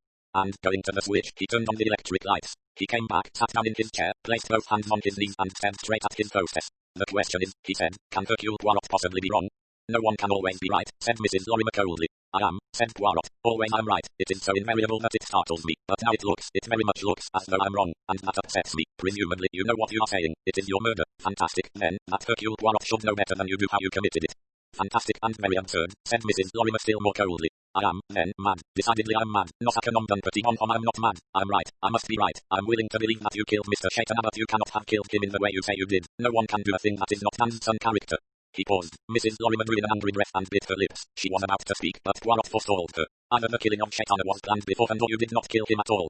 Mrs. Lorimer said sharply. I really believe you are mad, Poirot. If I'm willing to admit I committed the crime, I should not be likely to lie about the way I did it. What would be the point of such a thing? Poirot got up again and took one turn round the room. When he came back to his seat his manner had changed. He was gentle and kindly. You did not kill Shaitana, he said softly. I see that now. I see everything. Harley Street, and little Anne Meredith standing forlorn on the pavement. I see, too, another girl a very long time ago, a girl who has gone through life always alone, terribly alone. Yes, I see all that. But one thing I do not see, why are you so certain that Anne Meredith did it? Really, Poirot. Absolutely useless to protest or lie further to me, madam. I tell you, I know the truth. I know the very emotions that swept over you that day in Harley Street. You would not have done it for Dr. Robert, so, no, you would not have done it for Major Despard, nonplus. But Anne Meredith is different. You have compassion for her because she has done what you once did. You do not know even so I imagine you had reason she had for the crime, but you are quite sure she did it. You were sure that first evening it happened when Superintendent Battle invited you to give your views on the case. Yes, I know it all, you see. It is quite useless to lie further to me. You see that, do you not?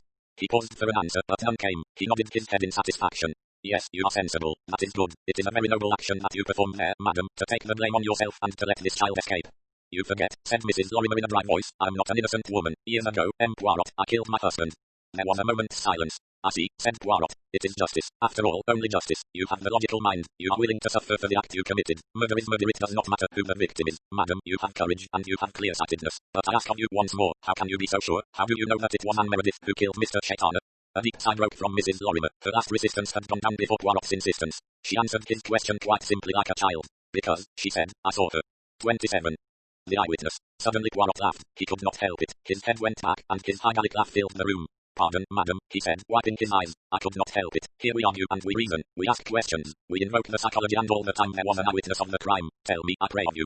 It was fairly late in the evening. Anne Meredith was dummy. She got up and looked over her partner's hand, and then she moved about the room. The hand wasn't very interesting. Conclusion was inevitable. I didn't need to concentrate on the cards. Just as we got to the last three tricks I looked over towards the fireplace. Anne Meredith was bent over Mr. Shaitana. As I watched, she straightened herself. Her hand had been actually on his breast, a gesture which awakened my surprise. She straightened herself, and I saw her face and her quick look over towards us. Guilt and hurt, that is what I saw on her face. Of course, I didn't know what had happened then. I only wondered what on earth the girl could have been doing. Later I knew.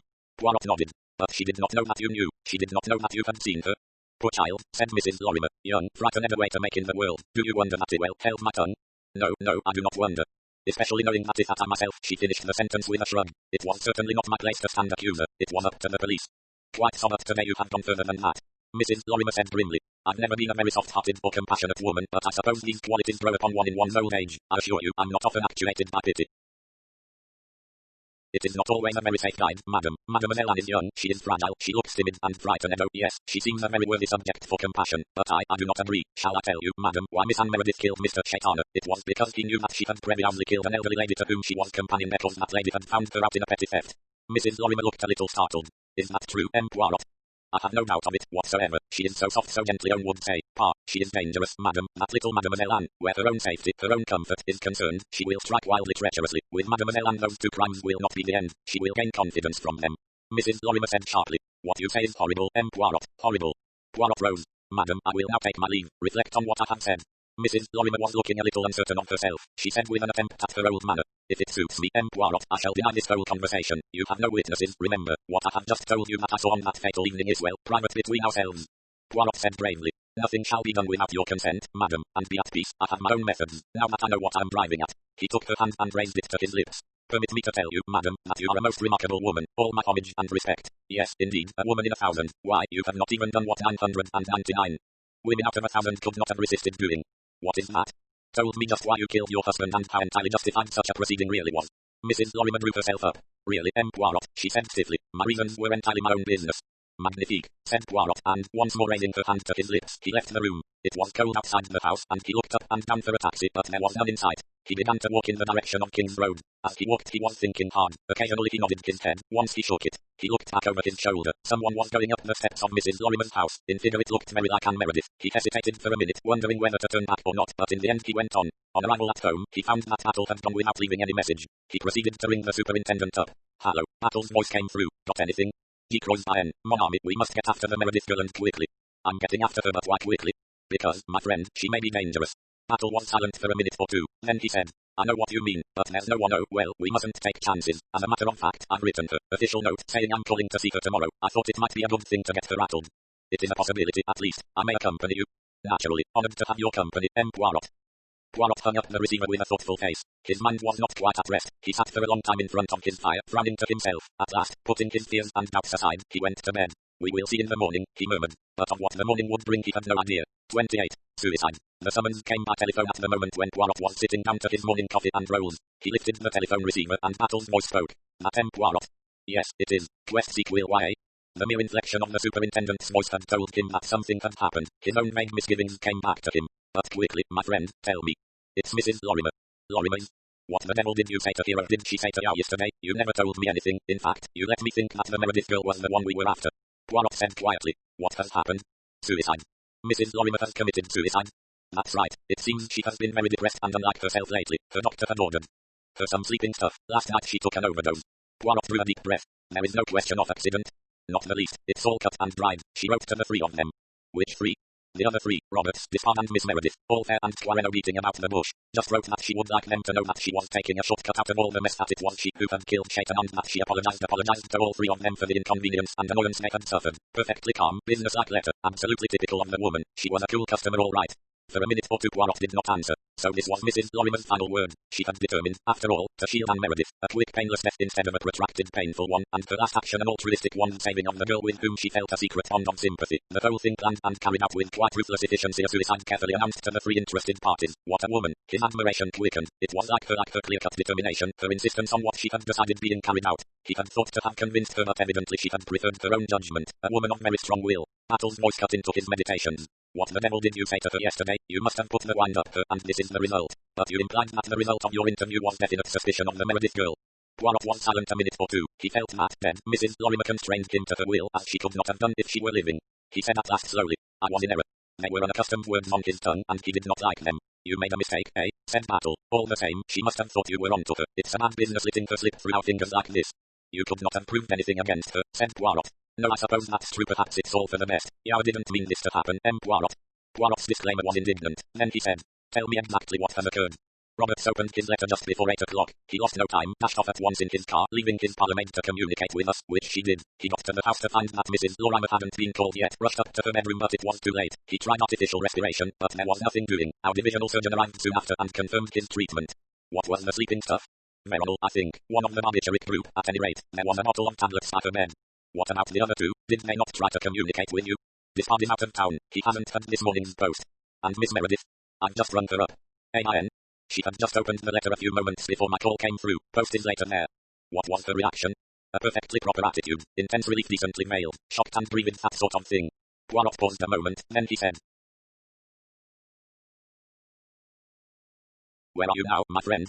At Chain Lane. I will come round immediately. In the hall at Chain Lane he found Dr. Roberts on the point of departure. The doctor's usual florid manner was rather in abeyance this morning. He looked pale and shaken. Nasty business this, Poirot. I can't say I'm not relieved from my own point of view, but, to tell you the truth, it's a bit of a shock. I never really thought for a minute that it was Mrs. Lorimer who stabbed Shaitana. It's been the greatest surprise to me. I, too, am surprised. Quiet, well-read, self-contained woman. Can't imagine her doing a violent thing like that. What was the motive, I wonder? Oh, well, we shall never know now. I confess I'm curious, though. It must take a load off your mind as occurrence. Oh, it does, undoubtedly. It would be hypocrisy not to admit it. It's not very pleasant to have a suspicion of murder hanging over you. As for the poor woman herself, well, it was undoubtedly the best way out. So she thought herself. Roberts nodded. Conscience, I suppose, he said as he let himself out of the house. Poirot shook his head thoughtfully. The doctor had misread the situation. It was not remorse that had made Mrs. Lorimer take her life. On his way upstairs he paused to say a few words of comfort to the elderly parlourmaid, who was weeping quietly. It's so dreadful, sir, so very dreadful. We were all so fond of her, and you having tea with her yesterday so nice and quiet. And now today she's gone. I shall never forget this morning, never as long as I live. The gentleman pealing at the bell rang 3 times, he did, before I could get to it. And, where's your mistress? He shot out at me. I was so flustered, I couldn't hardly answer. You see, we never went into the mistress till she rang, that was her orders, and I just couldn't get out anything. And the doctor, he says, where's the room? And ran up the stairs, and me behind him, and I showed him the door, and he rushes in, not so much as knocking, and takes one look at her lying there, and, too late, he says, she was dead, sir, but he sent me for brandy and hot water, and he tried desperate to bring her back, but it couldn't be done. And then the police coming, and it isn't, sir, Mrs. Lorimer wouldn't have liked it. And why the police? It's none of their business, surely, even if an accident has occurred, and the poor mistress did take an overdose by mistake.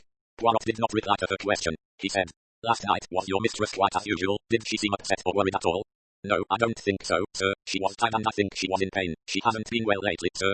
No, I know. The sympathy in his tone made the woman go on. She was never one for complaining, sir, but both Cook and I had been worried about her for some time. She couldn't do as much as she used to do, and things tired her. I think, perhaps, the young lady coming after you left was a bit too much for her. With his foot on the stairs, Poirot turned back. The young lady, did a young lady come here yesterday evening? Yes, sir, just after you left. It was Miss Meredith, her name was. Did she stay long? About an hour, sir. Poirot was silent for a minute or two, then he said. And afterwards? The mistress went to bed. She had dinner in bed. She said she was tired. Again Poirot was silent, then he said. Do you know if your mistress wrote any letters yesterday evening? Do you mean after she went to bed? I don't think so, sir. But you are not sure? There were some letters on the hall table ready to be posted, sir. We always took them last thing before shutting up, but I think they had been lying there since earlier in the day. How many were there? 2 or 3, I'm not quite sure, sir. 3, I think. Your cook, whoever posted them, did not happen to notice to whom they were addressed. Do not be offended at my question. It is of the utmost importance. I went to the post myself with them, sir. I noticed the top one, it was to Fortnum and Mason's. I couldn't say as to the others. The woman's tone was earnest and sincere. Are you sure there were not more than 3 letters? Yes, sir, I'm quite certain of that. Poirot nodded his head gravely. Once more he started up the staircase. Then he said, You knew, I take it, that your mistress took medicine to make her sleep. Oh, yes, sir, it was the doctor's orders, Dr. Lang. Where was this sleeping medicine kept? In the little cupboard in the mistress's room. Poirot did not ask any further questions. He went upstairs. His face was very grave. On the upper landing, Battle greeted him. The superintendent looked worried and harassed. I'm glad you've come, M. Poirot. Let me introduce you to Dr. Davidson. The divisional surgeon shook hands. He was a tall, melancholy man. The luck was against us, he said. An hour or 2 earlier and we might have saved her. Said Battle. I mustn't say so officially, but I'm not sorry. She was a lady. I don't know what her reasons were for killing Shaitana, but she may just conceivably have been justified. In any case, said Poirot, it is doubtful if she would have lived to stand her trial. She was a very ill woman. The surgeon nodded in agreement. I should say you were quite right. Well, perhaps it is all for the best. He started down the stairs. Battle moved after him. 1 minute, doctor. Poirot, his hand on the bedroom door, murmured, I may enter. Battle nodded over his shoulder. Quite all right, we're through. Poirot passed into the room, closing the door behind him. He went over to the bed and stood looking down at the quiet, dead face. He was very disturbed. Had the dead woman gone to the grave in a last determined effort to save a young girl from death and disgrace, or was there a different, a more sinister explanation? There were certain facts. Suddenly he bent down, examining a dark, discolored bruise on the dead woman's arm. He straightened himself up again. There was a strange, cat-like gleam in his eyes that certain close associates of his would have recognized. He left the room quickly and went downstairs. Battle and a subordinate were at the telephone. The doctor laid down the receiver and said, He hasn't come back, sir. Battle said, Discard. I've been trying to get him. There's a letter for him with the Chelsea postmark, all right. Poirot asked an irrelevant question. Had Dr. Roberts had his breakfast when he came here? Battle stared. No, he said. I remember he mentioned that he'd come up without it. Then he will be at his house now. We can get him.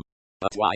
But Poirot was already busy at the dial. Then he spoke. Dr. Roberts, it is Dr. Roberts speaking. It is Poirot here. Just one question. Are you well acquainted with the handwriting of Mrs. Lorimer? Mrs. Lorimer's handwriting? I don't know that I've ever seen it before. Jeru's mercy. Poirot laid down the receiver quickly. Battle was staring at him. What's the big idea, M. Poirot? He asked quietly. Poirot took him by the arm. Listen, my friend, a few minutes after I left this house yesterday Anne Meredith arrived. I actually saw her going up the steps, though I was not quite sure of her identity at the time. Immediately after Anne Meredith left, Mrs. Lorimer went to bed. As far as the maid knows, she did not write any letters then. And, for reasons which you will understand when I recount to you our interview, I do not believe that she wrote those 3 letters before my visit. When did she write them, then? After the servants had gone to bed, suggested Battle. She got up and posted them herself.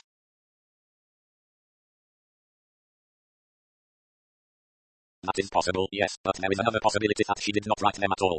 Battle whistled. My God, you mean? The telephone trilled. The sergeant picked up the receiver. He listened a minute, then turned to Battle. Sergeant O'Connor speaking from Dispards that, sir, there's reason to believe that Dispards down at Wallingford-on-Thames. Poirot caught Battle by the arm. Quickly, my friend, we, too, must go to Wallingford. I tell you, I'm not easy in my mind. This may not be the end. I tell you again, my friend, this young lady, she is dangerous. 29. Accident. Anne, said Rhoda. No, really, Anne, don't answer with half your mind on a crossword puzzle. I want you to attend to me. I'm attending. Anne sat bolt upright and put down the paper. That's better. Look here, Anne. Rhoda hesitated. About this man coming. Superintendent Battle. Yes, Anne, I wish you'd tell him about being at the Bensons. Anne's voice grew rather cold. Nonsense, why should I? Because it might look as though you've been keeping something back. I'm sure it would be better to mention it. I can't very well now, said Anne coldly. I wish you had in the first place. Well, it's too late to bother about that now. Yes, Rhoda did not sound convinced. Anne said rather irritably. In any case, I can't see why. It's got nothing to do with all this. No, of course not.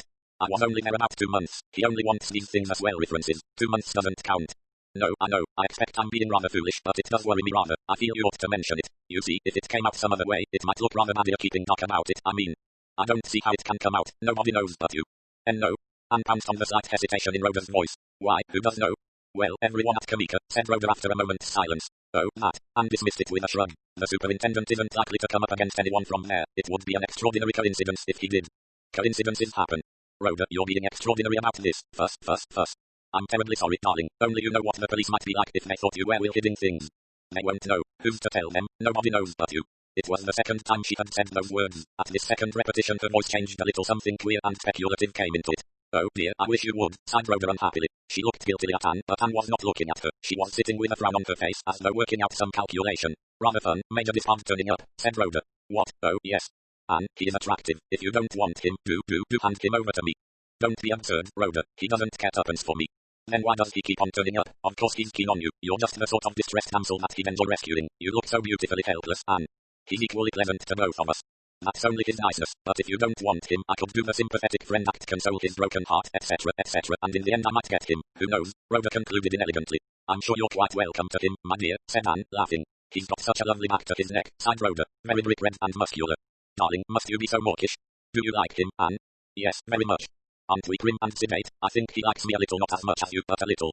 Oh, but he does like you, said Anne. Again there was an unusual note in her voice, but Rhoda did not hear it. What time is our sleuth coming? She asked. 12, said Anne. She was silent for a minute or two, then she said, it's only 10:30 now, let's go out on the river.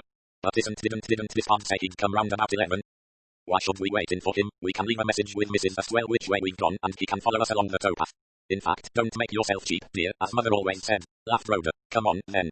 She went out of the room and through the garden door, and followed her. Major Despard called at Wendon Cottage about 10 minutes later. He was before his time, he knew, so he was a little surprised to find both girls had already gone out. He went through the garden and across the fields, and turned to the right along the towpath. Mrs. Astwell remained a minute or two looking after him, instead of getting on with her morning chores. Sweet on one or other of them, he is, she observed to herself. I think it's Miss Anne, but I'm not certain. He don't give much away by his face. Treats them both alike. I'm not sure they ain't both sweet on him, too. If so, they won't be such dear friends so much longer. Nothing like a gentleman for coming between two young ladies. Pleasurably excited by the prospect of assisting at a budding romance, Mrs. Astwell turned indoors to her task of washing up the breakfast things, when once again the doorbell rang. Drat that door, said Mrs. Astwell. Do it on purpose, they do. Parcel, I suppose, or might be a telegram. She moved slowly to the front door. Two gentlemen stood there, a small foreign gentleman and an exceedingly English, big, burly gentleman. The latter she had seen before, she remembered. Miss Meredith at home? Asked the big man. Mrs. Astwell shook her head. Just gone out. Really? Which way? We didn't meet her. Mrs. Astwell, secretly studying the amazing moustache of the other gentleman and deciding that they looked an unlikely pair to be friends, volunteered further information. Gone out on the river, she explained. The other gentleman broke in. And the other lady, Miss Dawes? They've both gone. Ah, thank you, said Battle. Let me see, which way does one get to the river? First turn into the left down the lane, Mrs. Astwell replied promptly. When you get to the towpath, go right. I heard them say that's the way they were going, she added helpfully. Not above a quarter of an hour ago, you'll soon catch them up. And I wonder, she added to herself as she unwillingly closed the front door, having stared inquisitively at their retreating backs, who you two might be, can't place you, somehow. Mrs. Astwell returned to the kitchen sink, and Battle and Poirot duly took the first turning to the left a straggling lane which soon ended abruptly at the towpath. Poirot was hurrying along, and Battle eyed him curiously. Anything the matter, Poirot? You seem in a mighty hurry. It is true, I'm uneasy, my friend. Anything particular? Poirot shook his head. No, but there are possibilities, you never know. You've got something in your head, said Battle. You were urgent that we should come down here this morning without losing a moment and, my word, you made Constable turn a step on the gas. What are you afraid of? The girls shot her bolt. Poirot was silent. What are you afraid of? Battle repeated. What is one always afraid of in these cases? Battle nodded. You're quite right, I wonder. You wonder what, my friend? Battle said slowly. I'm wondering if Miss Meredith knows that her friend told Mrs. Oliver a certain fact. Poirot nodded his head in vigorous appreciation. Hurry, my friend, he said. They hastened along the riverbank. There was no craft visible on the water's surface, but presently they rounded a bend, and Poirot suddenly stopped dead. Battle's quick eyes saw also. Major Despard, he said. Despard was about 200 yards ahead of them, striding along the riverbank. A little farther on the two girls were in view in a punt on the water, Rhoda punting and lying and laughing up at her. Neither of them were looking towards the bank. And then it happened. Anne's hand outstretched, Rhoda's stagger, her plunge overboard, her desperate grasp at Anne's sleeve, a rocking boat, then an overturned punt, and two girls struggling in the water. See it? Cried Battle as he started to run. Little Meredith caught her round the ankle and tipped her in. My God, that's her fourth murder. They were both running hard, but someone was ahead of them. It was clear that neither girl could swim, but Despard had run quickly along the path to the nearest point, and now he plunged in and swam towards them. Mon Dieu, this is interesting, cried Poirot. He caught Battle's arm. Which of them will he go for first? The two girls were not together. About 12 yards separated them. Despard swam powerfully towards them. There was no check in his stroke. He was making straight for Rhoda. Battle, in his turn, reached the nearest bank and went in. Despard had just brought Rhoda successfully to shore. He hauled her up, flung her down and plunged in again, swimming towards the spot where Anne had just gone under. Be careful, called Battle. Weeds. He and Battle got to the spot at the same time, but Anne had gone under before they reached her. They got her at last and between them towed her to the shore. Rhoda was being ministered to by Poirot. She was sitting up now, her breath coming unevenly. Despard and Battle laid Anne Meredith down. Artificial respiration, said Battle. Only thing to do, but I'm afraid she's gone. He set to work methodically. Poirot stood by, ready to relieve him. Despard dropped down by Rhoda. Are you all right? He asked hoarsely. She said slowly. You saved me, you saved me. She held out her hands to him, and as he took them she burst suddenly into tears. He said, Rhoda. Their hands clung together. He had a sudden vision of African scrub, and Rhoda, laughing and adventurous, by his side. 30. Murder. Do you mean to say, said Rhoda incredulously, that Anne meant to push me in? I know it felt like it, and she knew I can't swim, but was it deliberate? It was quite deliberate, said Poirot. They were driving through the outskirts of London. But we... Poirot did not reply for a minute or two. He thought he knew one of the motives that had led Anne to act as she had done, and that motive was sitting next to Rhoda at the minute. Superintendent Battle coughed. You'll have to prepare yourself, Miss Dawes, for a bit of a shock. This Mrs. Benson your friend lived with, her death wasn't quite the accident that it appeared at least, so we've reason to suppose. What do you mean? We believe, said Poirot, that Anne Meredith changed 2 bottles. Oh, no, how horrible. It's impossible. Anne, why should she? She had her reasons, said Superintendent Battle, but the point is, Miss Dawes, that, as far as Miss Meredith knew, you were the only person who could give us a clue to that incident. You didn't tell her, I suppose, that you'd mentioned it to Mrs. Oliver? Rhoda said slowly. No, I thought she'd be annoyed with me. She would, very annoyed, said Battle grimly, but she thought that the only danger could come from you, and that's why she decided to eliminate you. Eliminate me? Oh, how beastly. It can't be all true. Well, she's dead now, said Superintendent Battle, so we might as well leave it at that, but she wasn't a nice friend for you to have, Miss Dawes, and that's a fact. The car drew up in front of a door. We'll go into Poirot's, said Superintendent Battle, and have a bit of a talk about it all. In Poirot's sitting room they were welcomed by Mrs. Oliver, who was entertaining Dr. Roberts. They were drinking sherry. Mrs. Oliver was wearing one of her new horsey hats and a velvet dress with a bow on the chest on which reposed a large piece of apple core. Come in, said Mrs. Oliver hospitably and quite as though it were her house and not Poirot's. As soon as I got your telephone call I rang up Dr. Roberts and we came round here, and all his patients are dying, but he doesn't care. They're probably getting better, really. We want to hear all about everything. Yes, indeed, I'm thoroughly fogged, said Roberts. Amen, said Poirot. The case is ended. The murderer of Mr. Shaitana is found at last. So Mrs. Oliver told me, that pretty little thing, Anne Meredith. I can hardly believe it. A most unbelievable murderess. She was a murderess all right, said Battle. 3 murders to her credit and not her fault that she didn't get away with a 4th one. Incredible, murmured Roberts. Not at all, said Mrs. Oliver. Least likely person. It seems to work out in real life just the same as in books. It's been an amazing day, said Roberts. First Mrs. Lorimer's letter. I suppose that was a forgery, eh? Precisely, a forgery written in triplicate. She wrote one to herself, too. Naturally, the forgery was quite skillful. It would not deceive an expert, of course, but then it was highly unlikely that an expert would have been called in. All the evidence pointed to Mrs. Lorimer's having committed suicide. You will excuse my curiosity, Poirot, but what made you suspect that she had not committed suicide? A little conversation that I had with a maidservant at Chain Lane. She told you of Anne Meredith's visit the former evening. That among other things, and then, you see, I had already come to a conclusion in my own mind as to the identity of the guilty person, that is, the person who killed Mr. Shaitana. That person was not Mrs. Lorimer. What made you suspect Miss Meredith? Poirot raised his hand. A little minute, let me approach this matter in my own way. Let me, that is to say, eliminate. The murderer of Mr. Shaitana was not Mrs. Lorimer, nor was it Major Despard, and, curiously enough, it was not Anne Meredith. He leaned forward, his voice heard, soft and cat-like. You see, Dr. Roberts, you were the person who killed Mr. Shaitana, and you also killed Mrs. Lorimer. Roman 2. There was at least 3 minutes silence, then Roberts laughed a rather menacing laugh. Are you quite mad, Poirot? I certainly did not murder Mr. Shaitana, and I could not possibly have murdered Mrs. Lorimer. My dear Battle, he turned to the Scotland Yard man. Are you standing for this? I think you'd better listen to what Poirot has to say, said Battle quietly. Poirot said, it is true that though I have known for some time that he and only I could have killed Shaitana, it would not be an easy matter to prove it, but Mrs. Lorimer's case is quite different. He leaned forward. It is not a case of my knowing. It is much simpler than that, for we have an eyewitness who saw you do it. Roberts grew very quiet. His eyes glittered. He said sharply, you are talking rubbish.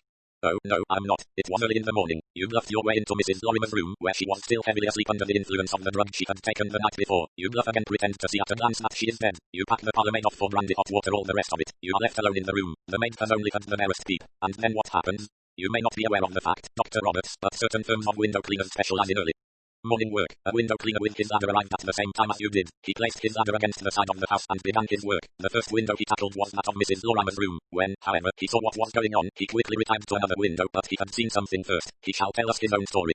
Poirot stepped lightly across the floor, turned the door handle, called, come in, Stevens, and returned. A big awkward-looking man with red hair entered. In his hand he held a uniformed hat bearing the legend Chelsea Window Cleaners Association, which he twirled awkwardly. Poirot said, is there anybody you recognize in this room?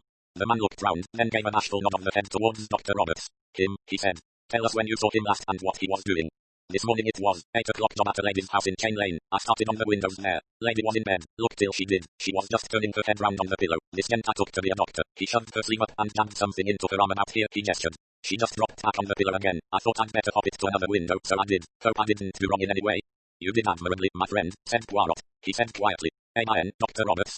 A simple restorative, stammered Roberts. A last hope of bringing her round. It's monstrous. Poirot interrupted him. A simple restorative N-methylcyclohexanylmethylmalonylurea, said Poirot. He rolled out the syllables.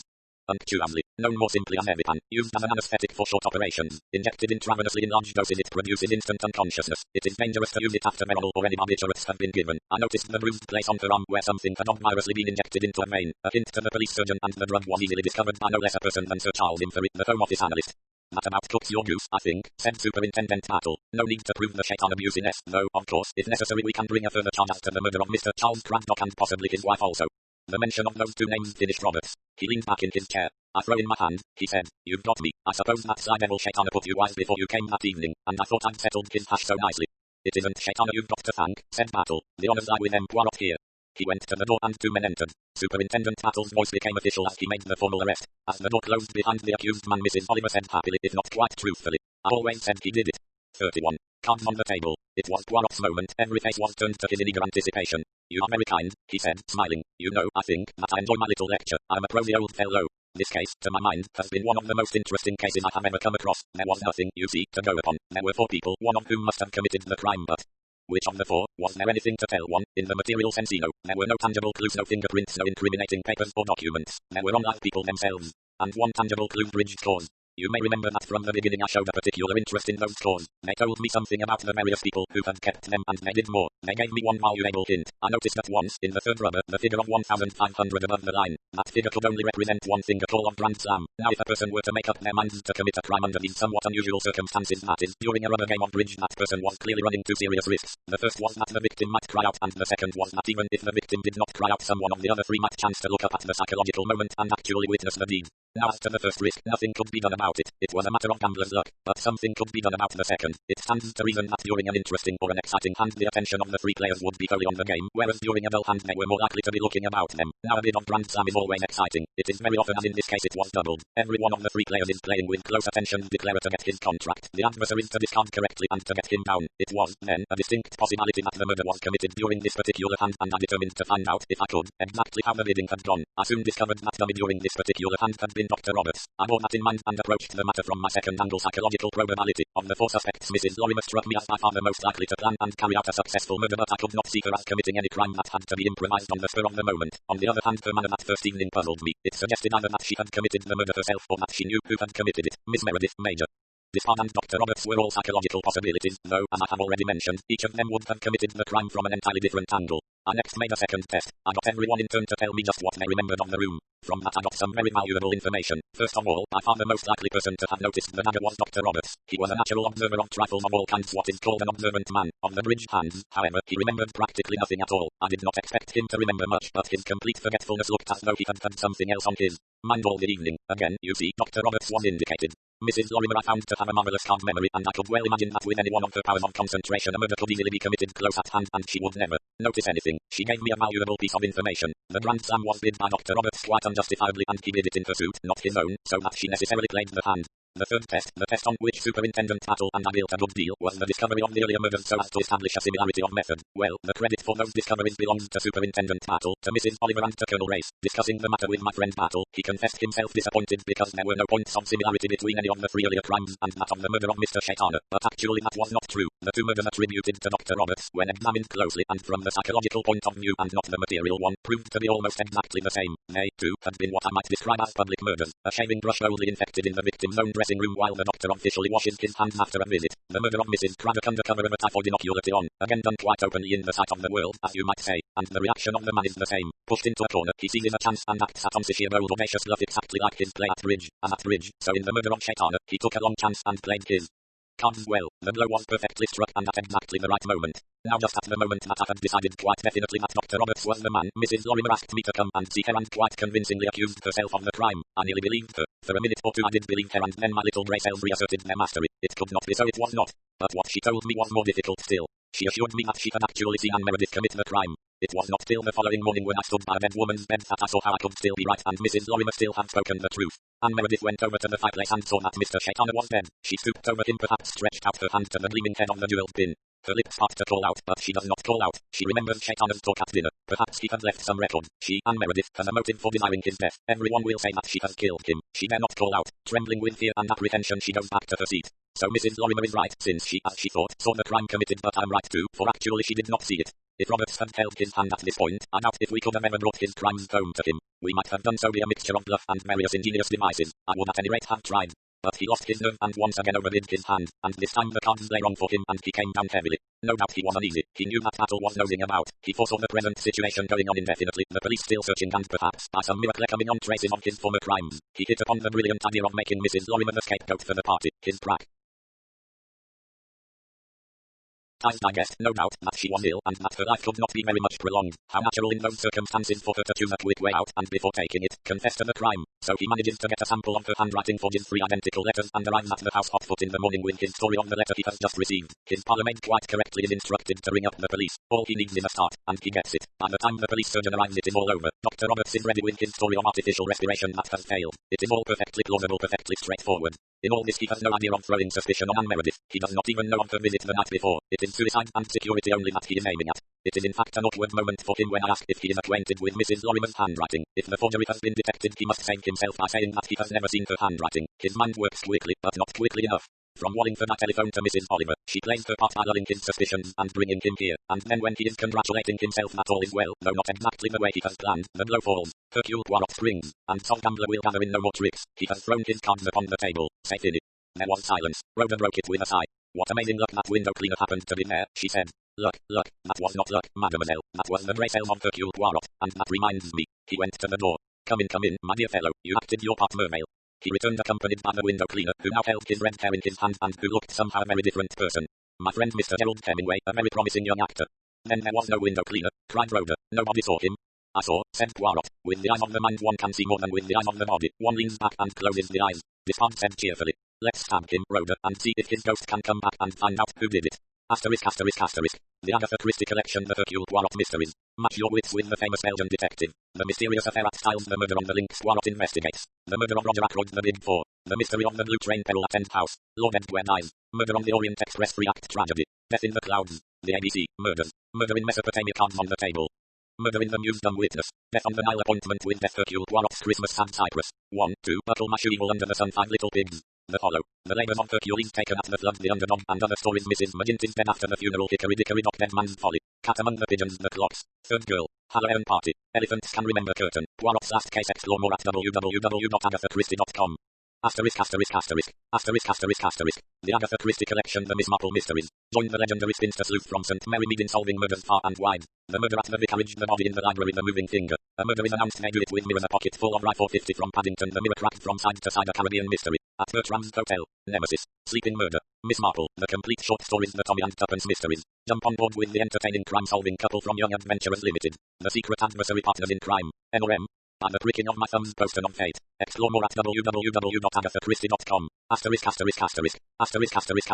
The Agatha Christie collection. Don't miss a single one of Agatha Christie's standalone novels and short story collections. The Man in the Brown Suit, The Secret of Chimneys, The Seven Dials Mystery, The Mysterious Mr. Quinn, The Sitterford Mystery, Parker Pine investigates why didn't they ask Evans. Murder is Easy. The Regatta Mystery and other stories, and then there were none towards zero. Death comes at the end, sparkling cyanide. The Witness for the prosecution and other stories, Crooked House. 3 Blind Mice and other stories.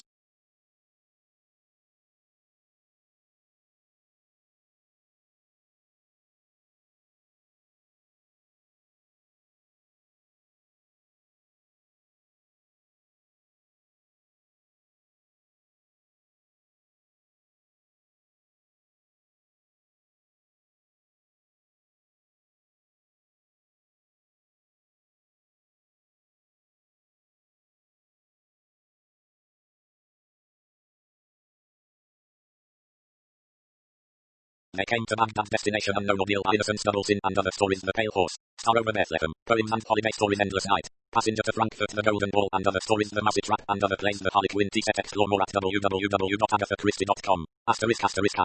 About the author. Agatha Christie is the most widely published author of all time and in any language, outsold only by the Bible and Shakespeare. Her books have sold more than 1 billion copies in English and another billion in 100 foreign languages. She is the author of 80 crime novels and short story collections, 19 plays, 2 memoirs, and 6 novels written under the name Mary Westmacott. She first tried her hand at detective fiction while working in a hospital dispensary during World War I, creating the now legendary Hercule Poirot with her debut novel The Mysterious Affair at Styles. With The Murder in the Vicarage, published in 1930, she introduced another beloved sleuth, Miss Jane Marple. Additional series characters include the husband and wife crime-fighting team of Tommy and Tuppence Beresford, private investigator Parker Pine, and Scotland Yard detectives Superintendent Battle and Inspector Japp.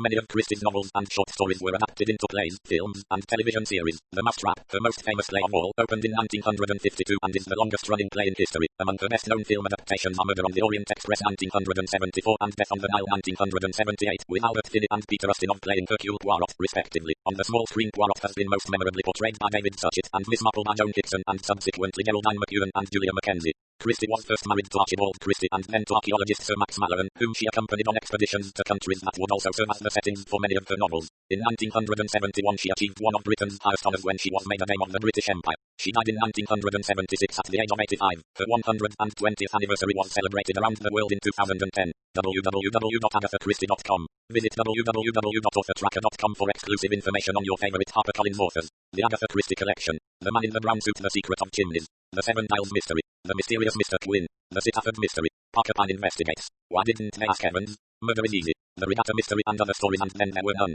Towards Zero Death Comes at the End, Sparkling Cyanide. The Witness for the Prosecution and Other Stories, Crooked House. Three Blind Mice and Other Stories, They Came to Baghdad, Destination Unknown. Ordeal by Innocence. Double Sin and Other Stories, The Pale Horse. Star Over Bethlehem. Poems and Holiday Stories, Endless Night. Passenger to Frankfurt, The Golden Ball and Other Stories, The Mousetrap and Other Plays, The Harlequin Tea Set, The Hercule Poirot Mysteries, The Mysterious Affair at Styles, The Murder on the Links, Poirot Investigates. The Murder of Roger Ackroyd, The Big Four. The Mystery of the Blue Train. Peril at End House, Lord Edgware Dies, Murder on the Orient Express, 3-act tragedy, Death in the Clouds, The ABC. Murders, Murder in Mesopotamia, Cards on the Table, Murder in the Muse, Dumb Witness. Death on the Nile, Appointment with Death, Hercule Poirot's Christmas, Sad Cyprus. 1, 2, Buckle Mashu, Evil Under the Sun, 5 Little Pigs. The Hollow. The Labours of Hercules Taken at the Flood, The Underdog and Other Stories, Mrs. McGint is Dead After the Funeral, Hickory Dickory Dock. Dead Man's Folly, Cat Among the Pigeons, The Clocks. Third Girl. Halloween Party. Elephants Can Remember Curtain. Poirot's Last Case, The Miss Marple Mysteries, The Murder at the Vicarage, The Body in the Library, The Moving Finger. A murder is announced, They Do It with Mirrors, A Pocket Full of Rye, 450 from Paddington, The Mirror Cracked from Side to Side, A Caribbean Mystery at Bertram's Hotel, Nemesis. Sleeping Murder. Miss Marple. The Complete Short Stories, The Tommy and Tuppence Mysteries, The Secret Adversary, Partners in Crime.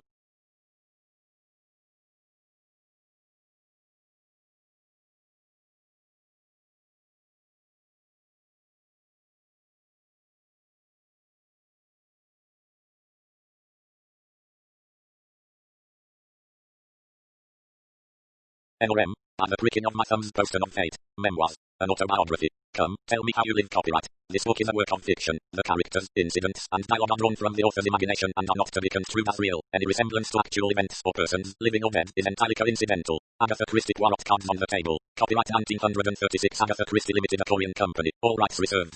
Cards on the Table 1937. Published by permission of G.P. Putnam's Sons, a member of Penguin Group USA Inc. All rights reserved under international and Pan-American copyright conventions. By payment of the required fees, you have been granted the non-exclusive, non-transferable right to access and read the text of this ebook on screen. No part of this text may be reproduced, transmitted, downloaded, decompiled, reverse engineered, or stored in or introduced into any information storage and retrieval system in any form or by any means, whether electronic or mechanical, now known or hereinafter invented, without the express written permission of HarperCollins eBooks. Library of Congress cataloging in publication data is available upon request. ISBN 978-0-2073-2073-0. EPUB edition May 2011. ISBN 978-0-174,003-9. 11, 12, 13, 14, 15. About the publisher. Australia. HarperCollins Publishers Australia Thai Limited. 25 Ride Road PO. Box 321. Pimble, NSW 2073, Australia www.harpercollins.com.au/ebooks Canada. HarperCollins Canada 2 Bloor Street East, 20th floor Toronto, on M4W, 188, Canada http www.harpercollins.com New Zealand. HarperCollins Publishers New Zealand Limited PO, Box 1, Auckland, New Zealand http www.harpercollins.co.nz United Kingdom. HarperCollins Publishers Limited, 77-85 Fulham Palace Road London, W68JB, UK. http www.harpercollins.co.uk United States. HarperCollins Publishers Inc. 10 East 53rd Street, New York, NY 10022. http www.harpercollins.com.